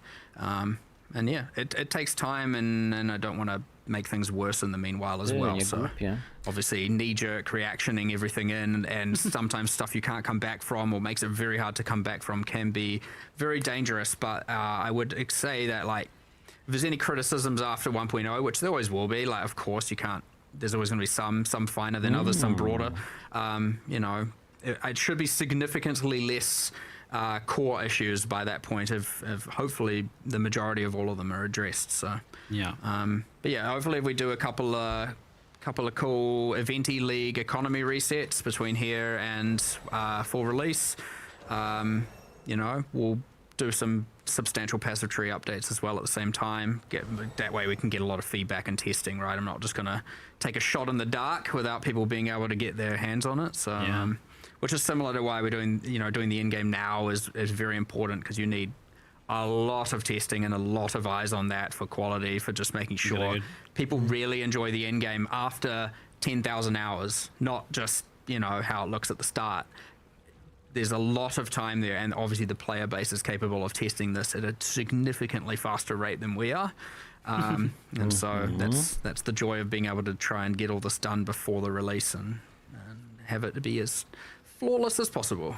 Excellent. On the build meta side of things, one of the ones that came up was fire and ignite builds, but kind of like damage over time builds in general. In particular, there's kind of like absence of the pure damage over time build. Like, it seems to be always better to scale the hit damage and treat things like ignite as an add-on. And there seems to be various other problems with ignite as well in terms of like scaling. It seems to be always correct to go like stacking, or in some cases people are saying like, well, the best way to play ignite is chaos damage. So how do you guys feel about kind of like the state of that sort of thing? Those keystones are always going to have that level of like, one way is quantifiably better than the other in an interesting way, but this obviously is not fully fleshed out or fully right, like you can tell while playing this, and we do want to do more. It was number 3 on I had my like top 5, here's the things I want to fix. So like defenses was number 1. Number 2 I think I actually had some stuff to do with some minion stuff, which I mean we've done a lot of itemization for, but I didn't get to do as much as I wanted.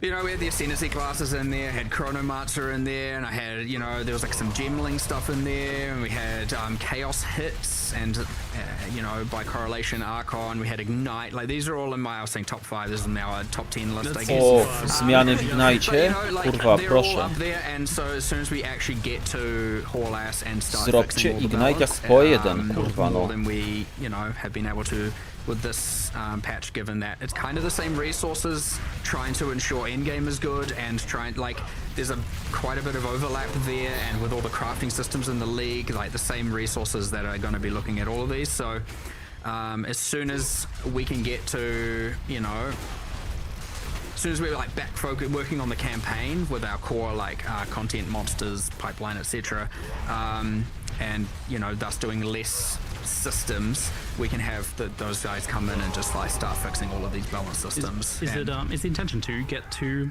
there being builds that are like the pure dot feel, like where you don't really have the upfront hit damage, you dual flame blast and then it's just pure ignite, that sort of thing? Oh, like the whole spreading wildfire ignite fantasy 100% needs to be a thing where you're just doing like, you know, there is the thing where like when you take away hits, things can lose a lot of satisfaction, but there is a different kind of satisfaction of just watching the world burn around you or decay around you. So, you know, you trade one for another, and different players have their different preferences, but 100% that is something that we want to support.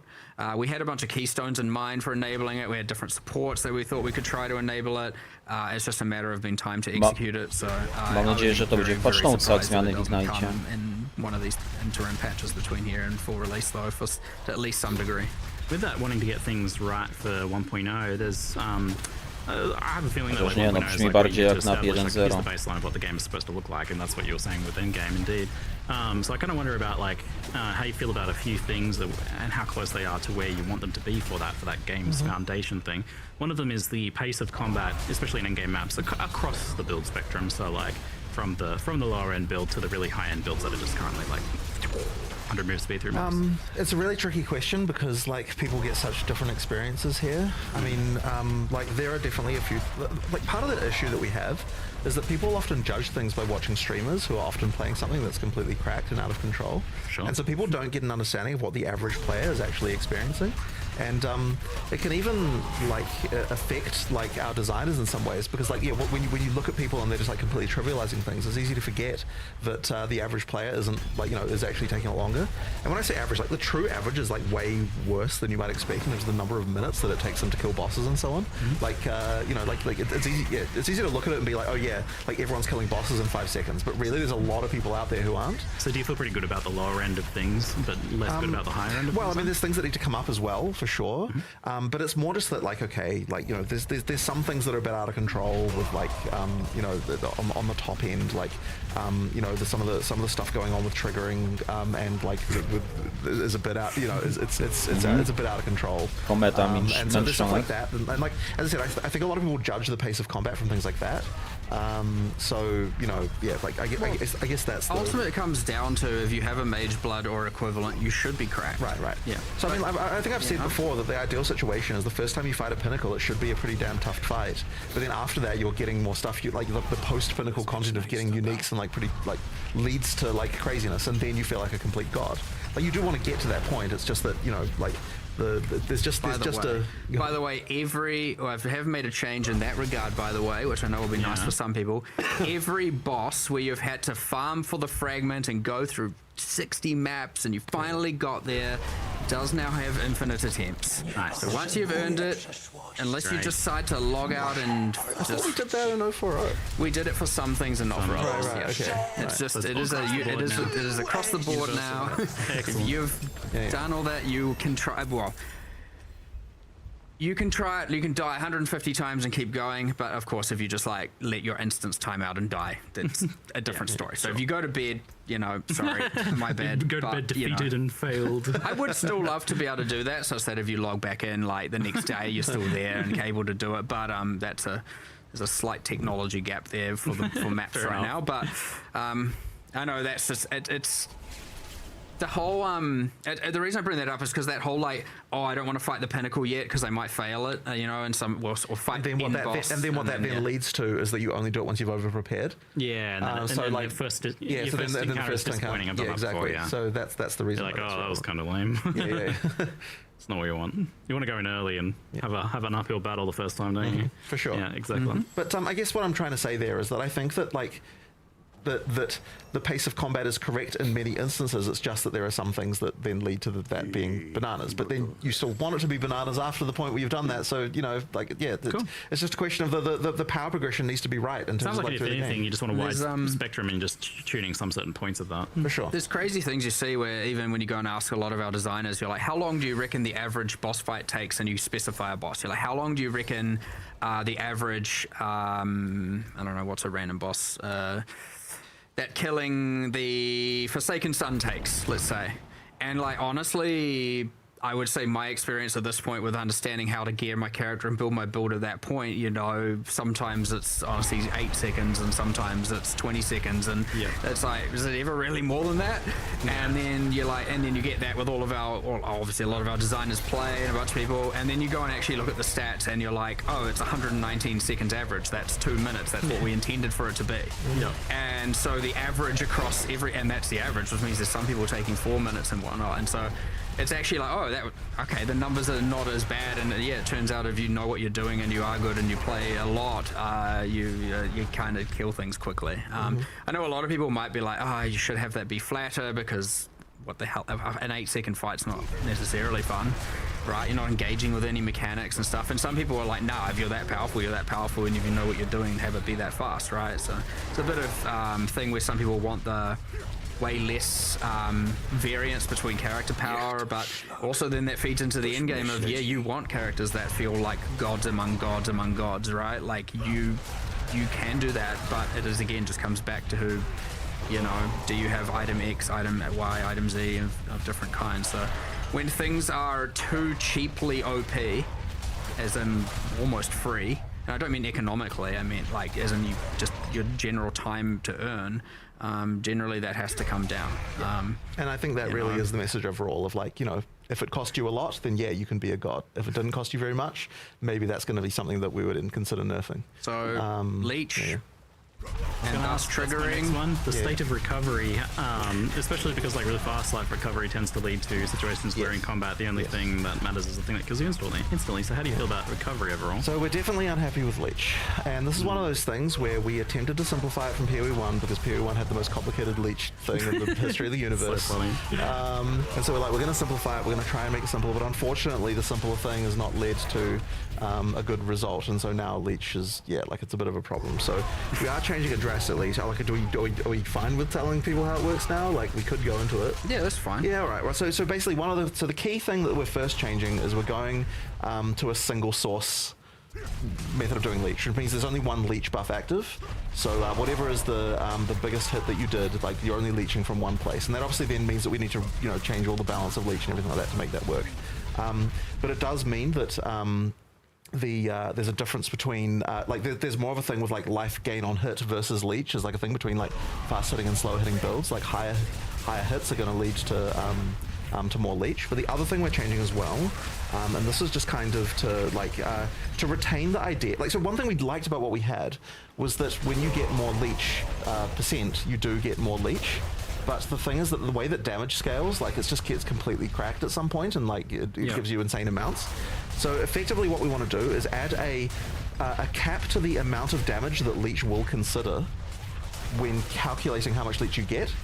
So I don't know what that number will be. Like I don't even know what order of magnitude it is, right? But let's just say that it's like 1 million or something, right? Like I don't know, maybe it's less than that. Yeah, it's hard to say what that number is. It's more that there's a goal of the kind of expected rate per second you get for various levels. Effectively, there'll be a number that's like 1 million or 100,000 or some number, right? That'll be like, okay, like after when we go to calculate Leech, we're first capping your damage to that. But you're still doing the damage, by the way, but like just for the Leech calculation, and then we apply your Leech percent to that. And what that will mean is that it's always the case that getting more Leech will give you more recovery, right? Like if you double the percent on your character, you get double the recovery. So there's no like capping thing like that. but it just Krytyki means wywołują that- furię. O, to ten exactly. będę grał Then na at some pewno. point, like getting more damage isn't increasing your recovery, and that's like the key thing that we need to That's what you're trying to prevent. disentangle. So, and I mean, the intention really is to sort of get it so that like a typical character who's like investing in Leech or actually cares. It's like they're able to recover their entire life orb in like 3 seconds or something like that. Like that's the kind of thing, right? And yeah, you could go further than that with like even more investment, but it's probably like not worthwhile compared to other stuff. And then like other characters who aren't investing are going to get less than that sort of thing. But like you do actually have to, like we don't want it to be so ridiculous that that's the only like source of recovery you would ever need. Yeah, because it's now capped, we can give a lot more leech early as well, because that was kind of a bit dead. Yeah. If you're not dealing significantly high damage. So then we get to buff all those values. And that obviously, some people know about leech resist on monsters. Like currently you leech less from a white or magic monster than say a unique monster, because the assumption was you're hitting many, you're AoEing. Right. Now you only get one instance that's flat, and then that means that leech will be more consistent between boss fights versus not boss fights, which is another thing. I think a good thing. Like you kind of can rely on that in some level. But if you have all the affixes, you got some investment, you could anywhere between 20, maybe up to 40, 50% of your life recovery per second. That's where you're aiming which for. Is obviously still pretty fast, but and then we're removing some of the instant leech just because obviously that's then bypassing that. It's funny though, because I remember you coming to me at one point and you were like, either we can nerf like all these skills by 10 times, or we can nerf leech. Like that was the thing that you were saying. It's part of the just like damage begets recovery, which also begets energy triggering, and like it just feeds into itself, and then you have characters getting 3,000,000% of their life per frame. While triggering. This is part of the meta skill equation as well. Infinite triggering per frame, and it's just like, what are you supposed to do? And hence the 200 million DPS, like infinite comet, infinite recovery, and immortality builds. The leech explanation sounds like complicated, and it kind of is on the back end, but the player-facing side of it is now just that you get a leech percentage, and that's the only affix. And you get more of it, you get more. Like for most people, you get a mod, and now your life starts recovering. So it's very honestly better than before. And more importantly, and better than before, but also importantly, doubling it doubles the amount of life you're getting.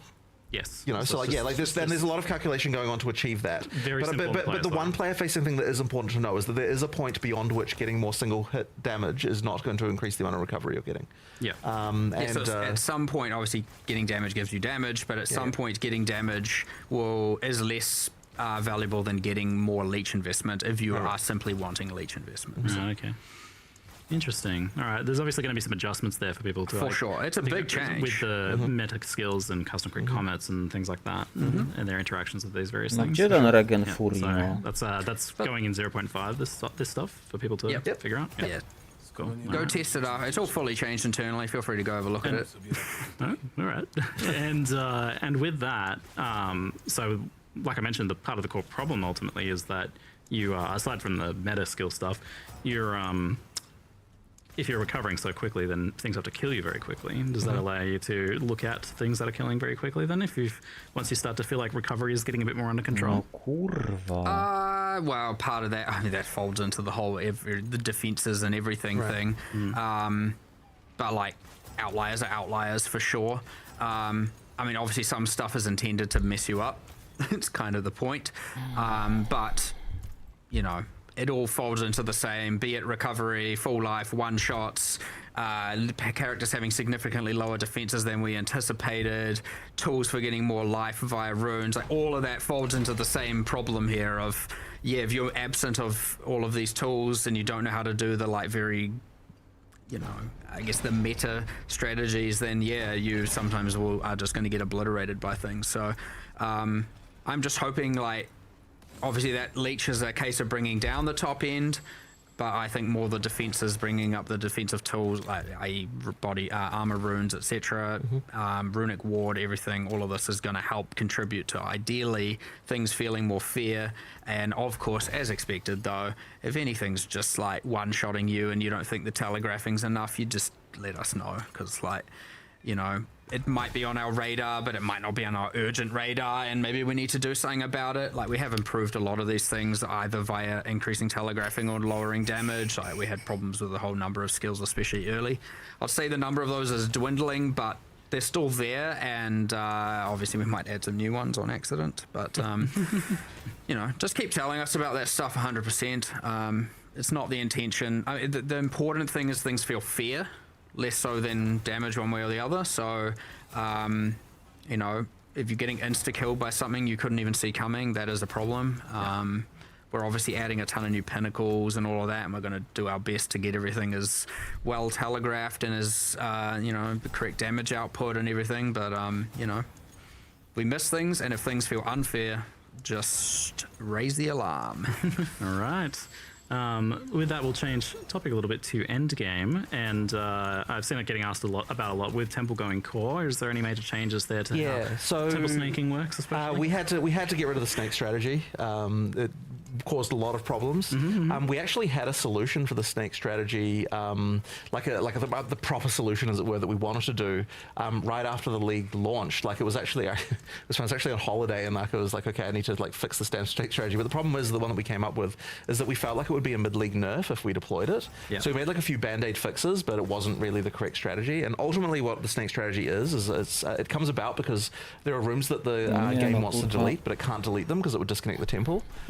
And so what we've got as a solution to that effectively is that if that would happen, then it will just create an empty room there that still connects it up, but isn't the room that you had there before. And that just means that there's no incentive to kind of do those weird strategies anymore, which should result in all of the weird, really broken stuff from happening. Yeah, like, you can kind of take it more at face value because you don't have to worry about this like particular way of organizing things to be able to, you know, to be able to do well. And to be clear, the current like snaking is resulting in what we deem as 1,000% unacceptable levels of item drops. Yeah, like, the item drops are out of control due to that.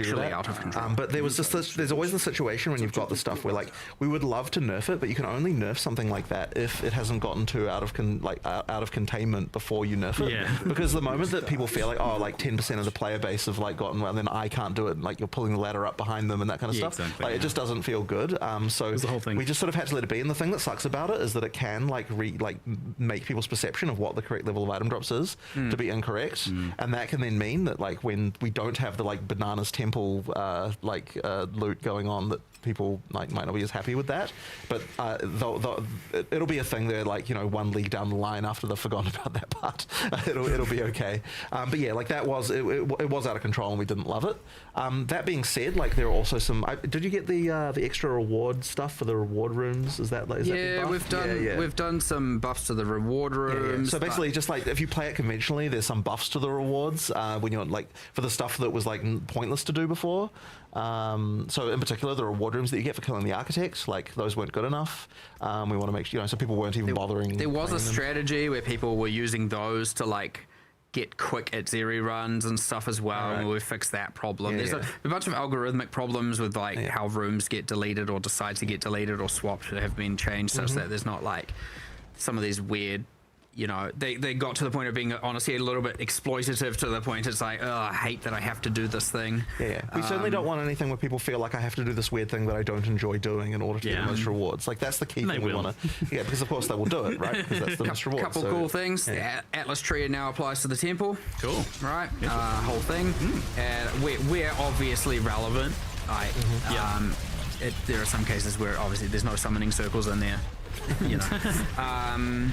And obviously it has its own Atlas tree now, now that it's core, and its own entire quest line on the Atlas, where you can go there and do the thing. And place where it physically is. It's like you get all the points, and there's parts of the tree that are blocked behind killing the architects, so you're getting like little unlocks and stuff like that. There's supposed to be little districts in the city where like you kill the architects, and now this district is unlocked, and you can go in there and little things. There's just little things. Sort of exploring that, very nice.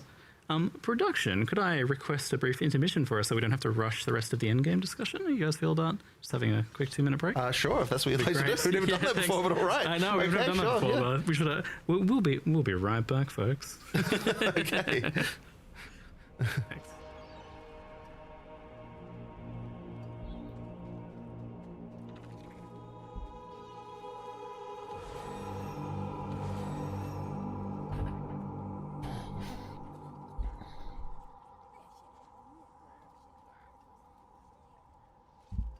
Co przerwę zrobili? Zrobione.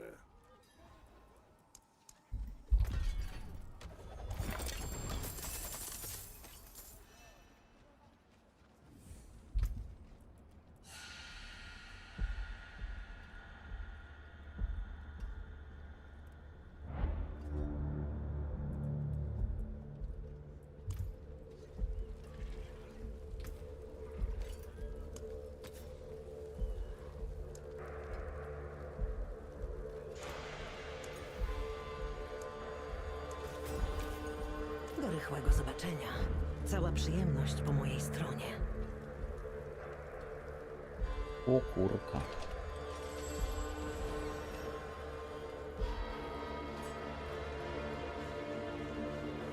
$27 035.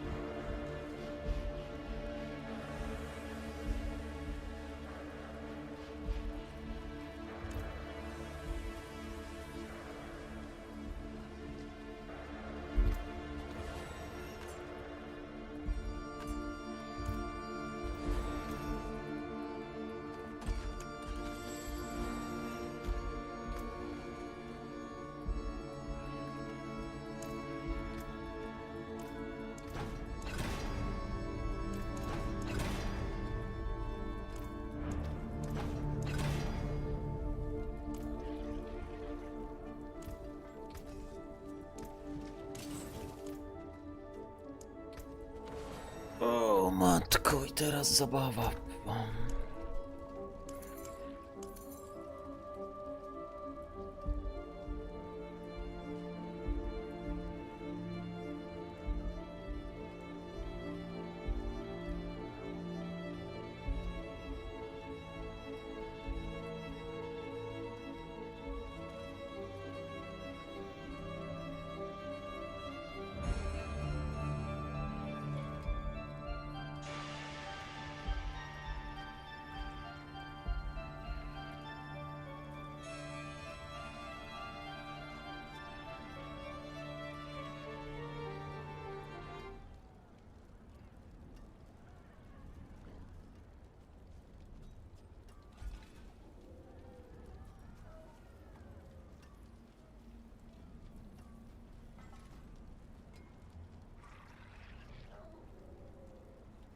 Firstly, I'm very happy to see that the world looks like an actual world now. Yes. It's an atlas, an actual map. It's where you go and do exploration.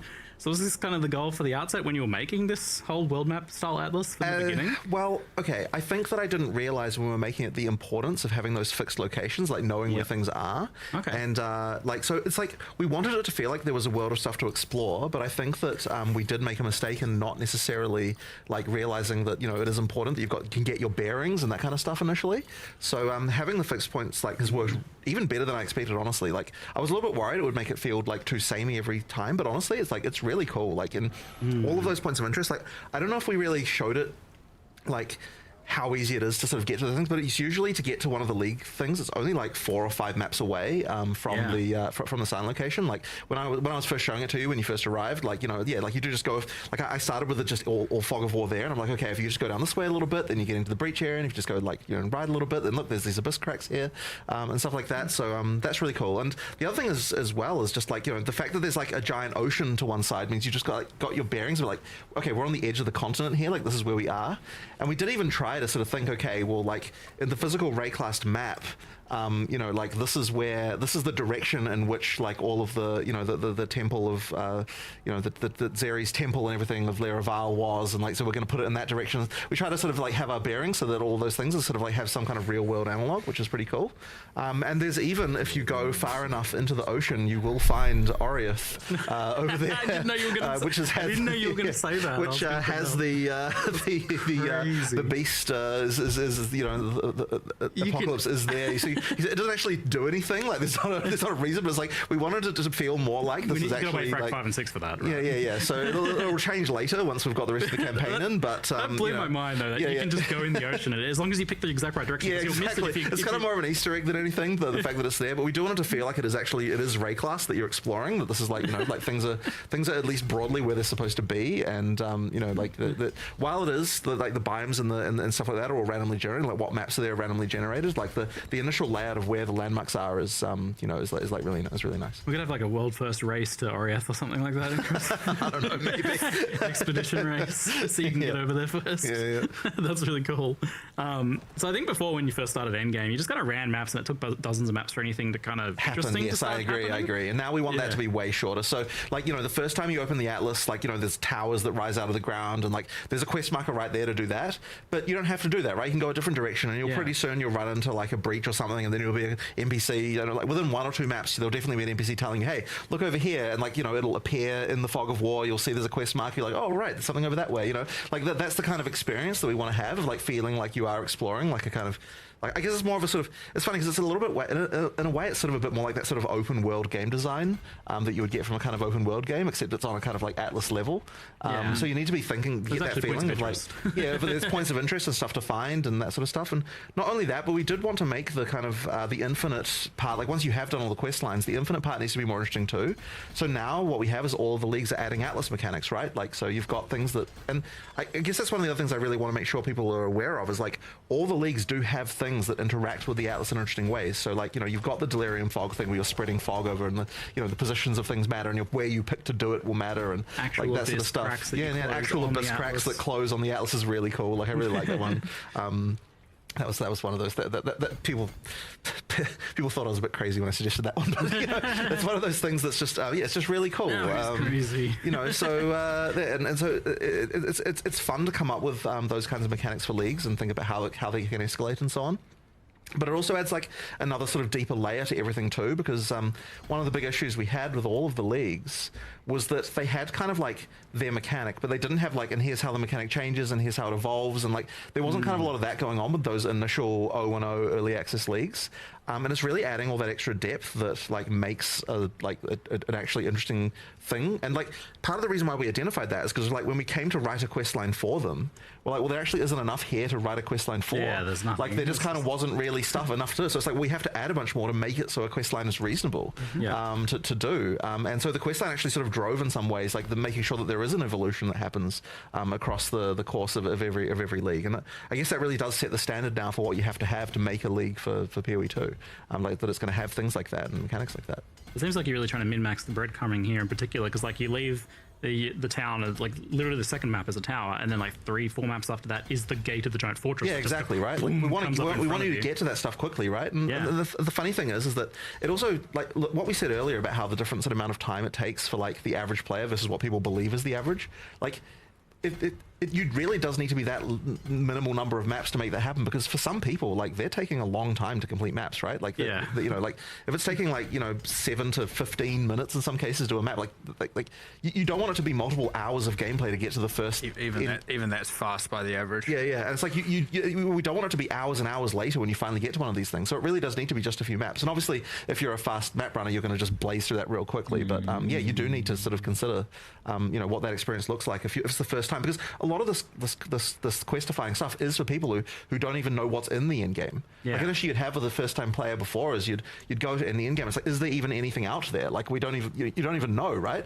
It's like you need those kind of like a few guideposts to even get you started to be like, okay, well, like here's some stuff that I might be able to find. Yeah, and even if you don't go like that tower into the fortress, you can literally pick any direction. Like, because that was the thing that surprised me the most when you were showing me by kind of like revealing the map, was like you literally can't pick a direction and miss. Yeah, like, exactly. You will hit something no matter which way basically, you go. It actually made like the Ray class situation look. This Ray class situation is crazy. It looked pretty dire. You're like basically surrounded on all sides. It's like you look one side and there's like a giant breach for sunken areas. There's like a freaking abyss over there. We'll just wait till like 5 years from now. I know, right? Because now whenever you add a new thing, you add it as a spot on that. Yeah, we're probably going to have to do a bit of rearranging to make sure that the newest stuff is like close to the center, and there's like the ring outside that, which has got some of the lesser known stuff you can kind of snake out to get to. like weird passive tree situation where there's like stuff further out and stuff in closer, and that's that is going to be wild. But it also kind of helps solve that problem a bit because like I sometimes I go back and I play like a game that's been around for a long time, and the way that usually they're like 10 years worth of content is presented is like a giant menu. No. And it's definitely much cooler that you find very it. difficult to engage with that. But here it's physical places in a world. So it's kind of almost solved by the fact that you have to travel to them to start interacting with them in some capacity. Yeah, I would say so. So it's kind of a nice solution. I mean, but yet all of them do have events that will occur that will direct you there and like reveal it on the map and show you that it's there as well. Yeah. If you do find that in the so you sort of get quests. We have a few things as well though. Like it's a lot, but I also don't want people to feel like I have to do all of it every time. And there are different ways. Obviously, I think we mentioned the way to shortcut the fortress completion. Like if you just want to, obviously.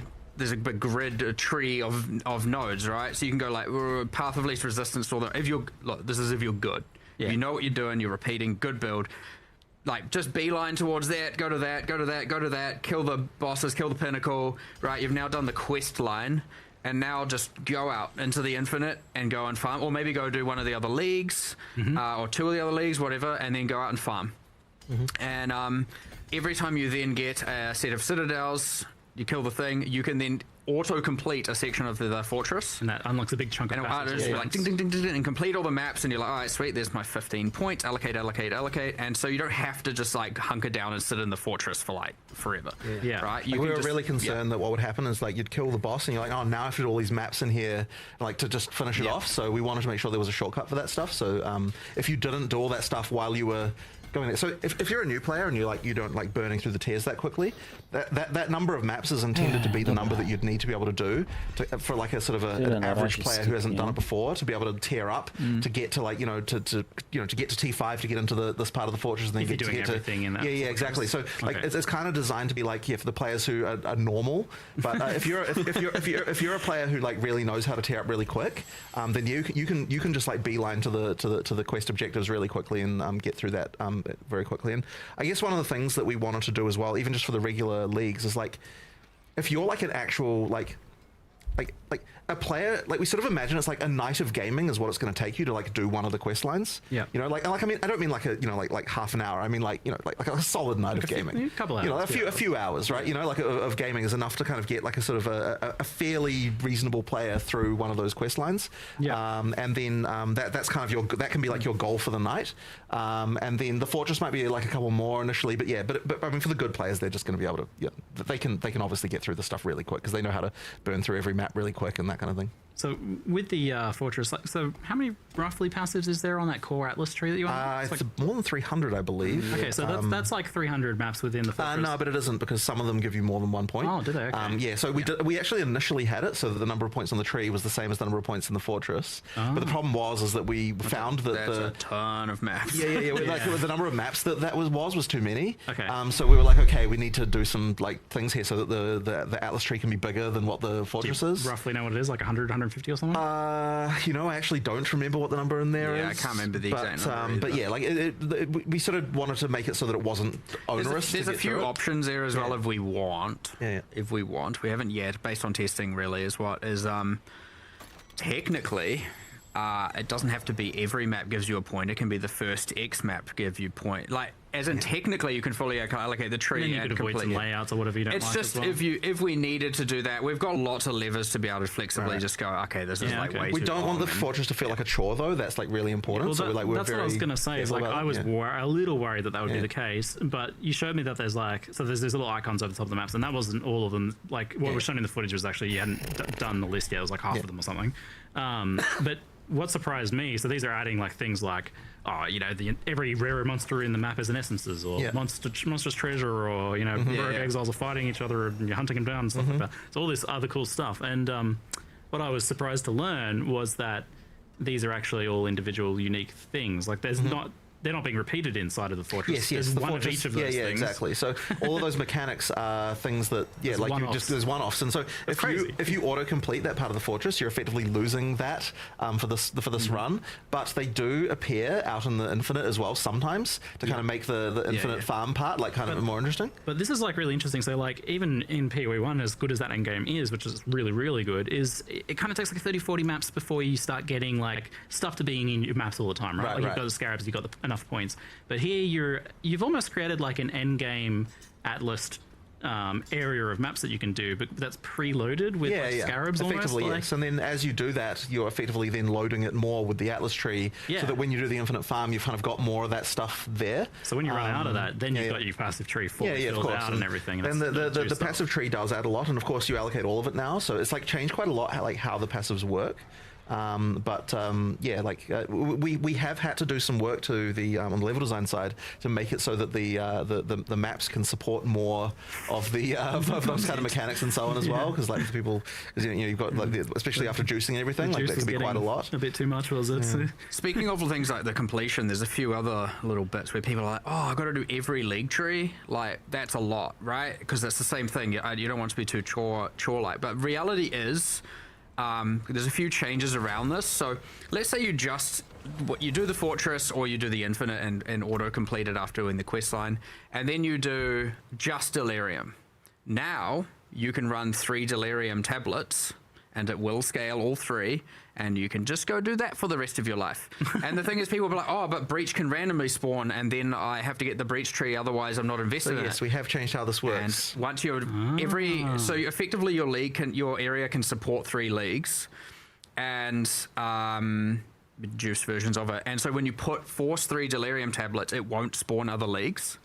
So effectively, by putting a tablet, what putting a tablet in does is lock what that league will be, thus preventing the other leagues from spawning, which means that you don't have a situation where by not doing a certain league, you're losing out on potential juicing, because you've effectively made sure that like you're going to get the specific content you want. So you can do that, or you can still leave it wildcard by using the generic irradiated. Or whatever it says will wildcard the leagues. Can you still mix and match? Like, of course, so you can still do exactly right. And you could do breach delirium if you want 2/3 breach, 1/3 delirium. You can do whatever. You combine it. It's like a greater level of control over this previously. But what it means is that if you just want to all in on 1, you can. If you want to all in on 2, you can. If you want to go 3, you can. And if you want to get them all on wildcard, you can do that. Awesome. Okay. Yeah. And part of this that I was a little bit worried as well, that you were like the physicality of the map is really cool, but I was a bit worried that the downside of that would be that you'd be removing this ability to focus on things. No, but you definitely can. Yeah, okay. And in particular, I was worried about the breachstone thing, because I was like, oh, so if you want to use a breachstone, you have to find one of those things on the map to put it in. Does that mean you can only farm a boss if you physically have one of those locations on the map? But no, all of the pinnacle keys are all tradable, so you can do that stuff. And if you have 20 of those keys, you can just do the boss 20 times. Yeah, exactly. So the bosses are all in the so each of the leagues has a kind of hub that where the league, and that happens like in its physical location, right? So there's the and the hub is where you use the pinnacle keys in order to fight the pinnacle boss. So that means that if you want to do them back to back, you just go to the hub, run 20 bosses. That's fine. Once you've done the quest line one, you can then farm it as much as you want if you trade. The other thing that we've done is, so breach is unique in that regard, because in order to kill the penultimate boss to get the ticket to the ultimate boss, you do need the biome. Now you can buy the key after. Right, that's completely fine, and you can buy the breachstone, but that one is unique in that you do need to go find those biomes, or someone has to go find those biomes. So that one is a bit unique in that regard. But for some of these leagues also, for example, simulacrums, like you do deliriums, you get this grand mirror, you apply the fog, and there's a simulacrum in there. We do still drop simulacrum splinters. And a lot less of them. And once you finally get that item, instead of that item now just going in the realm gate because that's gone, what that does is allows you to turn a map into a simulacrum on your atlas. Oh. And so that will give you an extra key. And so there are some ways, the expectation is that you complete the quest line and experience all that before you complete a simulacrum, but later in the game when you're farming, there's actually alternate ways to get access to more of these. And so we have that for a few of the leagues. I can't remember exactly which ones do and don't because it's asymmetric, but yeah, some of them are like trying to counter that. So it's a thing with Breach where if we're finding a Breach Stone versus Breach biome imbalance, we can do a thing where once you've finished the quest line, you can start getting splinters towards pinnacles without necessarily having to do that. Or maybe there's some other mechanic where you can create a breach biome, you know, in the fog of war that way. So mechanically create it, reveal one that definitely was there the whole time, and you know, go over there and do that. So there are tools we have to be able to do all this, but yeah, Breach is relatively unique in that regard. The others are less problematic, but you know, just trying to have different ways. One of the things that is fun with those ones though is that there's reasons generally to pick one area of the Atlas versus another. Like they're kind of subtle, but like we should have tried to explain that with the Delirium one, where there's certain emotions that only come from certain map boss classes. So what that means is that you're like, okay, if I want to be able to get this emotion, then I'm like, I want to find this type of map to put it on. So then, like, you know, that I get that. So there's little hidden things like that the biomes actually matter. Yeah. So there's stuff like that we can do too. Cool. And so yeah, picking where to do the Rite of the Nameless can like, you know, and where to do the Delirium, things like that. Ideally, that stuff should be something you actually do have a little bit to think about. You know, because it can affect the rewards a little bit. Yeah, right. Wild. Okay. Yeah. Now, it's impossible to say, like, put an hours of gameplay estimate on endgame for Path of Exile because it's, like you said, it's so variable. But how would you say some of the endgame milestones for Period 2 now, like, line up with maybe the milestones from Period 1 that we're a bit more familiar with? So, like, for example, getting to the Fortress Pinnacle boss, unlocking your full tree, so getting that full clear of the Atlas, if that's the clear goal. Filling up those nice new progress bars for the league mechanics. Like, where do those kind of pan out? So it's definitely intended that the kind of like completing the fortress is supposed to sort of be analogous to doing Atlas completion in PoE 1. You know, it's like a kind of similar thing. That you're the similar type of goal. It is almost like a PoE 1 Atlas on the map. Yeah, a little bit like that. So if you can get enough tears, it's 45, 50 maps to kill the pinnacle if you can. Okay. Right? Like, which is honestly not, you know, that out of control. No, that's not Fortress complete. That's that main quest line complete, right? Yeah. Like it's, you know, you think you've got a big square with 2 ramparts. You're just going up to this thing, up, over this thing, up, and then to the middle, and then out to the back, kill the thing in the middle, right? And you just follow this path, the shortest path to it. If you can do it, go for it. It's fine. It's entirely up to you. Which again, good players generally will be able to. So like, yeah, 40, 50-ish there. And as you said, the ziggurat to the fortress wall, pretty short distance. Like it's right there and then right there. Let's say Breach. I'm just giving some examples just to give some people some context. Breach is the closest biome to the ziggurat, the closest start. So you just, if you went tower, what is it? 5 maps over to Breach. Nah, it's less than that, I think. 4, sure. Yeah. Then you do a few breaches. You don't have to do that many. She gives you the first breach stone. You use the breach stone. You do. You can probably minimum 1 hive, 1 sky hive, and then the boss. Now, this is the problem that we run into a bit here, where I have level restricted the bosses. Yeah, I was going to say, you can actually do this too fast. I don't want you to just do a tier 3. It's tier restricted. Yeah, tier restricted. Tier, not character level, yes. Yeah. As in, you do need some waystone figures. So if you just go shortest path there, yeah, you're probably going to find you don't have the waystones. But if you know what you're doing, you can obviously get pretty far pretty quickly. And then you can kill, you know, the breach lords, and then you can immediately do the pinnacle as soon as, because we've level waystone tier restricted the penultimates. But that's like breach in the fortress, whereas like, okay, over to the left of the ziggurat you've got breach, slightly further across is delirium, so +5 maps, even that maybe ritual +5 on that, you know, like +5, and then the, what is it, 8. Honestly, it's probably only like 8 maps you have to do, 9 maps or something within each. And I'm talking like absolute. If you're just zoom into the end. You know, so, like the early versions of the end game, the thing definitely burned me out was just like the sheer amount of time it took to just travel through maps. I was even like coming up with theory crafts for like ideas of like, oh, what if there was one of these travel maps that are like really fast? So it seems like there's just so much less of that now. Yeah, like, yeah, the travel definitely. between And I mean, like that's the experience you're going to get if you know what you're doing, right? Yeah. If you don't, it's going to take longer because you're like, okay, I need to be able to put up this. I'm not juicing it as much. I'm not doing all this. Well, at stuff, that point, yeah, when you're in that position, you're focusing on the actual content you're doing, not like your goals so much, because you don't have the experience for that anyway. Yeah. King's March is a bit further away. It is. Being on the coast, it kind of, if it had put it too close, it would have restricted the other things that can go there. So we've got like a sort of slightly longer lines that to shorten the distance to get to King's March. Oh yeah, so it's not as many maps. Yeah, so it's not as many maps as what it would be for the normal conventional distance. Right. Yeah. But it is a couple of extra maps further than some of the others. The cool thing is, because it's now questline, as soon as you get to King's March, you're given the first logbook. Oh yeah, cool. Yeah. So you just instantly like reveal a whole section of ocean, start mapping. Islands. You're getting what 15 to 20 maps per logbook, give or take. You can, if you did just want to explore, like let's say the logbook you placed didn't spawn the chase thing you're looking for, you can just shortest path to the edge and then reveal another, and you can go check another logbook and up go sideways. It's just a big grid of squares. A logbook's tradable thing, like if you want to blast through that. Yeah, the quest ones are not like. Obviously, which, by the way, you get your first logbook, it spawns a guaranteed island with a quest marker. You complete that, it gives you your second logbook. Because the start's questified, right? So the first, if we get through those bosses and stuff like that with the first 4 logbooks. So it actually takes you all the way to the boss as part of the quest. Because, as I said, because now what we're doing is every single quest line takes you to the pinnacle boss.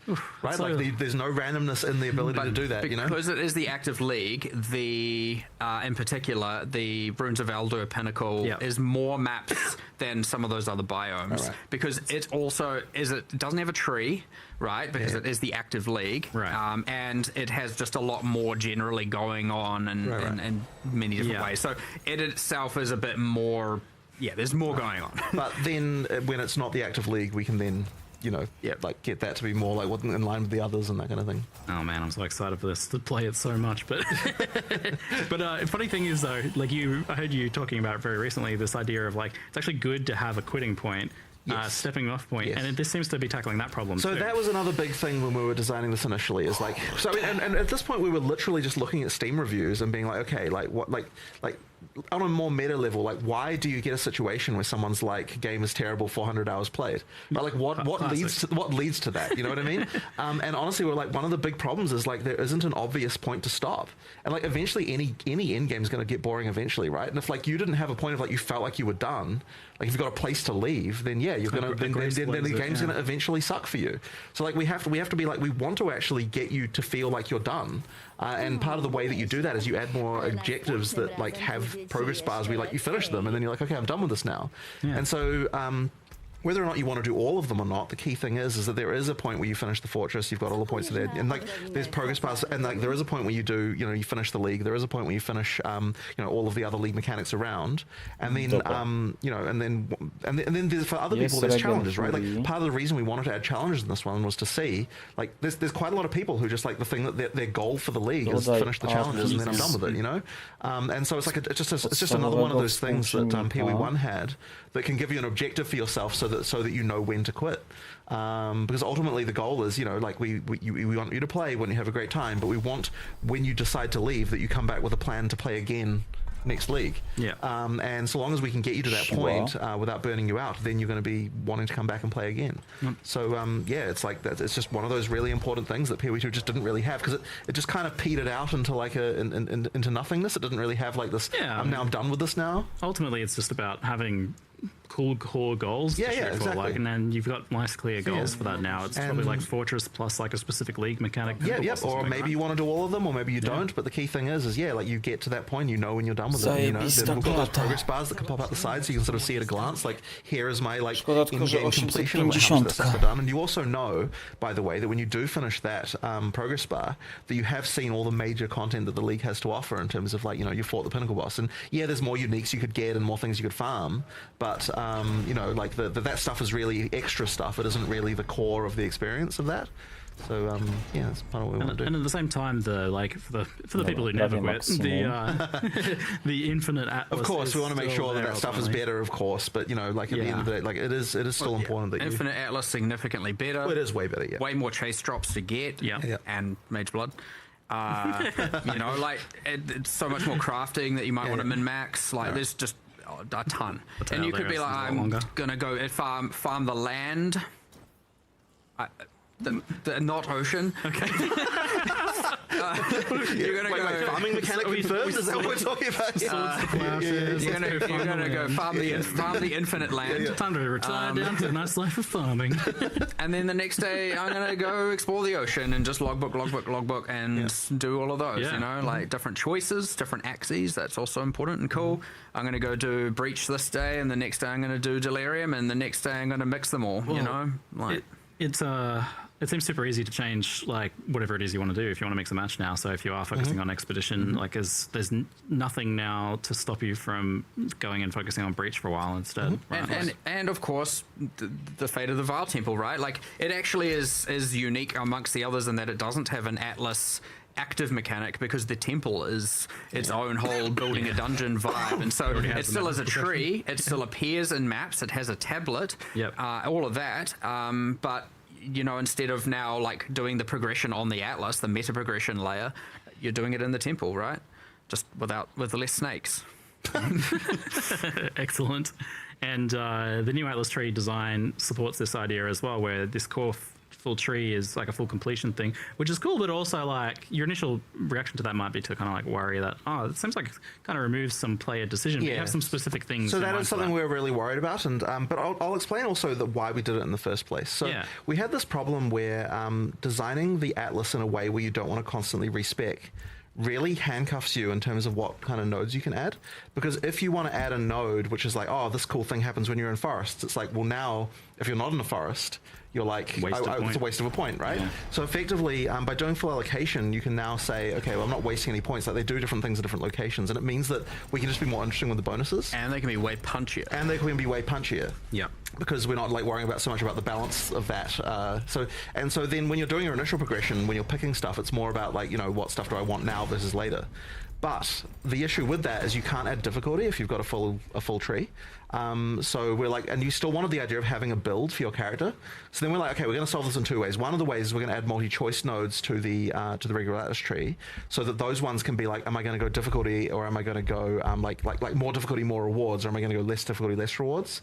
So that example in the stream of like, okay, for shrines, like, do I want the shrines to go on the bosses, which is going to make it so that they're harder with more rewards? Do I want to make it so that when I go into a boss fight, I get an extra shrine effect, thus making the bosses easier? So you've kind of got that tweaking you can do. And so on the regular Atlas tree, you'll find things like that where the design space there is that they're decisions that you're going to want to make, but not very often. Right, so it's like, as my character gets more powerful, maybe I'll flick that node from one mode to the other, but it's not something you're going to be changing all the time. So that's that design space. But then for the Atlas Masters, this is the design space of things that I do want to change all the time, because it depends on what like maps I'm facing. But then we make it really easy to change because we've got that system where just a button on the side, you just pick which one. So what that's actually most close to, in a way, is kind of like the Jesus Christ, I've forgotten the name of even these. You pick the modes when you run a map in PoE1. What do you call that again? There was the Zana thing for Exarch and Eater. The influence. Okay, that thing. Yeah, exactly, right? So it's, Jesus Christ, I can't remember any more of the names of the shit. It's kind of more analogous to that in a way, because it's like before each map, you might want to consider what you're picking, and like depending on what it is that you're doing there. So that's that design space, and so those things together. But that thing there also has like like the choices that you're going to make. Your sort of Atlas build comes out. They're kind of like your Atlas build loadouts. But with pre-configured nodes as opposed. And way better than that, because like if you want to respec one of those, it's only a couple nodes, and you can do that freely. Yes, exactly. So it's no longer but by making that not be on the giant Atlas, it actually simplifies that quite a lot in terms of being able to see that. So like at a glance, you can see like here's the choices that are important, as opposed to like the million other little nodes that kind of don't really matter in practice. So nice not having also just like I suspect from a more player who's like approaching it for the first time as well, just way less FOMO, way less like, oh my god, I don't know, do I go this way, that way, I don't know what to do. And there's still choice of how you get there, but even with the masters and stuff, you don't have to have all these respec systems with different currencies and gold costs, and then they're too cheap and not too cheap and all of that, and yet there's still builds. Like there's still Atlas strategies. There's what tablets you're doing, what multi-choice you've taken on your league trees. There's, I mean, even just what league you're running is in itself a build. I guess you have this kind of like, you could be, it's more of a meta strategy, but you'd be like, I'm going for forest biomes because this league with these nodes on the Atlas tree equals, you know, some certain benefit when combined with Delirium. And then you could be even doing things like, as I said, all the multi-choice. Maybe you run this master when fighting bosses, and this master when fighting or when boss chasing, this master when doing certain leagues over others, this master while logbooking. There's just like all kinds of stuff where it's like, okay, so you'd think by having the tree be fully allocation, you're like, oh, there's no builds anymore, and then it's like, hold on, there's like, there's a lot there. But effectively the complexity there has been moved into a much more tight place where you can sort of do all of that in one go, so it's just a lot more manageable and it feels a lot better, I think. What's the deal with like the sub trees within each master? Because they each have 3 tabs, don't they? Is that right? No. So each of those tabs is a master. Oh, okay. So basically, so like one master is one of those tabs, and then you pick like the things you want for that master. But then when you change to a different master, that's like that's the choice of master you're making for that map. Right. Okay. And it's just whatever master you have that's selected is the one that's active. Is the one that's active. Yes, exactly. Yeah, so it's really each has the 4 rows, which is their quest line unlocks each unlocks one row and 1 point. You can take all of one row, or you can take one of each row. They're just all kind of keystone-y things that. So there's a lot of, even within that, there's obviously a ton of permutations of things you could do. So. Yeah, right. So we've got our Atlas ascendancies and all of that lined out. So the kind of like the equivalent to your, I don't know, your tier 16 plus endgame juicing now is like, go do the fortress, maybe complete like the couple leagues that you're going to focus on, get your masters done. So they have their quests. I guess they appear kind of like at certain points when you discover those ones things. Like, so for example, you've got Hilda who's like sending you to kill like bosses. She'll pick maps that are like a few maps away from the map you just did as like the place where she's going to set her objective. So then it's kind of like you can kind of do that like while you're doing other things, because like you know there's you do have to visit her campsite first to like get her. So there's like a place like right really near the starting point where that is. But like that's then her mission can kind of be completed as you're doing other things. Whereas like other ones have kind of like, you know, they're a little bit different. Well, Doriani's tracking down the corruption. So effectively that quest of what you had as like the quest before is now just like Doriani's like master quest. It's his side quest. And the places where the corruption biomes are is like hard, like in the starting zone we've put them in like specific places so you can questify going to them. Like Doriani can be like, I'll go to this one and then go to that one and so on. So like we've kind of got that stuff that so his quest line is kind of that. Seeing Doriani's quest kind of like minified into his little master thing now makes it seem like it'd be pretty easy for you to in the future make other leagues into masters like that as well. That was what I was going to say next. I was immediately like, someone who's looking at this damn well knows we're going to be adding more of these. There's going to be more of them for sure. Effectively, more Atlas classes get added over time based on different new themes. Like because we've tried to have Jado, Order of the Jinn. Their whole thing is like, you know, getting powerful artifacts out of the hands of the villains, you know, and so you get a vibe there about what the types of nodes could be or should be, where you've got Doriani who's like a powerful thaumaturge scientist, so you can get you know, you have all these different characters, and you have just the classic I want to kill bosses, Hilda who's just trying to like kill powerful beasts, and so you immediately can go, okay, well, you know, not that this is confirmed, I'm literally making this up as we go, but it's like, well, you got Pharaoh, who's the rune seeker trying to learn blue shapes. could be Maybe that's a master when he's not, if it's core or not core, depending on how things go. Yeah, you know? like goes on the Atlas is a big thing. Like you've got these options now for how to integrate things, which as exciting as this is to play now, I'm excited for the future of this as well, because it seems like it'll be a lot more. It's much easier to see. I mean, we designed more than the masters that we're even putting in here. We just didn't get time to do them. Like we had some ideas there. Excellent, good to hear. So yes, okay, you guys could scroll down a little bit more on our Q&A. We can move to the next part. Thank you guys. with the traveling around the map, so towers still kind of exist scattered around, and does the Grand Project still exist as the way to kind of like teleport after you've done a tower? It does. How does that work now? It works some way. There's a bit of a change. Not to like nerf it, it's just like there's a way about how it needs to work that I can't remember the exact specifics of, but yes, ultimately, yes, it does. Excellent. Okay. Have you guys ever considered like just making towers work like that in general? I kind of love that thing. Maybe. Might help with some of the discussions around. I know you're a big fan of like having nice variety in the Atlas, and certainly it's going to be a lot of that because if you're doing like one of those breach areas, you're going to be like doing a variety of maps in them. But for some people, they want to just avoid certain layouts ultimately if they can. And so in a way, like you can path around maps a lot of the time. I guess the Grand Project is one of those ways that you can kind of dodge those things too. So something worth considering. Has there been any look at layouts for maps for like unliked layouts? There's always some of that work that's been done. I'm not entirely sure how much of it there's here, but there's definitely some. There's also a bunch of new maps, just new maps in the pool as well. There's always work on layout stuff, and they address that stuff typically. Just like the level design team just tends to sort of address that sort of stuff. Just always like over time, like just happening in the background. They're just adjusting things. But that being said, I don't want people to believe that we're just going to devolve into just like every map is just a simple layout without any like resistance at all. There does need to, on some level, be some maps that are just like have like.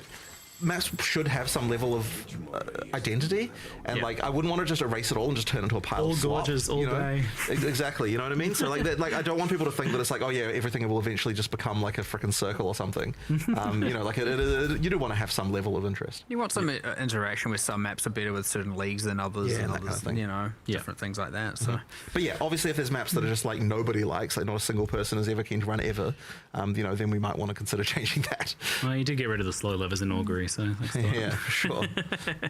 Rogue Exiles are a fun idea, and there's some cool things for them here where you've got this like nemesis system where they can come back and hunt you down. It's the patent's expired on that. It's okay, we're safe. Have Exiles been made more substantial in general because they kind of pushovers? Like to make that a bit juicier. Excellent, great. I'm glad because I was like very excited for them, but they were like, they're kind of lame. So that's good to hear. Co-op progression, I had like grim expectations for how co-op progression would work with this, but you've reassured me that it seems like co-op works well here. So the way that it works basically is that for the fixed part of the Atlas, when you complete a map that would give you something like a passive point or something like that, it actually completes it for everyone. And because the layout is fixed for the parts of the Atlas that are important for quest stuff, it means that, effectively you can all progress and co-op the Atlases at the same time. So you don't have to worry about that part. But as soon as you're in the infinite farm area, now you're effectively working on your own Atlases just like how you were before. Some don't, and I'll give some examples because, so the general just random map that gives, gives a passive point. It completes for everyone. Now, if that's disconnected, like let's say I've been mapping and you join me on day 2, and now I'm just completing maps, you will have a disconnected set of completed maps. You cannot path from those. They have to be connected to your home to be a path. So you still got a path there, right? But they are completed for you. Oh, interesting. So once you connect it up, you can skip over them. But the other thing is that let's say you get to the Delirium tree, you get to the hub, you do some of the maps with Delirium, those will complete in multiplayer. But then you get to the Grand Mirror. That one does not complete in multiplayer because it applies a thing to your Atlas that, if it were to just complete, would rob one of those players out of some sort of either quest or meta progression, which ultimately yields a reward. So some maps shouldn't complete in multiplayer because then you have to split up, you have to run them each in your own, and then you apply your own miss to your own Atlas. And then you can run all those, and those will complete together. Well, the flip side of that is that the entire party gets to go around and do everyone's pinnacle boss, I suppose, at that point. Correct. Yes. That's good. So, some do, some don't. We're just but almost all do. It's just a few cases where we needed to make sure. It's judgment calls where we don't want to rob you out of rewards, right? Like, because you happen to be playing in a group and you're like, damn it, we should have split up. Or I should have left the instance before you did that so that I got it twice, We're trying to make it that's not, just stealing loot from you. We've got some kind of rapid-fire random chat questions here mixed in. Some people have been asking about like the portals for maps, so like the portal restriction, 1 portal for 6 modifier maps. Is that something you're like looking at or reevaluating, or how do you feel about that? The change now at this point? There was some discussion with it. I think we now have it be -1 portal per 2 modifiers. Oh, what's No, but wasn't there something where the tablets did something as well? Oh my god, I don't remember. I can't remember. There was some change here. Oh, this is actually... yeah, I wasn't expecting there was a change here. I just... We've changed some stuff, but the whole thing of like we don't want you to run 5 mod maps all the time because like just of an happenstance of dying. Like we've done some stuff around this. Maybe we undid that though because now we have like Atlas nodes and the master for additional revives. There was something about that though. I feel like we did something in... There is an Atlas node that gives you an extra... we have the master for an extra revive. Oh, the master does it? Okay, right. Okay. There was something here, I just don't quite remember. We have one that removes all the revives. That's and often what's gives you a mentioned bit is like bonus. people are like, 1 portal just feels like, oh man, like some BS gets like, me, and I'm like... We are doing things around it. I just can't remember exactly which decision we landed on. But we did show it. We did show... Well, at least, like I don't know if we put it in here, but on the, I think on the website when you're looking at the announcement page, there's a few nodes on there that you can run, and one of them is an additional revive. Oh, great. So it's like you could at least turn that on if you're running a certain class, but I think we have some ways to do this now, but I can't remember how much we baked into the inherent behavior versus just putting via the tree and or masters, because we went through like 5 iterations here. Yep. There's a question for Ascendancy Trials. So I guess there's 2 questions here. One is Trial of the Ancestors, or the third mystery. The third one's not in this expansion. No, but... a little bit too much content to do. But I assume that's one of those things that you want to have absolutely in and good for launch. And I guess the second question is the existing ones. Is there any kind of plans to improve them? We do want to improve them. They're not good enough. But we didn't get time this time. Yeah, like there's a lot that needs to happen. But all 3 of those are on the cards for before 0.1. Should be. But look, I wouldn't want anything. Put it this way: anything that's in the game right now, I don't want anything that's in the game to be bad at 1.0. So certainly, I would want to fix those other 2 trials before we get to 1.0. Nice. The third one, I want to get it in for 1.0. We'll have to see how that goes. I would say that's a coin flip. Yeah. It's gonna there's quite a lot to do there to make that good. Doing that would compromise something else. It would 100%, and I don't think we will. Fingers crossed. I'm very excited to see this mystery trial. Might be afterwards, but like it's really hard to say. Of course, it just depends. See how things go. But the other 2, we had a plan for. We were like, we're going to fix everything in the end game, and those 2 were on our cards as well. Because technically we want to improve the in-game farmability of them as well. In particular, they're not really they're not something players really play in the in-game that much. We want to improve that. We want to get that to be a thing that's like a viable league, as it were. Yeah, you want it to stand alongside these other in-game mechanics as a thing. We wanted to do the core Atlas stuff first, and then because we were like, okay, we can't do this and this and this and this, and we did that, and then the and this kind of tapered off, and those were 2 things we're like, let's do those in a separate patch, a separate time, and give them the justice you might they have need. tried to do too much at once here, but you guys seem to like doing that anyway. One kind of fun topic for us here is bosses. I cannot overlook bosses. Always one of my favorite things, and you guys are getting a little bit cracked with bosses. They're getting crazier and crazier. I've seen like a bit more than I think what was teased in some of these boss fights. Unhinged. So I guess my first question is, who is each of your favorite of the new bosses? Because there's 15 new bosses or something. I mean, I reckon just conceptually that the one that's the ritual one, the big freaky Bodak. Yeah, the Bodak under the ground is just like really cool. The light, like just with the darkness and the the beams on that thing. Just and it's just like it's just really cool. Just like conceptually, as I said, like with the way that I mean, I don't have much to spoil about that, but like the way that you bring in some entities to help you with that, and like it reveals the little playing with the mechanic of the light and all that sort of stuff. Like it's just pretty cool. The tale of light versus darkness. Yeah, exactly. So that's just a really cool one. Yeah. Favorite. I never pick favorites. They're all. You must pick a favorite of your children. Go on. Which child do you love more than the Miller? Miller. I mean, that Delirium boss is. I mean, it's good. Finally having the spoilery. Go on. It's good having the strange voice has a thing now. You know what I mean? Okay. He's not so strange after all. Or he's more strange, I guess. One of the two. Anyway, but like, it's nice that from a, you know, Delirium's been in PoE 1 for so long. So it's like, holy, it's been this long till we got, you know, a new pinnacle out of Delirium. But in the same sense, so is Ritual. And honestly, it doesn't really have any of the way of bosses and anything really so much. And at some point, King and the Mist became it, but that honestly wasn't, you know, that came with the Affliction League. And, you know, so it's like this... he's just a little guy. It's just interesting finally getting some new capstones to some of these stories that have been around for like a decade. Which I think is real cool. And honestly, it's just nice to be able to... Like, the King in the Mist, come on, you fight him in Act 1. I know, he went from being like a pinnacle boss to a campaign boss now. It's so good. Like, your bar has elevated that much. And then you get it again, you're like Pinnacle of Ritual, and it's King in the Mist again. And didn't they kill this guy in the first act? He's a side boss.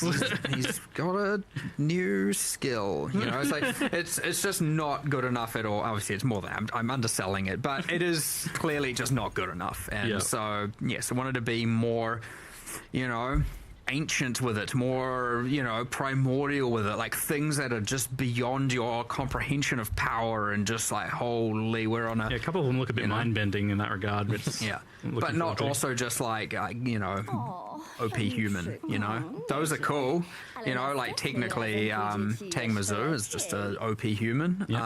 You know, there's such a cool little storyline there, and you know, people. I can't wait for people to see that, because there's actually a cool story link between Ritual and Delirium. Not that mechanically they're overlapped, and you get to see, you know, some of the origins of how he came to be who he is, and you know, you might feel a little bit sympathetic for him, or you're just like, nah, I don't like you. You just make me see crazy demons and stuff. Or maybe you're like, I love that you make me see crazy demons and stuff. I don't know, but I just love all of that. Like, I like that we're finally putting a bow on some of these things, finally getting to the end of these. Well, I wouldn't even say it's the end, right? Like, it could be the beginning of something new as well. Like, that's the whole point. Is but something you'd be a bit more proud of, absolutely. 100%. It's like, oh, Kurde, nie mogę włączyć udręki jeden. That Olroth guy, that, you know, who as a character is cool, but as a, you know, boss fight, it's just, it was clearly just a rip from PoE 1, and, you know, it's like,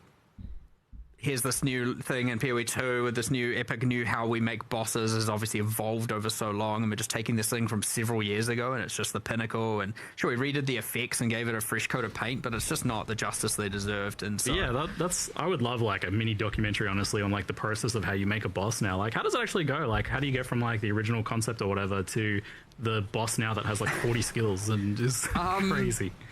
There's kind of a few ways. Sometimes where it can be driven from 3 points. One can just be purely like narrative, let's see what we can come up with. Like, the campaign is way more narratively driven design of bosses. Like, we kind of know who is going to be the final boss in story before we develop the boss, and thus then it goes to concept and through the art pipeline. That's probably a more standard pipeline, but honestly, I would say a good half the bosses, and for example, and you're not going to know this, and it almost undersells it in a way, but the Expedition Pinnacle boss, like the Runes of Eldur Pinnacle boss, right? That, which some people saw some silhouettes of and whatnot, but that thing is like this giant, massive, horrific creature that's just like, you know, resembling a spider, and you know, that was initially just a random mini boss in Act 5 that we were going to do. Yeah, and the area kind of evolved to the point where that boss didn't fit anymore. Kurwa, and so we're like, well, whenever we're looking at we're doing league design, we're often looking at some of the assets that we've got around, and then like it can actually inspire design for some of the stories as well. Yeah, you like look at this cool so we thing, sort of look at this thing, we're like, oh man, like what if we looked at the mix between, what if Elysium and Corruption were to come together and mix, and like what that would sort of result in. Like, you see this thing, oh maybe that could be, and then once you've got that, you're like, okay, maybe if we change this model to kind of be more in line with that, we can then like, you know, like look at this and be like, okay, like, and sort of create something. So having those constraints when you're designing a story, and then like seeing like some other stuff can actually really inspire quite a lot of creativity as far as like designing the storyline as well is concerned. You go back and we're like, you know, like partly it's also like it's too epic for this just random Act 5 area that's like an in-between, you know? It's not a key story boss, I guess is what I'd call it. And not that those shouldn't be epic, but then you take it and you're like, all right, let's make the limbs out of Verisium. Let's add this. Let's add this. Add some magical power. We can do this blue glow here. Add some more flesh. And by the way, and then we tell the modelers, like, by the way, we're going to 3x the scale of it. And they're like, oh geez, the resolution of the textures might not hold up. So they're like, you know, there's all kinds of stuff like that where we have to do. And then all of a sudden you've got this like, and obviously when you make something that big, you have to, if it's already animated, you probably have to reanimate it, right? Because the way it will move needs to be different. Big things move slow. Correct. Especially if you want some telegraphing that matters. So, you know, it helps. But honestly, the way it comes about can just be honestly just out of nowhere. You just have this thing and you take it from somewhere else. You have the narrative driven. And other times you just have like, I mean, our artists are just working on stuff. Like, normally we're very, very reactive to player demand for what they want from mechanics and balance and stuff like that. We try to be. And so we don't generally design leagues significantly ahead, right? And generally, honestly, we do not know the next league. Just, we've said this many times before. We do not know it. So, but obviously you need time for the artist to produce all that art. And so they're just making stuff. They're just in there making cool stuff. They're just making lots and lots of cool stuff. And it can be sometimes we have a mechanic we want and we want art to support it. So we look through our library of just ruckus and we find something that fits. Or sometimes we're like, damn, we're like struggling to come up with a theme for a league here. We look through and we're like, oh, what do we do? All this, and this is the boss and this is that. And then we just piece some stuff together, bit of retexturing, maybe some, you know, and it just can come together in that regard as well. And so we have this just insane backlog library of art constantly being made for stuff that we don't necessarily know. And sometimes they give some direction. Like, for example, I know, and Jonathan's mentioned it, we are going to do Delve again at some point, right? So that's as soon as I hear that, I'm like, okay, I'm gonna tell the, you know, concept artists, the character artists, and sometimes even the environment artists. It's just like, we are going to do this at some point. Make sure it's there. Make sure we're experimenting and thinking about what does it look like. Who is now all of a Crystal Knight, or maybe his friends, or his siblings, or his father, or his, you know, you just start expanding and just let them start coming up with the real epic stuff, and then it's like, what does the underground now look like? Are we still, you know, they might want to experiment with things that's like, do we want to change how Azurite is represented, because it might just look like Verisium now, and you know, stuff like that. So we kind of have just stuff like that going, where it's sometimes directed, sometimes completely undirected, just going constantly. And it just allows us to just really quickly then just grab some stuff out of the hat and chuck it in and start, you know, assign it to either a mechanic or a theme, and just unify those three threads, which is the art, the mechanics, and the narrative, which, yeah, either can come first is kind of the thing. Either could be the chicken or the egg, and, you know, it's kind of awesome, and it allows us to just be like real fast. Yeah, awesome. Well, you guys are absolutely cooking with this. Can't wait to check some of it out. We do unfortunately have to wait a little while, but I suppose you might have a few teasers and things like that for us over the next couple of weeks to help make things worse, maybe, while we agonize over this wait. But very much looking forward to it. Thank you both for the extended amount of time for a very large Q&A. It's been a good one. Awesome. Flew by. Yeah. Flew by. It was good stuff. I enjoyed this first intermission. Yeah, first intermission. Woohoo! Real cool. League, right? Very excited. I couldn't make it. Yeah. All right, we'll see you guys next time. Thank you very much for watching. Thanks, everyone. Thank you. See you on launch. No dobra.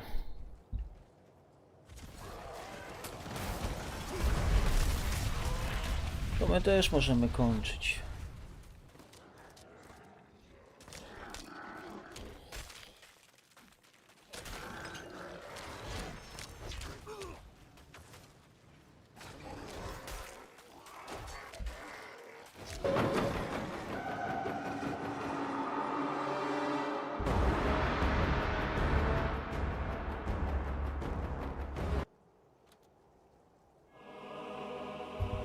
Zobaczymy, jak z tym damage'em. Nie mam żadnych tych.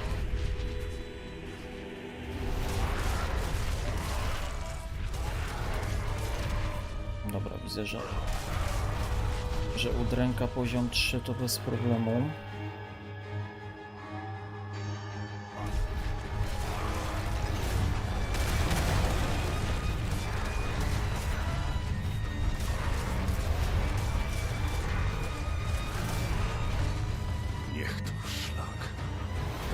siedzi.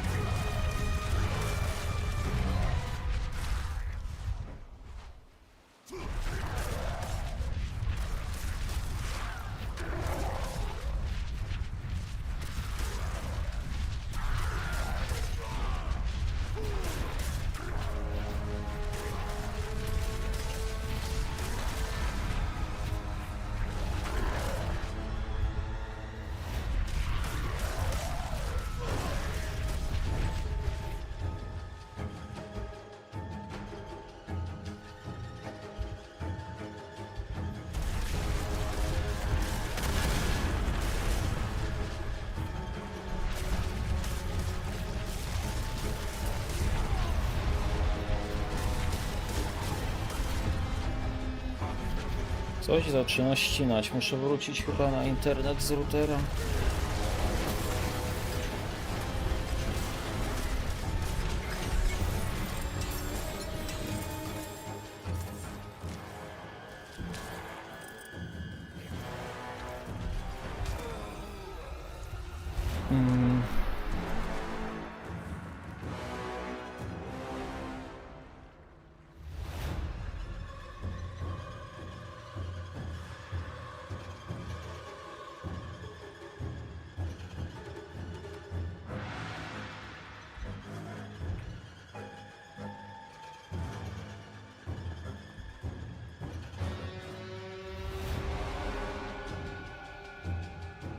Szansa na szczęśliwy traf. Czyli ja w ogóle muszę szukać broni polarm najlepiej.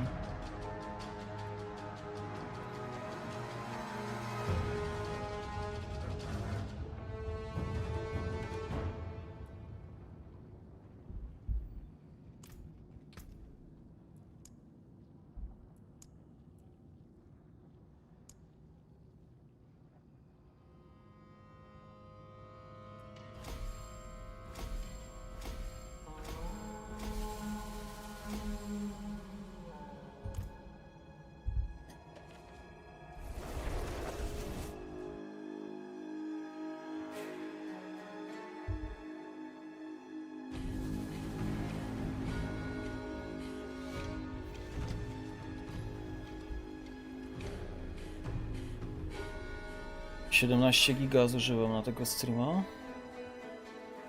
Dużo. Kurwa. A ja potrzebuję internet w maju, żeby PoE potem ściągać.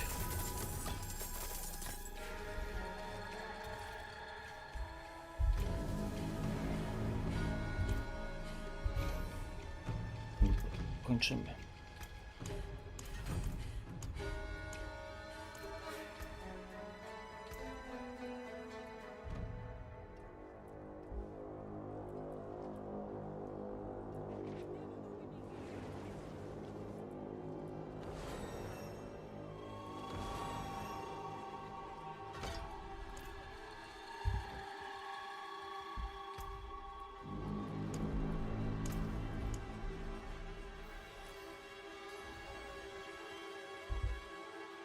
Rękę 3 można włączyć.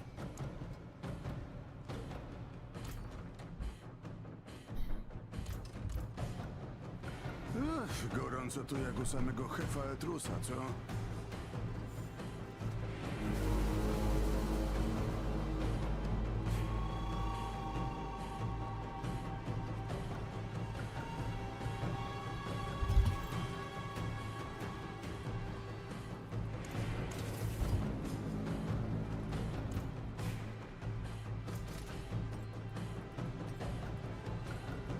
Dodajmy affix na damage.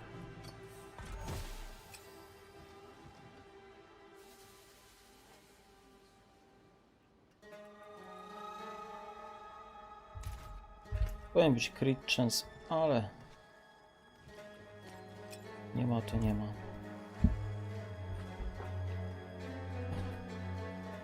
Damage per overpower. Nie posiadam chyba.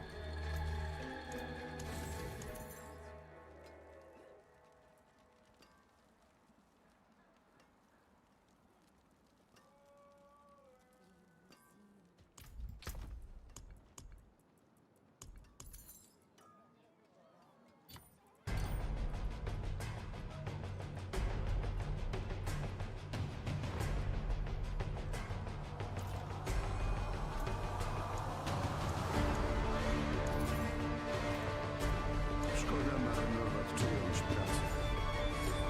Dobra. Będę tu sobie stać i wykuwać.